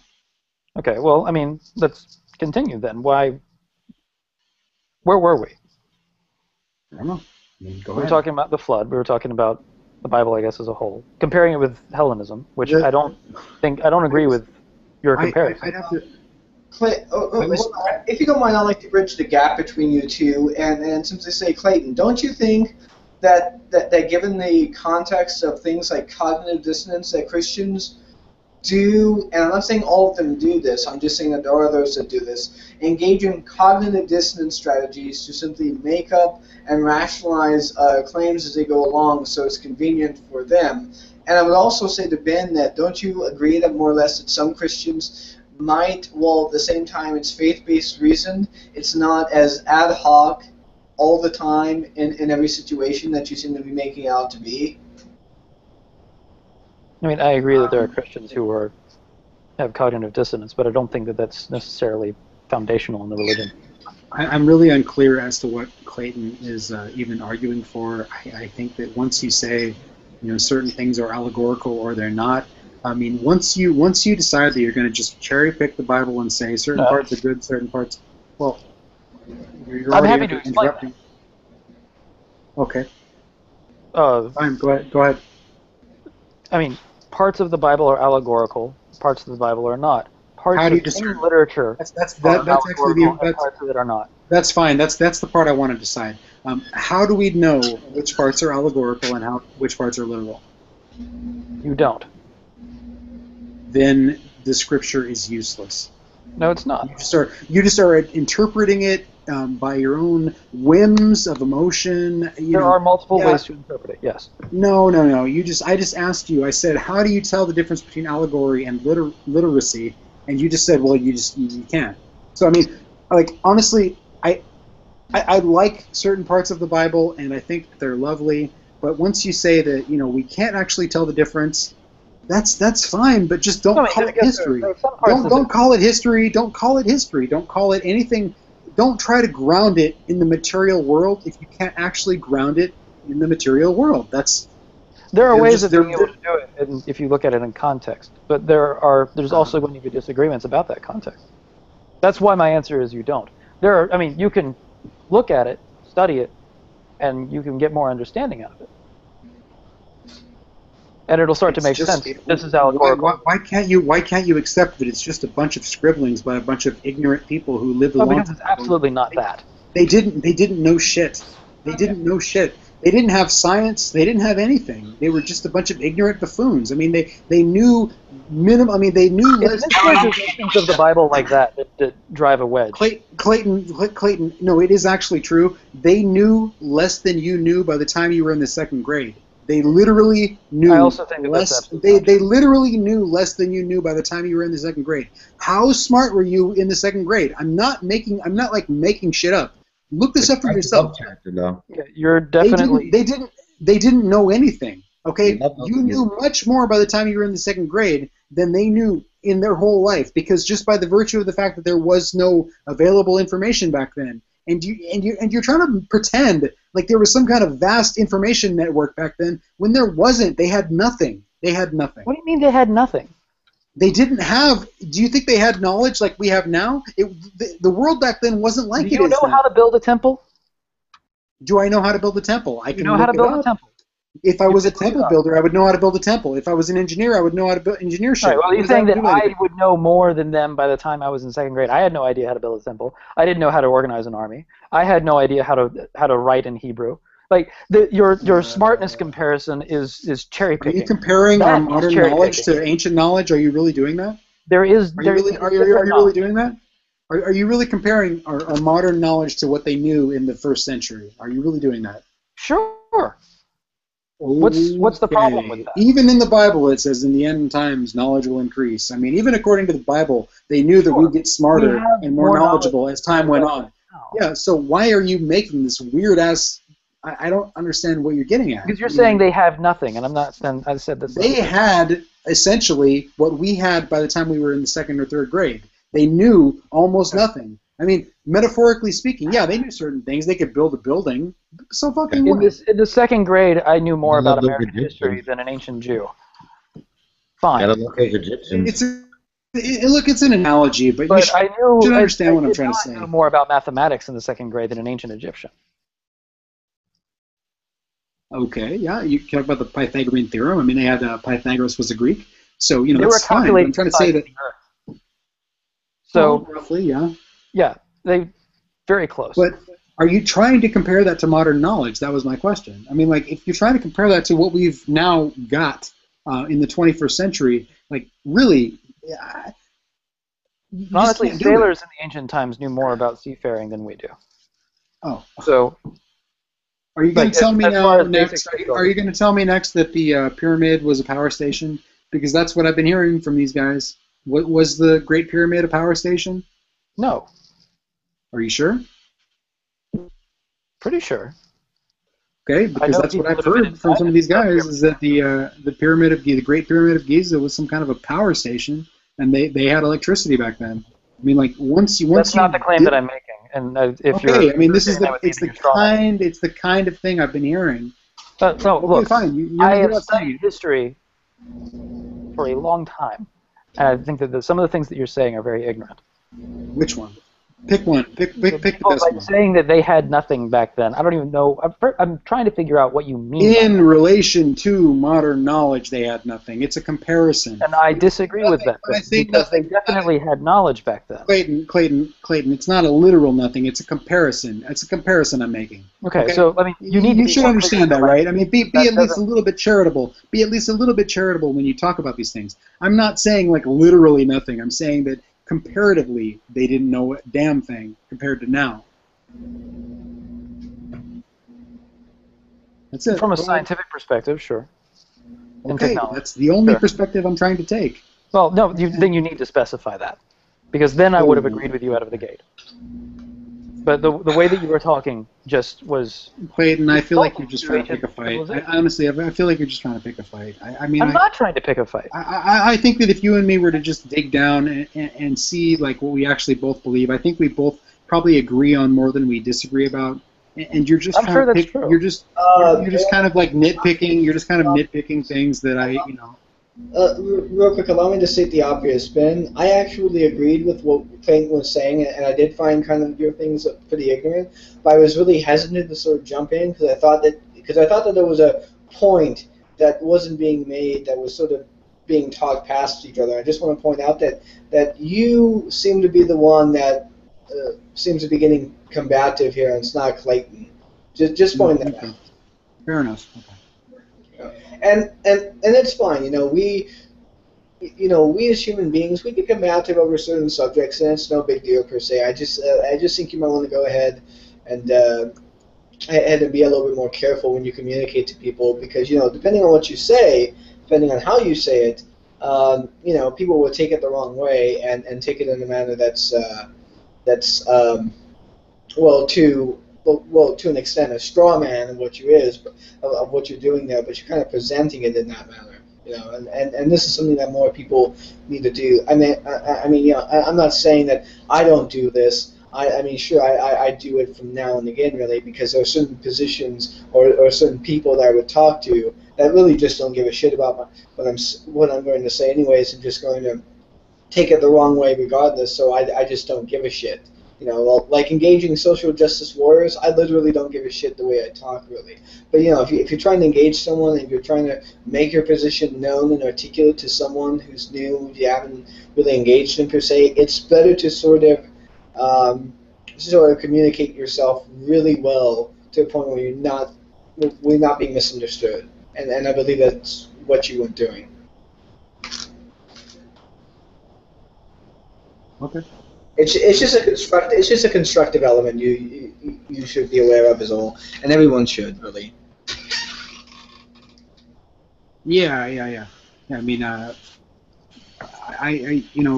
think I did say something when I first joined this Hangout about, sort of my goals within the sort of so-called theist community, or whatever you want to call it.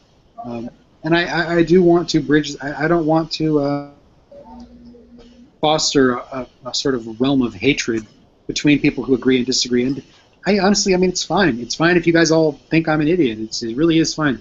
I'm not trying to be. I'm not trying to be antagonistic. I do my best to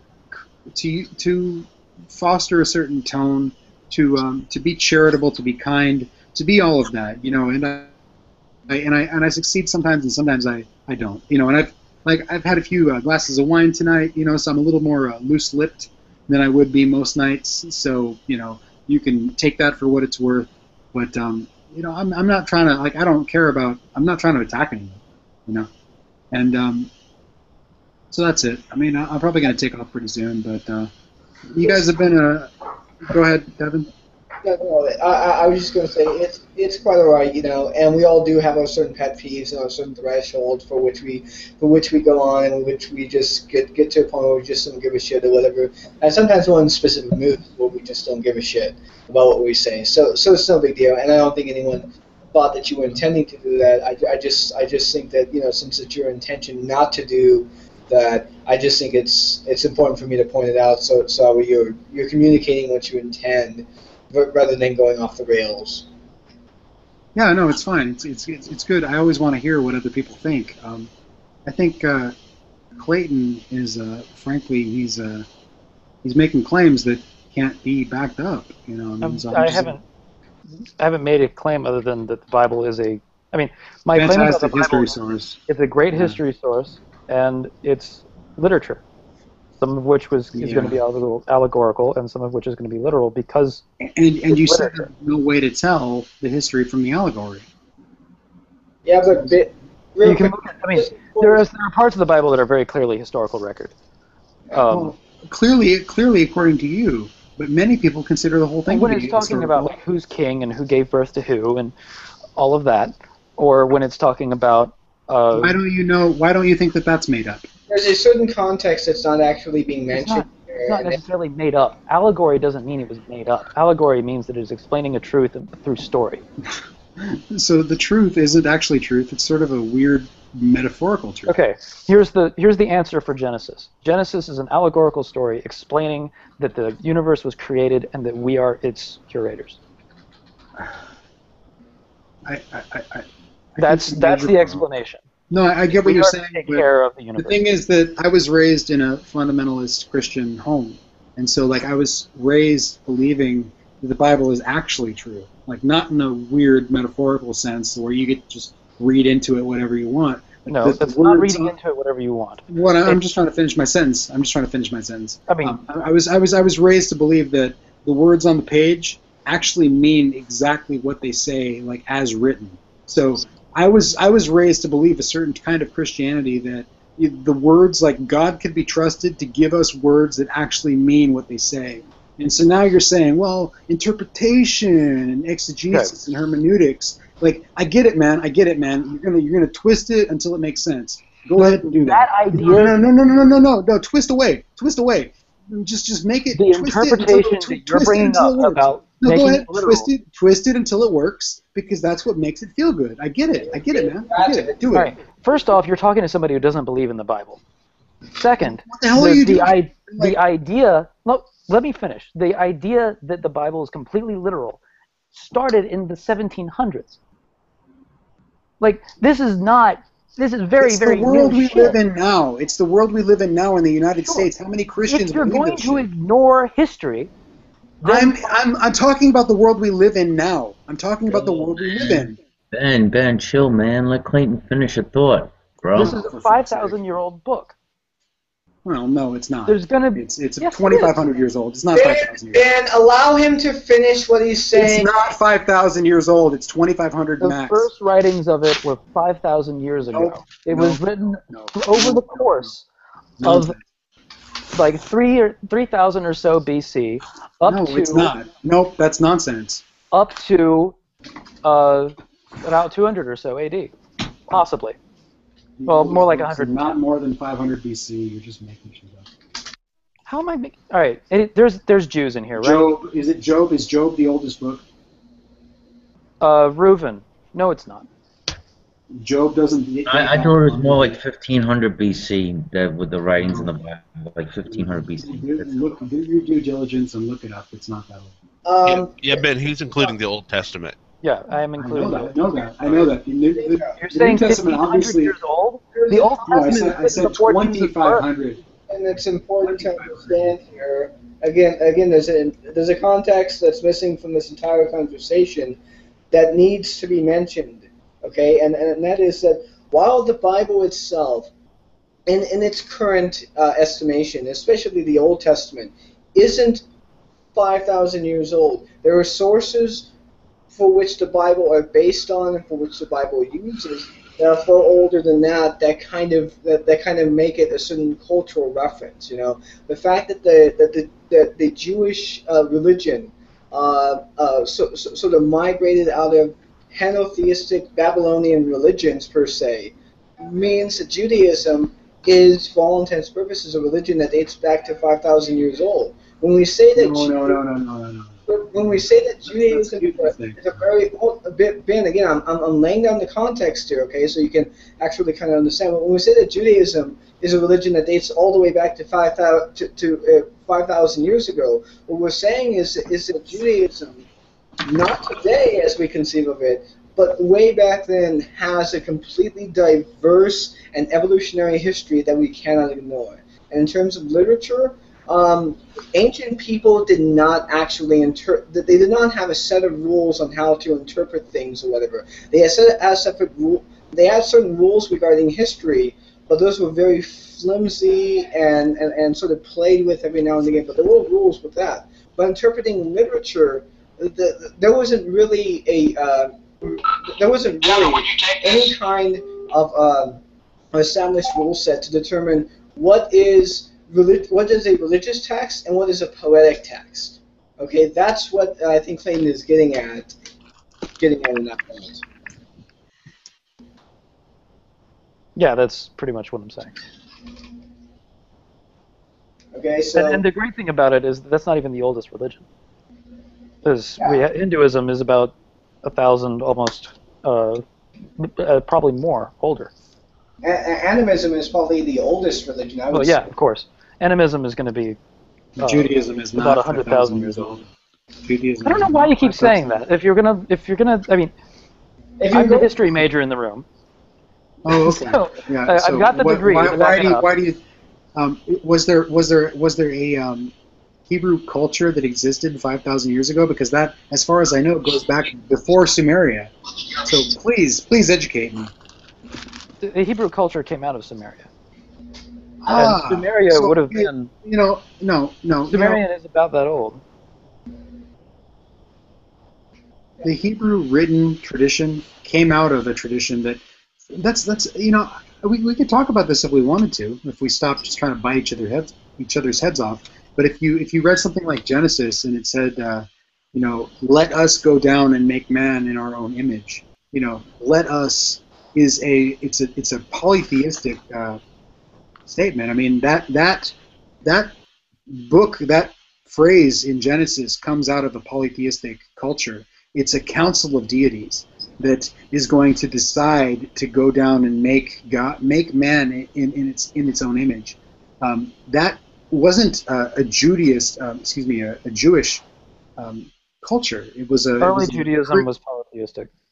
It was or at least archaeology points to that.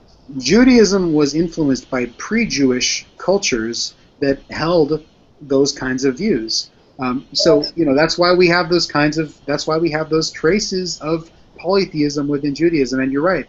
Also within So evolution. Yes. As But, if for the context. That doesn't mean that it's a different religion. I didn't say that. Well, you're saying that it's not 5,000 years old. I'm telling you it is. It's not 5,000 years old because the history denies that. There was no Jewish culture 5,000 years ago. So, I mean, like... Again, we'll go with what Devin was saying. When were these things written down? They were written down at most 500 or 600 BC. And you're calling it 5,000 years old as if this stuff passed word of mouth for 2,000 years and then eventually was written down. Wait. Okay, so how do you know that? How could you possibly know that? There's oral traditions that are written down over here. And he's actually really, I mean, he's pretty much correct. It's about 1250 BC. Yeah, Reuven has got, about when things started being written down. That's only about 3,000 years ago for the Jews. Right. Okay. Yes. Yeah, that's when things started getting written down. The religion itself is older than the writings. Yeah, but calling Jewish history 5,000 years old is a ridiculous stretch. Wait. But again, the context that you're ignoring. Yeah, see, that's the disagreement, Cerebus. Not that the Bible. Wait. Why do you think it took so long? Why do you think it took 2,000 years to write it down? People have been writing since 5,000 years ago or longer. It's because the Jewish religion actually kind of evolved out of what we would refer to as the Sumerian and Babylonian religions. That's why people say that's 5,000 years old, because of the evolution there. You know, there was a strict evolution from polytheism to henotheism, and then eventually to monotheism. That started with the Babylonian and Sumerian cultures, for which Judaism. Well, actually, I mean, you're talking about Sumerian or Assyrian before that. But they're more directly came out of the Canaanite because they're from the same area, and they're influenced by the Babylonians. But their claim is that they came out of Samaria. Samaria is a region. Yeah. Yeah, it's also a civilization. No, it's not. There's a collection of 4 separate city-states that were very, very close in culture, that are historically considered one civilization. Different people, making them different states. Right. They occasionally warred with each other, but they're considered one civilization. How would you call it that? Why would you call it that? Because they're so close to each other. It's just like the Greek civilization. So they're nearby, so they're the same. Like you have the Greeks, which have different city-states, but they're all considered Greek. Sumeria is the same way. Well, let's just think about it like this. They probably wouldn't call themselves the same as their neighbors. So that's how I'm going to talk about it. They would consider themselves part of or they would consider themselves part of Urel, or something like that. But there's, I remember I don't remember the other 4, the other 3 names, but 4 major cities. Sometimes they would fight each other, but they're all considered by historians one civilization, Sumeria. It doesn't mean that they were all allies, but they're part of the single civilization. Let's get back to the original point. And history, I want to say history given an allegory and metaphor is about as useful as a wet fart. Thank you, Cerebus. You're the most reasonable person I've talked to in the last hour. You're very, very smart. Right. If you have qualms with the Bible, I'm not saying you can't have qualms with the Bible. Well, I'm just saying it's something to be verified and not to go off of. I just want to know why you think that. Because this is like, if you're just a biblical literalist, it's one thing to just say the Bible is exactly what it appears to be, which is like this whatever thing. But the historians, the biblical historians, will tell you that this thing was not written, the Old Testament is not more than 2,600 years old. It's like the oldest scripture doesn't date back farther than about 600 BC. So I mean, like, when you say that it's 5,000 years old, you're like millennia away from anything that I've ever heard a historian say. Ben, I just if you want to go with 3,000, if you want to go with the book is 3,000 years old, fine. The religion is older, but the book is probably about 3,000 years old. No, I said that the writings are about 2,500 years old max, based on what I've heard from historians. I'm not just like making this up. I'm just going years old max. 32? Is that you say 32? Yeah. Okay, that's fine. But that's not 5,000. You're skipping 1,800 years. I mean, like, we can't ignore how huge. Well, perfect. That's fine. But I mean, so this shit was just passed down word of mouth. So that's fine. Yeah. Anyway. Okay. Yeah. That aside. Yeah. What's happening here is that you guys are talking. Is that Ben? You're kind of ignoring what I said earlier. In other words, that Clayton is basically saying that when he says the book is 3,000 years old, he's referring to the sources that were used to compose the Old Testament. I actually did say the book was 5,000 years old earlier, which I was referring to the traditions that it came out of as well. Yeah. And usually that's fine, but if we want to get specific with the writings that are contained in the Bible, then the problem with all of this is that if you're going to, 3,200. the problem with all of this is if you're going to say that the word of mouth tradition goes back X number of years, you can make up any number you want. You can say that the word of mouth tradition goes. No, you could. You're talking to could say that. Don't just bullshit. Okay, so why couldn't you say that the word of mouth tradition goes back 10,000 years? Why because you have archaeological evidence. There's no writing. So I mean, why can't you just make up a number? Hold on. Right.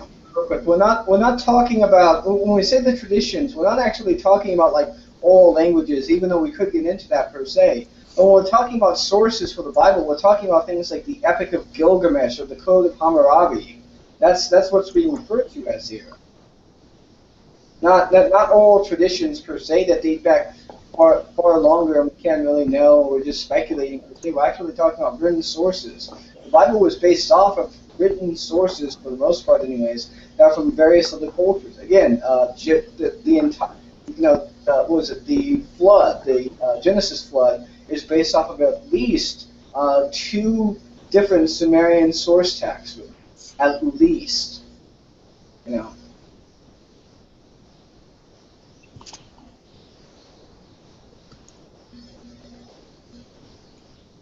What's the topic of the hangout? Whether we have proof for the stories of the Bible, or it started out as a conversation about the Bible generally, where my position is that it is possible that some parts of the Bible are allegorical and that some parts are literal. It's possible. You can read it that way. And Ben is saying that the only way that it can be really interpreted is literal. I guess I don't want to misrepresent you. Go ahead and kind of explain. That seems to be what you're saying. What exactly is your disagreement with me? Well, I said, if sometimes people say, okay, this certain section of the Bible is metaphorical and the other one's literal, and they just interpret it at will depending on whatever's convenient. And I asked, how do you tell which sections are literal and which sections are metaphorical? And I got an answer, something like, you can't. And so I don't understand what value this book. You can't demonstrate it without a doubt what part is allegorical and what part is literal from the same. So why do you care about this book at all? That's what I'm trying to ask you. Why do you care about what this book says? It's an interesting book. It's a great history book. It's a wonderful primary source. It's one of the few written records we have from that area. Homer's Odyssey is awesome. I mean, it's a really good book. People who haven't read it should read it, but they shouldn't place all of their life the way that people do with the Bible. They put their whole life into this book. Okay, so I really like Homer's Odyssey. I really do. It's a good book, but don't invest your whole life into that book. I'm glad you brought up Homer's Odyssey because Homer's Odyssey is a really good example. Because Odysseus probably existed, and you have the Iliad as well, which is much more is considered much more historical, whereas the Odyssey is considered much more of a story, a mythological story about a hero, and they're both written supposedly by the same guy. They have the same author on them. Doesn't necessarily mean that they were written by the same guy, because Homer might have been a sort of pseudonym for storytelling. But one is more of a story and the other is more historical. And there's no... When you just have the book sitting in front of you, there's no way to tell. But you can look at historical evidence, and you can find out more about which one is historical, why it's historical, how it's historical. The same goes with the books of the Bible.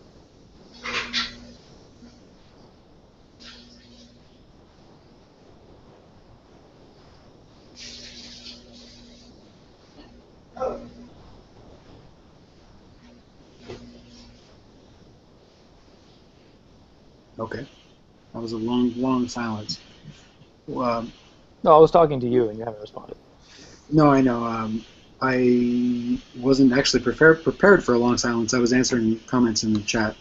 Yeah, I see that. I wasn't intending to get into some kind of big conflict here. I wasn't even sure why I joined this this group. I just saw you guys were active on Google Plus and thought I'd pop in. And so, I'm sure I said some things that were good and some things that were not so good, and that's fine. So I don't take it personal. I mean, I'm not taking it say personally either. It's just no, yeah, that's fine. we're talking about a book. Yeah, I mean, it's a book that I take no more or less seriously than other mythological texts, and you seem to take it more seriously than you would take Greek mythology or Roman mythology. I think you're giving it a sort of privileged position that it doesn't deserve. Actually, the closest comparison that I made was Greek mythology. Okay. I drew the line directly to Iliad and Odyssey not 10 seconds ago. Perfect. So, I mean, like, when you're talking about, is it historical or is it mythical or is it this or is it that? I mean, we could go down that same path with any version of mythology we want. We could say, Did you not hear anything that I said on the Odyssey or the Iliad? No, I did. I'm just. That's exactly the distinction. Seem to be what I'm trying to talk about is the way that modern humans actually interpret these texts, and so you're talking from some kind of like historical perspective of the way that scholars look at this, and I'm talking about the way that modern humans actually talk about these things. Okay, the people that I actually engage with, like my own mother. Okay, my mother, my brother, my sister, will read Genesis and think that shit actually happened. Okay, so like fine, they're misinformed. Fine, perfect. That's wonderful. But you're writing off a huge number of people. Like, because with what you're saying, it makes just as much sense for me to say that my brother's or let's assume that I have an evangelical brother. My evangelical brother's understanding of evolution is this, therefore evolution is wrong. Yeah. Okay. And that doesn't make any sense to me. When I'm not actually saying that. I'm just trying about evolution. Then you're saying, well, no, that's not what my brother thinks. Well, fine, that's not what your brother thinks. I don't care what your brother thinks. I'm trying to engage with the Christianity that people actually live with day to day. And you're engaging with a kind of faux Christianity. No, I'm not. The Christianity that you're talking about is not the one that I've actually seen in my life. I know you're drunk. Ben, I know you're drunk and a bit intoxicated, but I'm not drunk. I'm not drunk, brother. Listen to me. I'm talking about the Christianity that I've actually experienced in my life. Clayton's not defending Christianity. Yeah. Well, I'm not talking about Christianity. I'm talking about a book. Well, the text is crucial to Christianity. The only reason that we even are talking about this. Clayton isn't a Christian. He said that like 3 times before. I know, and I think that's important to note. He says he's not. He says he's. I'm a pagan with a history degree, and that's the context you're getting. Is a conversation about a book from a pagan with a history degree. And I used to be a Christian, and while I was a Christian, I believed this way. And you think that the Bible is 5,000 years old? 5,000 years old. If I'm going to be historically, and I've already explained that comment. Fine. Okay, that's I fair. have. That's it. Okay, that's fine. So if you have any questions about it, specific, then I'm happy to answer. Unsupportable. It's completely unsupportable. But whatever. Have you ever studied history? Nah, I'm not a history major, as if that was some kind of thing to brag about. I'm not a history major. I don't know all the things Somebody else talking, because I can't. Anyway, you're saying history major as if that's something to brag about. What do you mean by that? I mean, like, so you're a history major, so what? I mean, like, so does that make you what? Are you saying that because you say something that it's true? Look, I'm telling you. No, I'm saying that I understand. I'm not claiming to be an expert about anything, but when I have looked into this, Christians that I've talked to they try to claim that that biblical history goes back way further than it actually does. The max that I've actually tried to been able to verify is 25 or 2,600 years old. They think that their history goes back like to Adam, as if Adam were a real person, but it doesn't. Okay, so I mean, like, I'll look up. Look, if you want to drop some links in the chat, please do. I want to research this. I want to learn more. You know, show me where I'm wrong. Please do that. But I've looked into this as much as I could, and 5,000 years is an enormous stretch. Look around on the internet. The internet is a hub of knowledge. Do you think that there's a better source of information than the internet, smart guy? I mean, like, are you really going to play that game? Does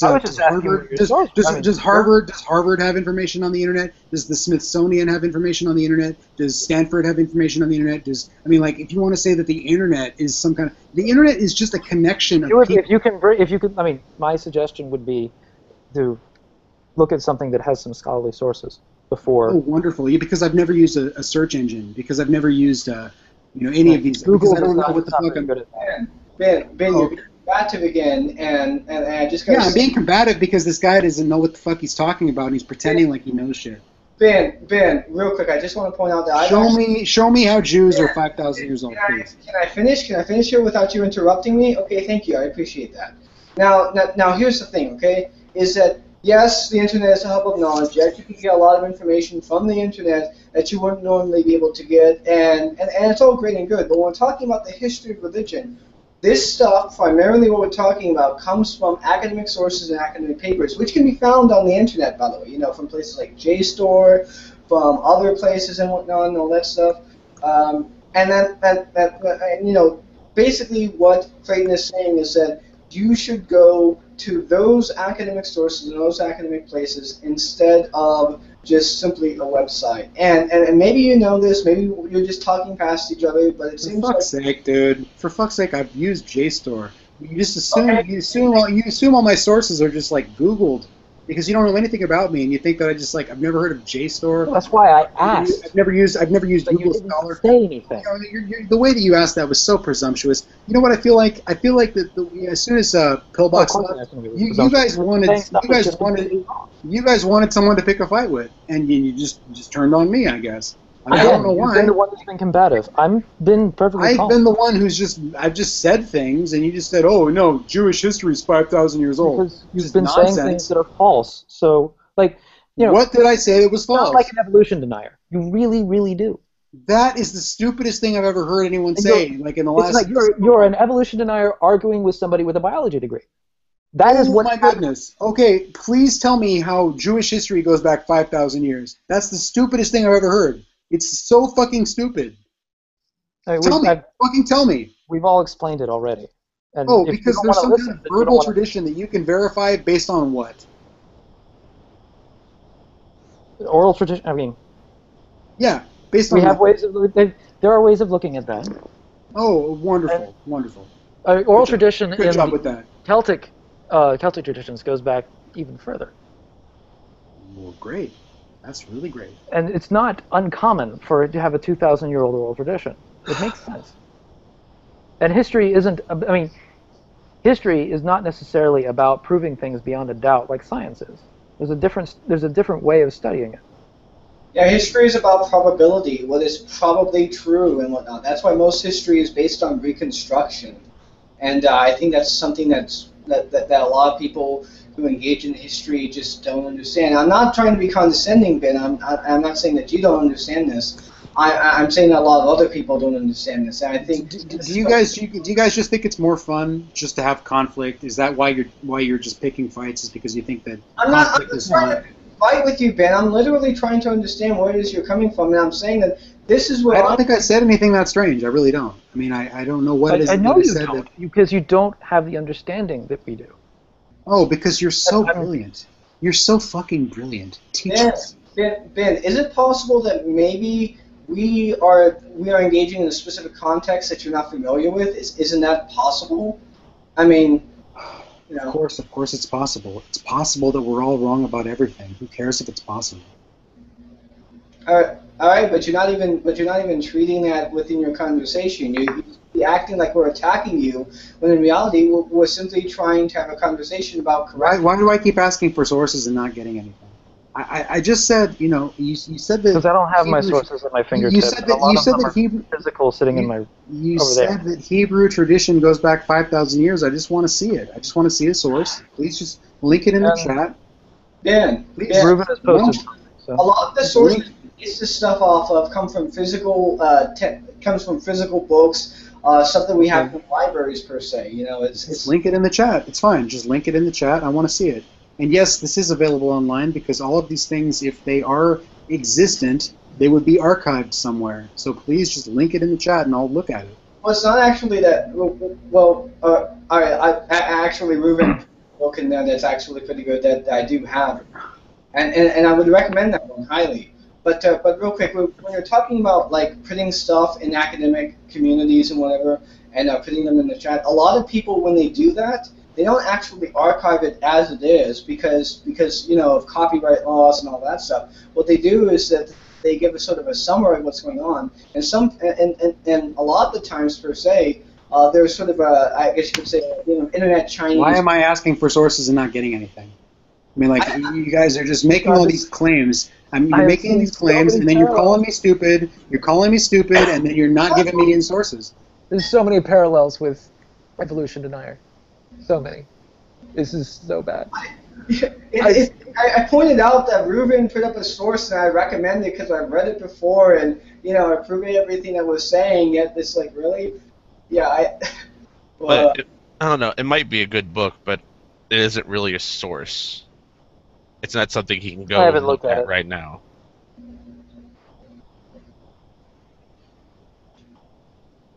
Well, that's kind of the thing, though, is a lot of people seem to want like information now instead of realizing that you might want to.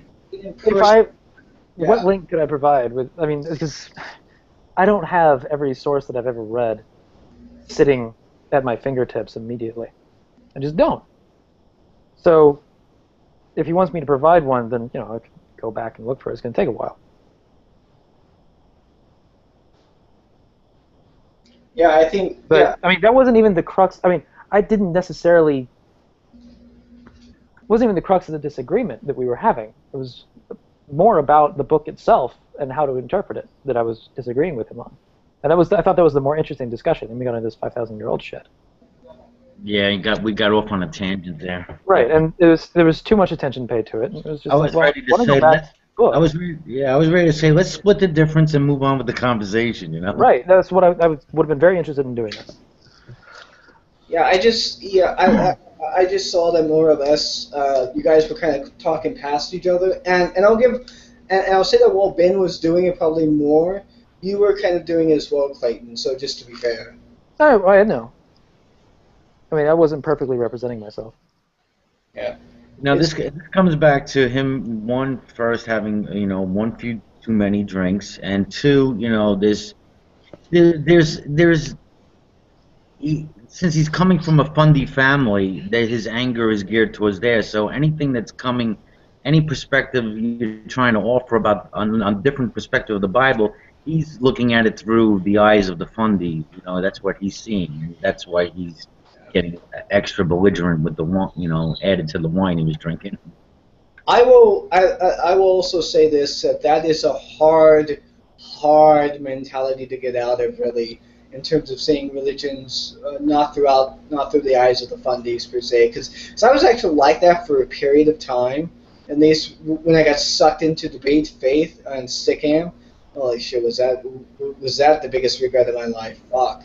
But yeah, it is sort of a hard mentality to break from, really. And I'm not trying to be condescending if he's going to listen to this, really. I'm just simply saying that was the case. Oh, and if you're listening, Ben, I just want to say here that Reuven was the one who kicked you, and he says, and I quote, "Okay, enough. Come back when you're sober, Ben." Unquote. So it wasn't anything to do with the fact that we were ganging up on you or anything else. You were getting a little bit belligerent, and I guess Reuven took action. At least that's what I'm assuming. Yeah, I mean, I think the common thread that I always find when people deconverting from Christianity is and I went through it. There's this phase of anger, and some for it takes longer, and others, every situation is different. And so with that anger, and then again, with the drinking, which just magnifies anything you're discussing, just been in a really bad light. And I'm sure he's going to regret this after he goes sees it and everything. So It just seems a little peculiar. Like people have a problem with drinking and being belligerent now. What happened? no, no all I'm offense, saying but is this that room is usually, this room is usually people belittle each other all the time in here. So all of a sudden, Well, I don't really see what I'm trying to. I guess what I'm trying is what Ben was saying wasn't really that bad. We get people worse in here all the time, and they get to run wild.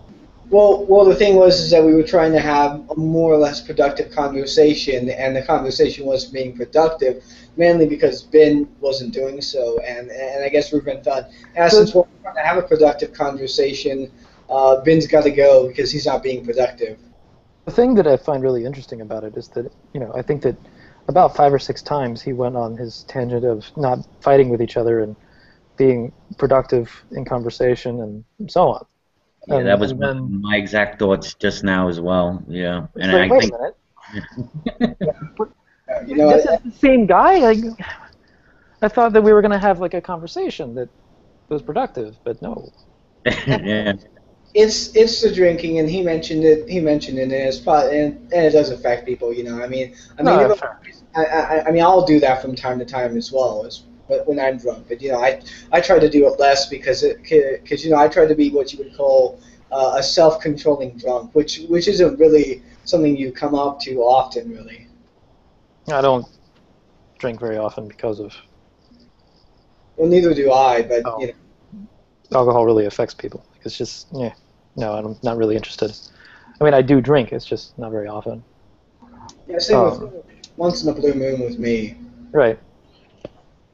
At a jovial social event, I see reason for alcohol. Yeah. In general, this doesn't make sense. But I'm not going to judge him completely on it until he does it again when he's sober. Okay. Okay, to change the topic, John, were you referring to Pillbox before? No, I think it was. Is it Arcane? Is he a pre-sup as well? Oh, was Arcane in here again yesterday? No, I think it was the conversation you were having. You talking about what I was mentioning in the chat before to you? Yeah. Yeah, I think it was a conversation you were having with Arcane. I think he's a pre-sup. I want to make sure I get the. You were having a conversation with him, and you were leading him back into the Bible, and and I think the way you were going was to show that he has to presuppose even the writers of the Bible, were listening right. I think you were going kind of in that direction, if you remember that conversation. Oh yeah, I was just trying to prove that there's no way he could know, where it came from if they were truthful. Yeah, I think. Yeah, I mean, it was going well, but then I think in that chat it got derailed from something else, and it was like, shit, man, I wanted to see you question him because it was going really well. Yeah, but that happens about 90% of the time. Is the person I'm questioning will say something not really pertaining to the line of questioning to piss someone else off. Yeah, and then someone else interjects, and then it gets all starts jumping on. Yeah, I've seen that happen. I hate that. That's why the second time I started questioning them, I told everyone to mute their mics. It's like here when we just got derailed with the whole "how old is the New Testament" thing. It was right. Oh, it was. Yeah.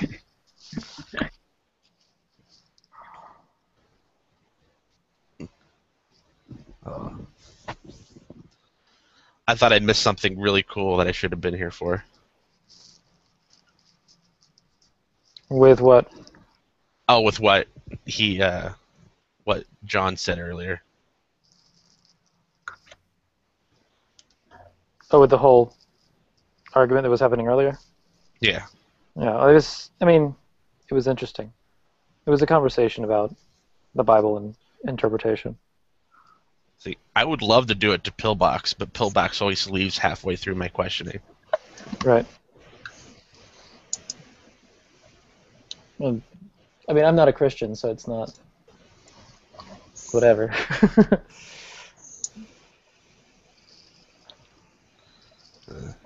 He gets really upset when he starts blatantly just saying you're lying or you're wrong, and you should always just respond, baby, I don't know. Maybe I am wrong, but that's not what we're talking about.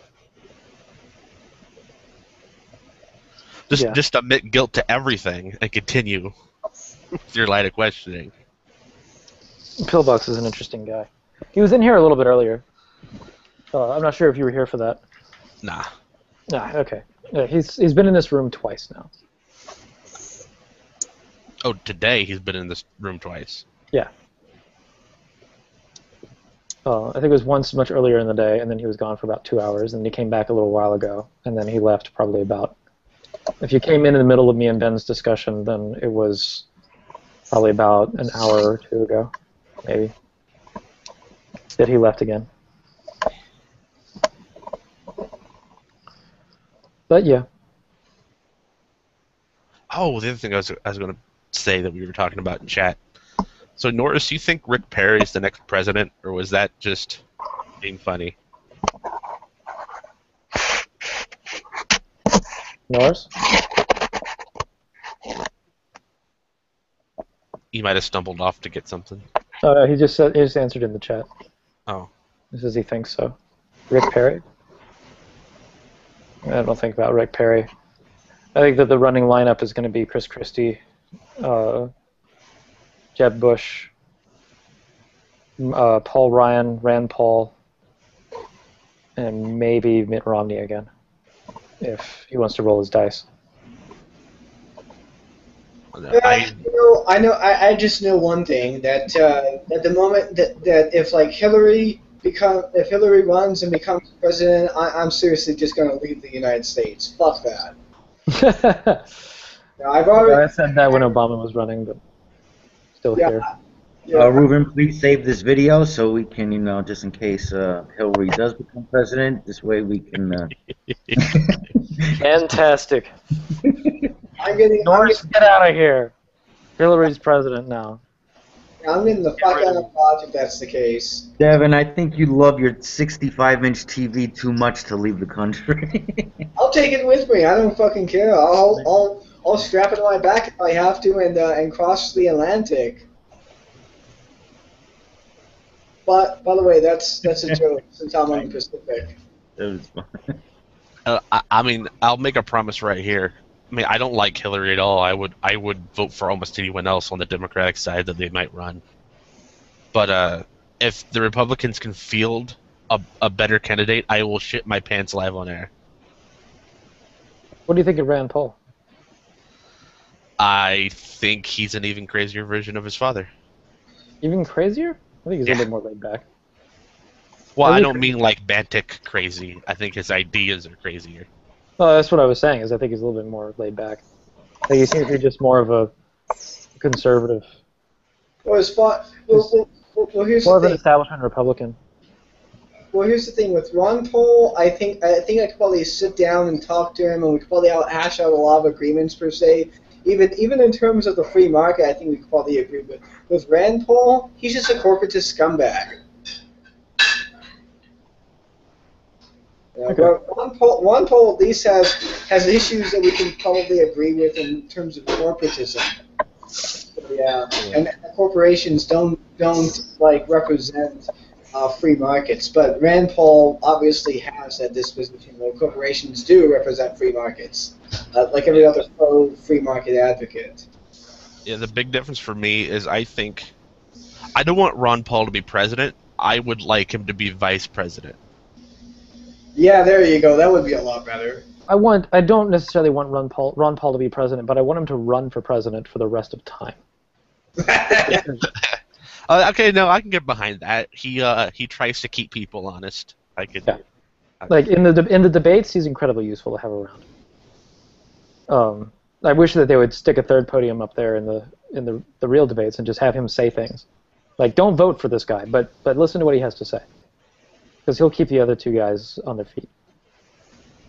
A third party in the Republican debate? Are you kidding me? The organization that run the debates aren't going to allow that, simply for the fact that they were created for that explicit purpose.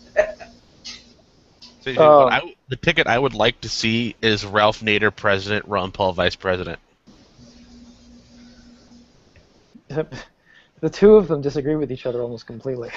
I know, but that's what I want. Like, the couple things that Ralph Nader wouldn't want to do that might be a good idea, Ron Paul would be there bitching at him the whole time about him. So I think it would get some play.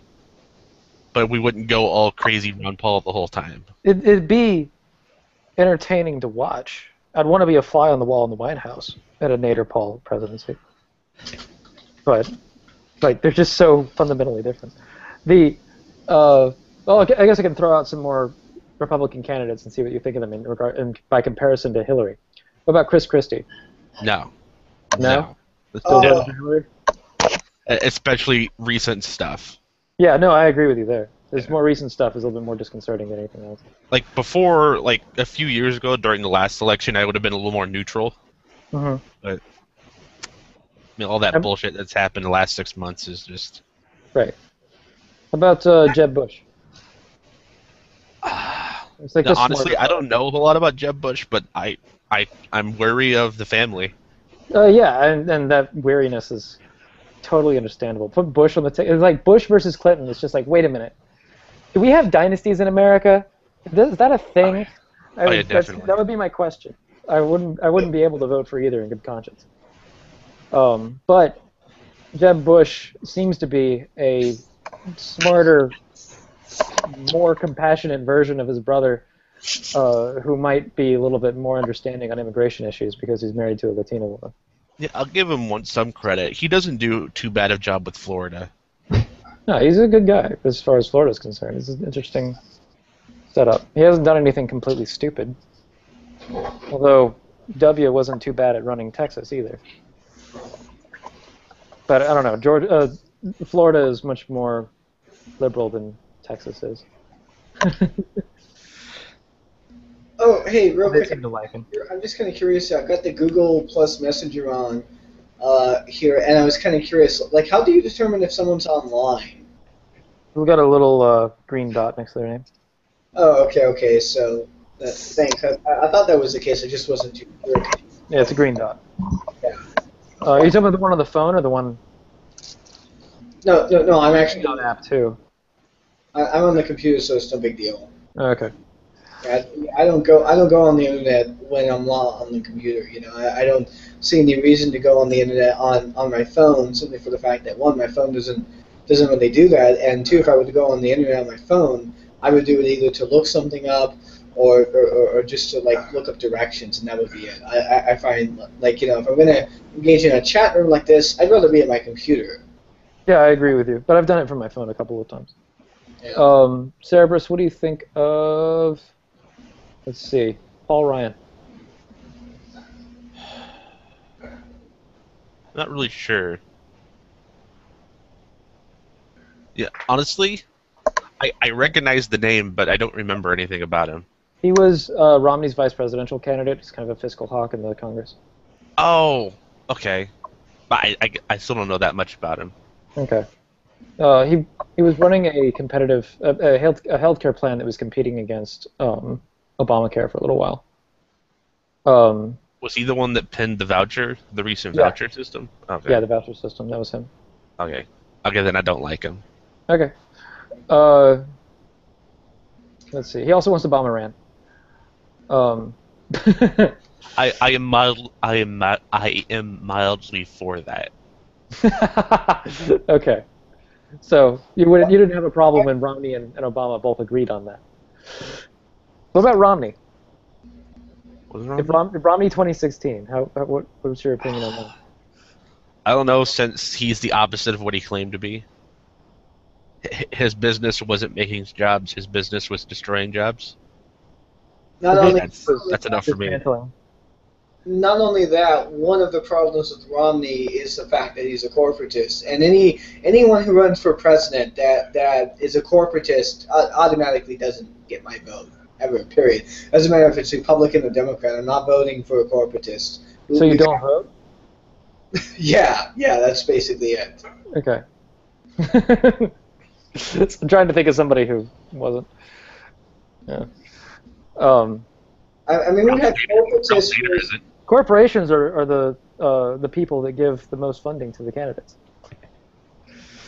Corporations are not people; they're organizations. No, I mean, I knew that was going to get a rise out of you. That's why I said it. I know. That's why I kind of said it with a smile on my face. Listen, asshole. Yeah, asshole. Marco Rubio. No. No. Straight up no. Why? Yeah. There was something in the news. You're racist against him, aren't you? One second here. You just don't like Cubans. I mean, other than he's like the token guy in the Republican Party. There's something that happened here recently, and I'm trying to look Susan Martinez. It was on TYT about him. The Young Turks? Yeah.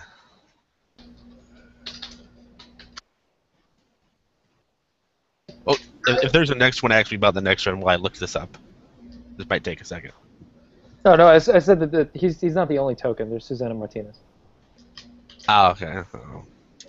Oh, hey, Clayton. She's actually Mexican, or of Mexican descent. I want to share something with you, Clayton. Here, have you ever heard of the series called Culture in Decline by any chance? No. Yeah, it's somewhat of an internet series done by Peter Joseph. He has like one episode, the first episode that he does called "What Democracy." I think would ring pretty true to you, especially the issue that you put out about dynasties. He makes somewhat of a comparison about how the people who tend to run for political office nowadays tend to be rich, well-to-do businessmen who, for the most part, make a lot of money. And he made a joke about feudalism, and I thought that was pretty. I think you'd enjoy this bit, even though you might not agree with his political stances. Hey, is Marco Rubio the one that broke the teachers' union? I don't know if he broke the teachers' union. I have no idea. He's the guy who took the awkward sip of water responding to somebody in a response speech. Let's see if I can find out. Awkward That doesn't bother me. He was just thirsty. I remember that too. Yeah. Nothing has frustrated me more. Here we go. And he's a maybe on the running. He keeps saying he's not going to, but you know everybody says they're not going to before they do. Yeah, they say we're not going to in a very special way to get everyone excited about it. I am definitely not maybe probably gonna run.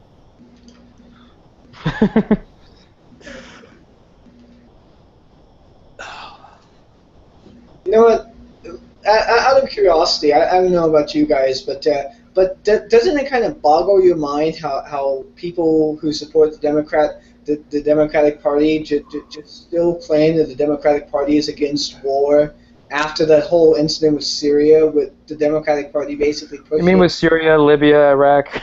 Yeah, that shit. And Uganda. Yeah, it's like why do you keep saying that the Democrats are not for war when they clearly are? The anti-war movement pretty much died when Obama got into office, and it hasn't really been able to kick up since then, even though we've gotten involved in several conflicts or threatened to get involved in another conflict. Well, the anti-war movement is actually still going strong, and they're really... It's nowhere near as strong as it was in like 2004. Nowhere near. Well, when I say it's still going strong, and I mean that there are still a lot of protests going on, really. Yeah, I mean, it still exists. Happening like every other week, per se, throughout the entire country. But the thing is that the entire media establishment and the Democratic Party are just ignoring them. Because from 2004 to 2008, it was going really strong. Like, there were crowds you couldn't ignore. That's the distinction that I make. Because it used to be really, really strong. I don't deny that it's still around, but... Yeah, and yet, for some reason, that the people who were against Bush are now, for the same reasons, somehow are for Obama, even though like they should be against Obama because they were against Bush for pretty much what Obama is doing. You know, like I remember all the arguments against Bush, like the Patriot Act and the Iraq War and all this other stuff, and oh my God. And then with Obama, you have the NSA, you have the NDAA, you have the Patriot Act reconfirmed, you have the Iraq War, the Libya invasion, the Uganda forces going over there, threatening to invade Syria until just clamoring, and the British managed to stop him. Yeah. Hey, Michael, if you're listening, where the fuck is the documentary about those, huh? Oh, that's right. Oh, that's right. You only make it when a conservative's in office. Yeah. Oh, you know who I would like to see be in the primary? I don't want him to win, but Who? Sam Brownback. I want to see Rick Santorum again. I think that Rick Santorum is a fantastic person to just kind of have around. I hate that he winds up getting support, though. He probably will run again because he finished off the last time doing pretty good. He got support because basically support was just kind of being passed around like the Village Bicycle. Right. No, it totally was. It was like a, party whore. The not Romney support. Just kidding. Yeah, I hate you Republican are people. Romney or you are not Romney, and not Romney seems to be doing pretty good right now. Yeah, Republican people, you should just come to the realization that the people in your party that they're running do not represent you in any way. Well, that's because the Tea Party has pretty much held the Conservative Party hostage. They do. That was part of the disagreement. That's the reason why there was a not Romney candidate, is the Tea Party kept flipping around. Oh shit! Wow, it's that time again. Fuck. So sorry about that, guys. But I gotta go. There's another chat. There's another chat room I've got to be in. Actually, I have to go too because I got to wake up early tomorrow. Yeah. Okay. So, anyways, talking to you. I'll see you guys later. All right. See you. Bye bye. He's done. Oh, jeez. Brother John, your avatar is scary.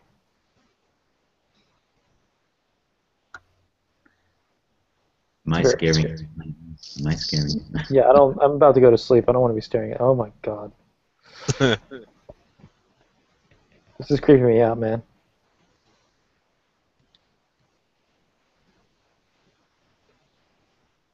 Why am I staring at this? I'm going to bed. Good night. Night. You guys are crazy. Good night, Clayton.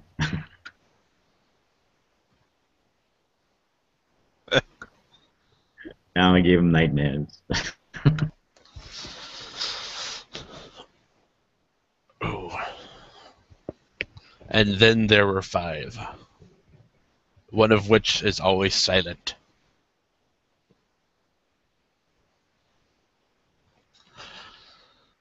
Oh, freaking.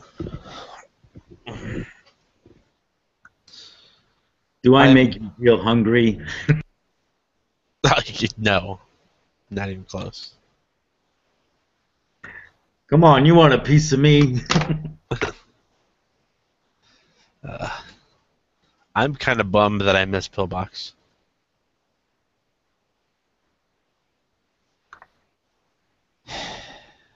Yeah, he came in here. He was at the. He was with. I don't know who he was with, but he went to see the Rocky Horror Show, and he was complaining about all these people that Go to the Rocky Horror Show.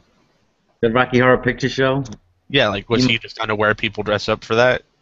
I don't know, but he was saying how crazy it was. Like, yeah, you should expect this. I mean, isn't the main character like a transsexual? Why is Pillbox going to that? I don't know. Maybe. Well, he has a. Maybe it's his atheist friend. I don't know that invited him. I don't know. We didn't get into that, but that's how he came into the room because there was a lot of noise going on, and it was crazy at first until he got away from the crowd. But yeah, I wanted to ask him why was he there.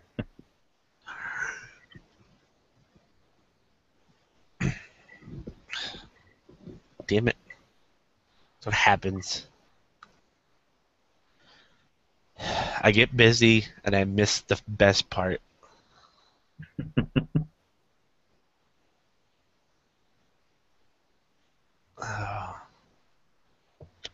Did anyone see what Alex Botten did? No. He went into True Empiricism's Hangout and basically just caused a giant clusterfuck. Hello. Who's that? Sky Daddy. Oh God, that must be John. No. I came in the other night as Jello Shots. I meant to use this name. Oh. Okay. No, we have a guy, John May. He comes in here. He's always, referring to God as the Sky Daddy. Yeah. It's I took this name way back when I used to hang out in Debate Faith on Stickum. Oh wow. I'm the flying invisible Sky Daddy.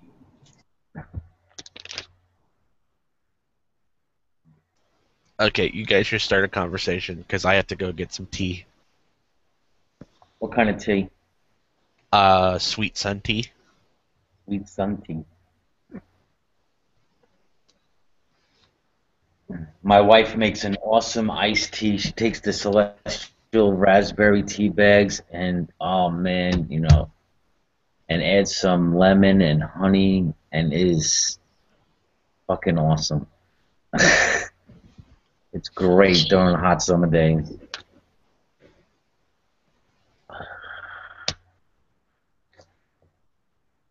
I was just putting on some clothes here so I could get on camera. Thanks. Yeah, well, I normally don't like to wear clothing while I'm sitting around on the internets. I find clothing just gets in the way, Yeah, I guess, especially when you're watching porn, I guess.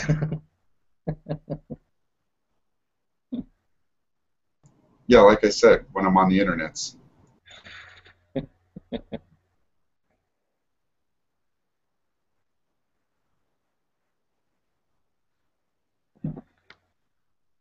In fact, something I really used to enjoy doing in chat rooms was like always having porn going in my background. So when I'd open up my mic to talk, I'd be like in some religious chat room or, Debate Faith or Defend Your God or some room like that, and every time I'd open up the mic, I'd start talking, trying to say the most,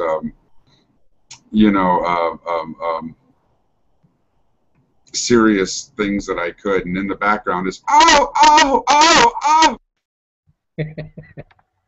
I vaguely remember some of those times back in the game.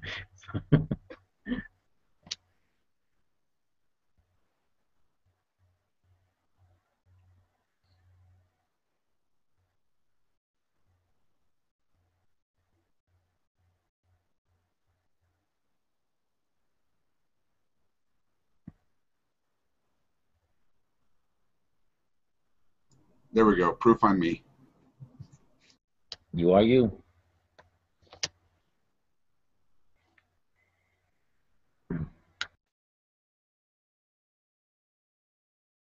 I understand, though. You use a name like Sky Daddy, and it could be just any atheist trolling, right? No, there's this guy, John May. He's not a troll. He's very comical, actually. It's quite amusing. But he just, he uses that name as poking fun. So I thought maybe he was coming in here with a different name just to play a joke.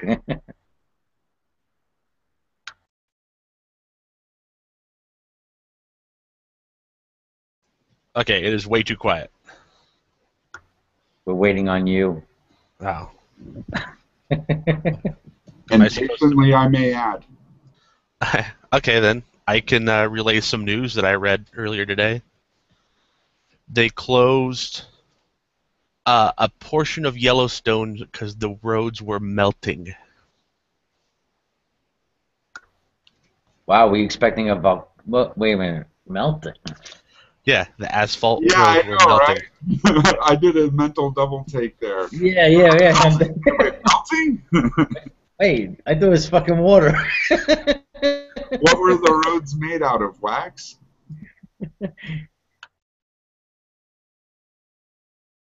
Like, are they using anything weird to make their roads there in Yellowstone, or is it like, asphalt or whatever? Asphalt. Actually, I would assume it's some kind of asphalt concrete mixture, like they have around high traffic, like school areas. But let me find it here again.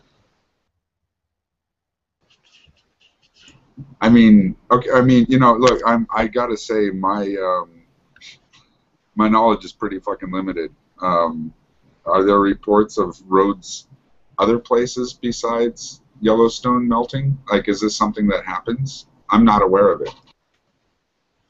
Not really. I mean, roads don't usually melt.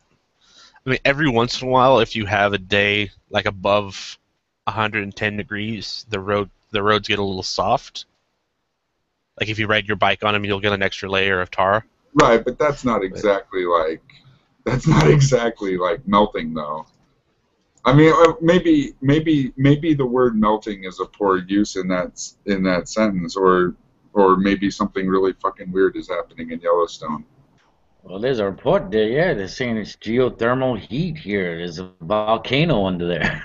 Well, yeah, I mean it's one giant fucking volcano. Let's see. It's apparently Firehole Lake. It's the area where the roads were melting, so they closed it.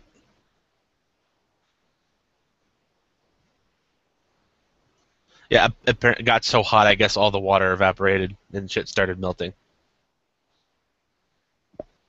Well, I guess that's why that geyser goes off all the time, right? Because of all the heat under there. Yeah.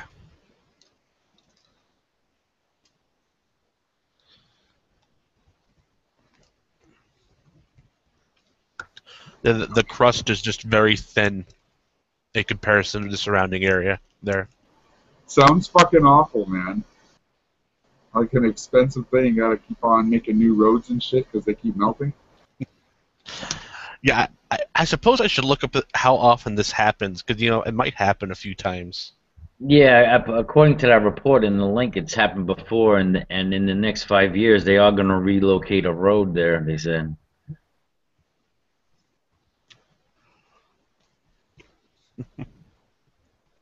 That's just...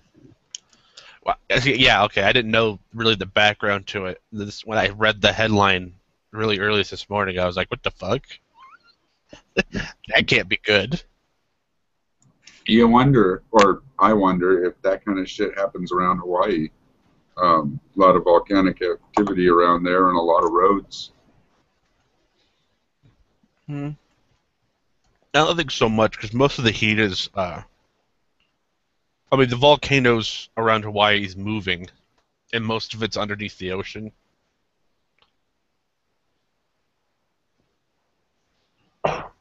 I find it like crazy. It's like all these, natural things that happen, and yet we continue to rebuild in some of these same areas. Have you ever been to Salt Lake City? No, I haven't. On the last time I was there 3 years ago, you can look out on the side of the road and see where all the previous highways were built, because the whole region's sinking. And they rebuild a few sections of the highway around there like once every couple of years because the water keeps on rising. Yeah. Man's continual attempt to dominate nature. I'm telling you, nature never wanted man to live there anyway, Okay, we'll make this place so hot and unbearable that the ground will be made of salt. Now no one will come. It's like you have a party and you don't really want anyone to show up, so you tell them they got to bring food and their own drinks, and don't talk too loud upstairs.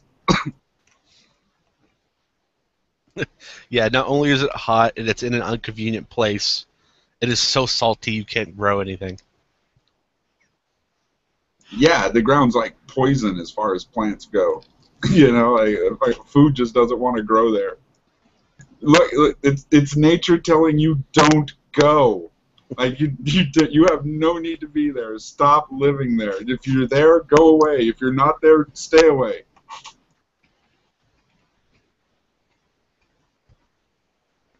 Has anyone been to Hell's Oven in Death Valley? No. I hope I never have to go to some place called Hell's Oven. It is awesome. It's like, hey, welcome to the devil's asshole. I was there on a trip from college, and we measured the temperature somewhere in the range like 130 degrees. Like the bones that were in there were like just charred, baked. Yeah, that's it's like terrible. Yeah, it's like sitting in an oven.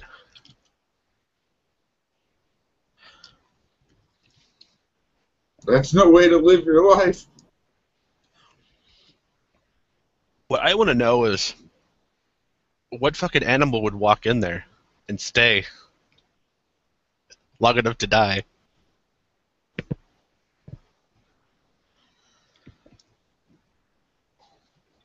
I mean, maybe If the animal's not going there, I should fucking tell you something, right? Yeah. Maybe people.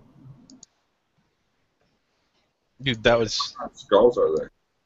That trip was such a cool trip. If I would have known how cool it would have been, I probably would have been a geologist. We spent a couple summers like mapping. And seeing lots of cool shit. I saw a kangaroo in the woods. Someone lost their pet kangaroo.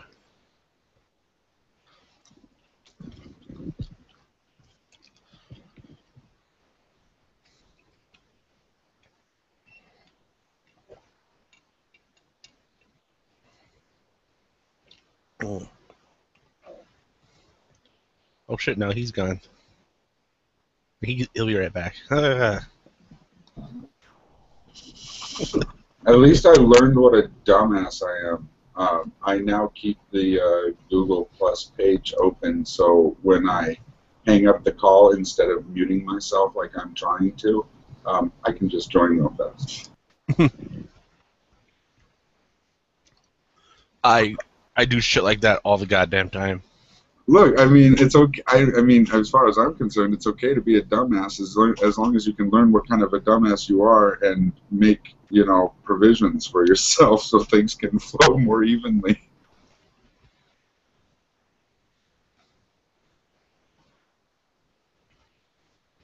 I'm getting talented at dealing with my dumbassness. Dumacity? I like that one, dumacity. Yeah, I like that one too, dumacity. It's great. Here, I got a news site for you that I usually go to first.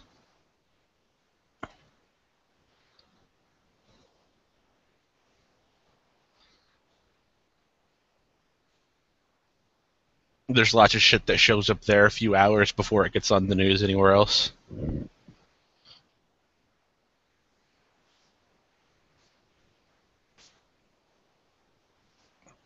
How? Usually the people that are signed up to be their partners, they go out and with their cameras and stuff when something happens and they post it on there. So it's coming directly from the people that live where shit's happening.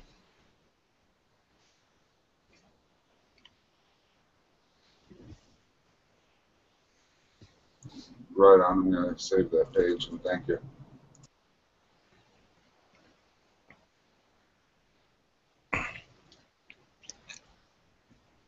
I mean, I'm going to save that page, and I do thank you.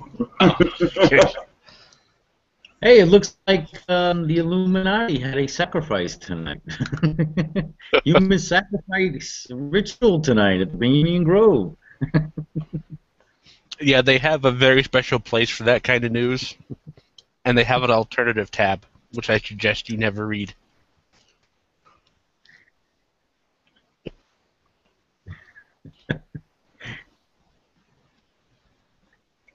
Well, this is one of the, well, it was like on the front page. It was one of the links on the front page. Conspiracy, under conspiracy theories. Like, there we go. Oh yeah, the front page just gives you like the newest articles.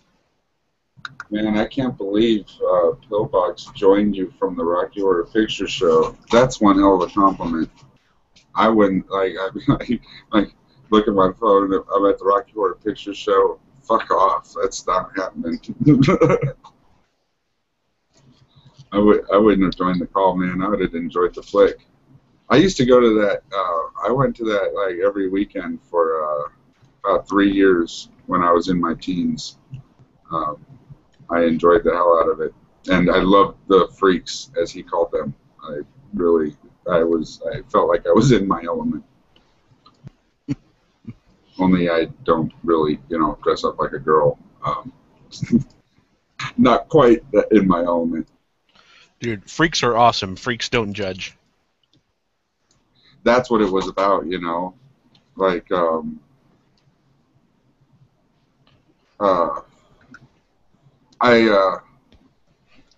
I'm personally one of those kind of people that try not to judge, those kind of people, whoever those kind of people are. You gotta personally offend me for me to get upset with you, But I've found myself on the outside of a lot of groups, just out of dumb luck. I applied for a dishwashing position in my teens at this restaurant, and it just so happened that most of the staff there happened to be gay, and holy shit! I got called names. They called me breeder. I guess that was their version of calling me a faggot or whatever. They called me breeder.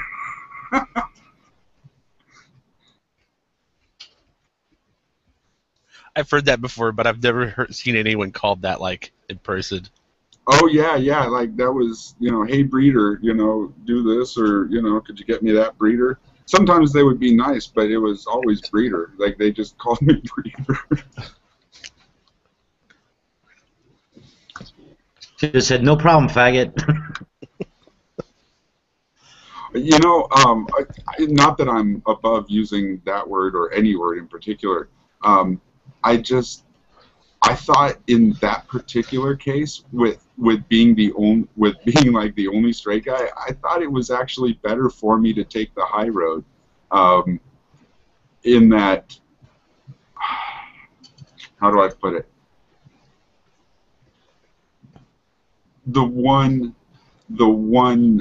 voice that was a differing opinion there, I didn't want it to be even a cute kind of joking hate. You know what I mean? I thought it was important that my one differing voice was one of love. If you guys are going to make me different than you, then I'm going to be the loving one. Y'all assholes are hateful. If I have to be different, then I'm the loving one. Them's the rules. Like, if you're going to make me separate, fine. But I get to be the good guy. I would have to give everyone a name that's a pun of some sort of pirate. That would take some work, though.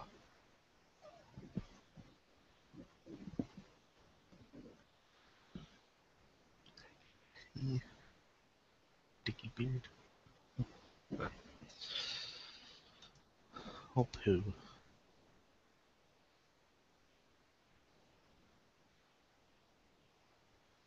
Ah. Well, I never noticed that before.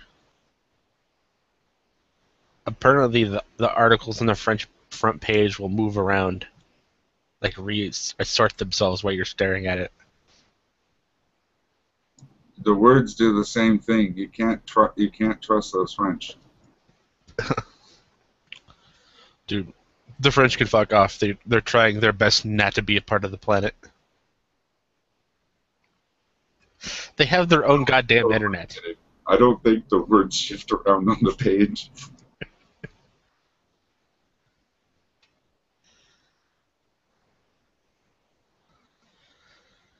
Let's see.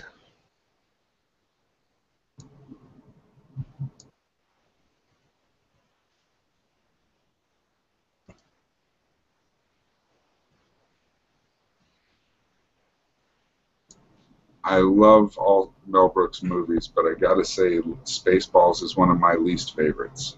I still love it. It's a great movie.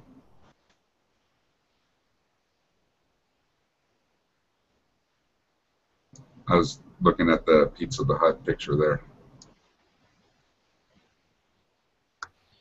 Oh. You want a piece of me, Sky Daddy? You want a piece of me? You're delicious, boss. I know I'm delicious. Mm-hmm. Eat me. That's how he died. He got stuck in an elevator and wound up eating himself to death.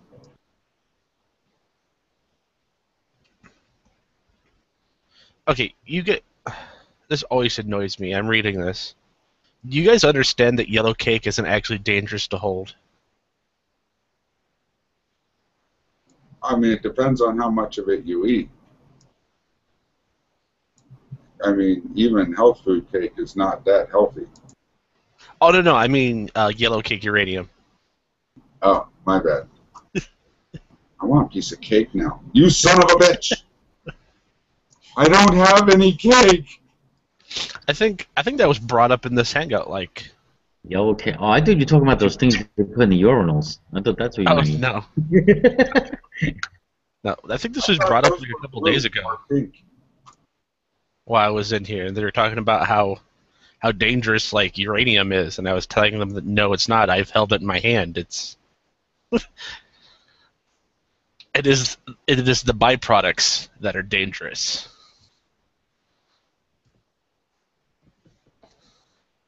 Like every high school chemistry lab, and well, I mean, colleges and universities too, all have yellow cake uranium in them.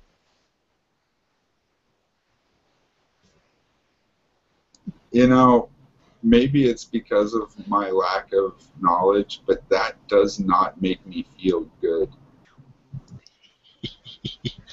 The amount of radiation it gives off is it's so minute. Like you get way more radiation from flying in a plane.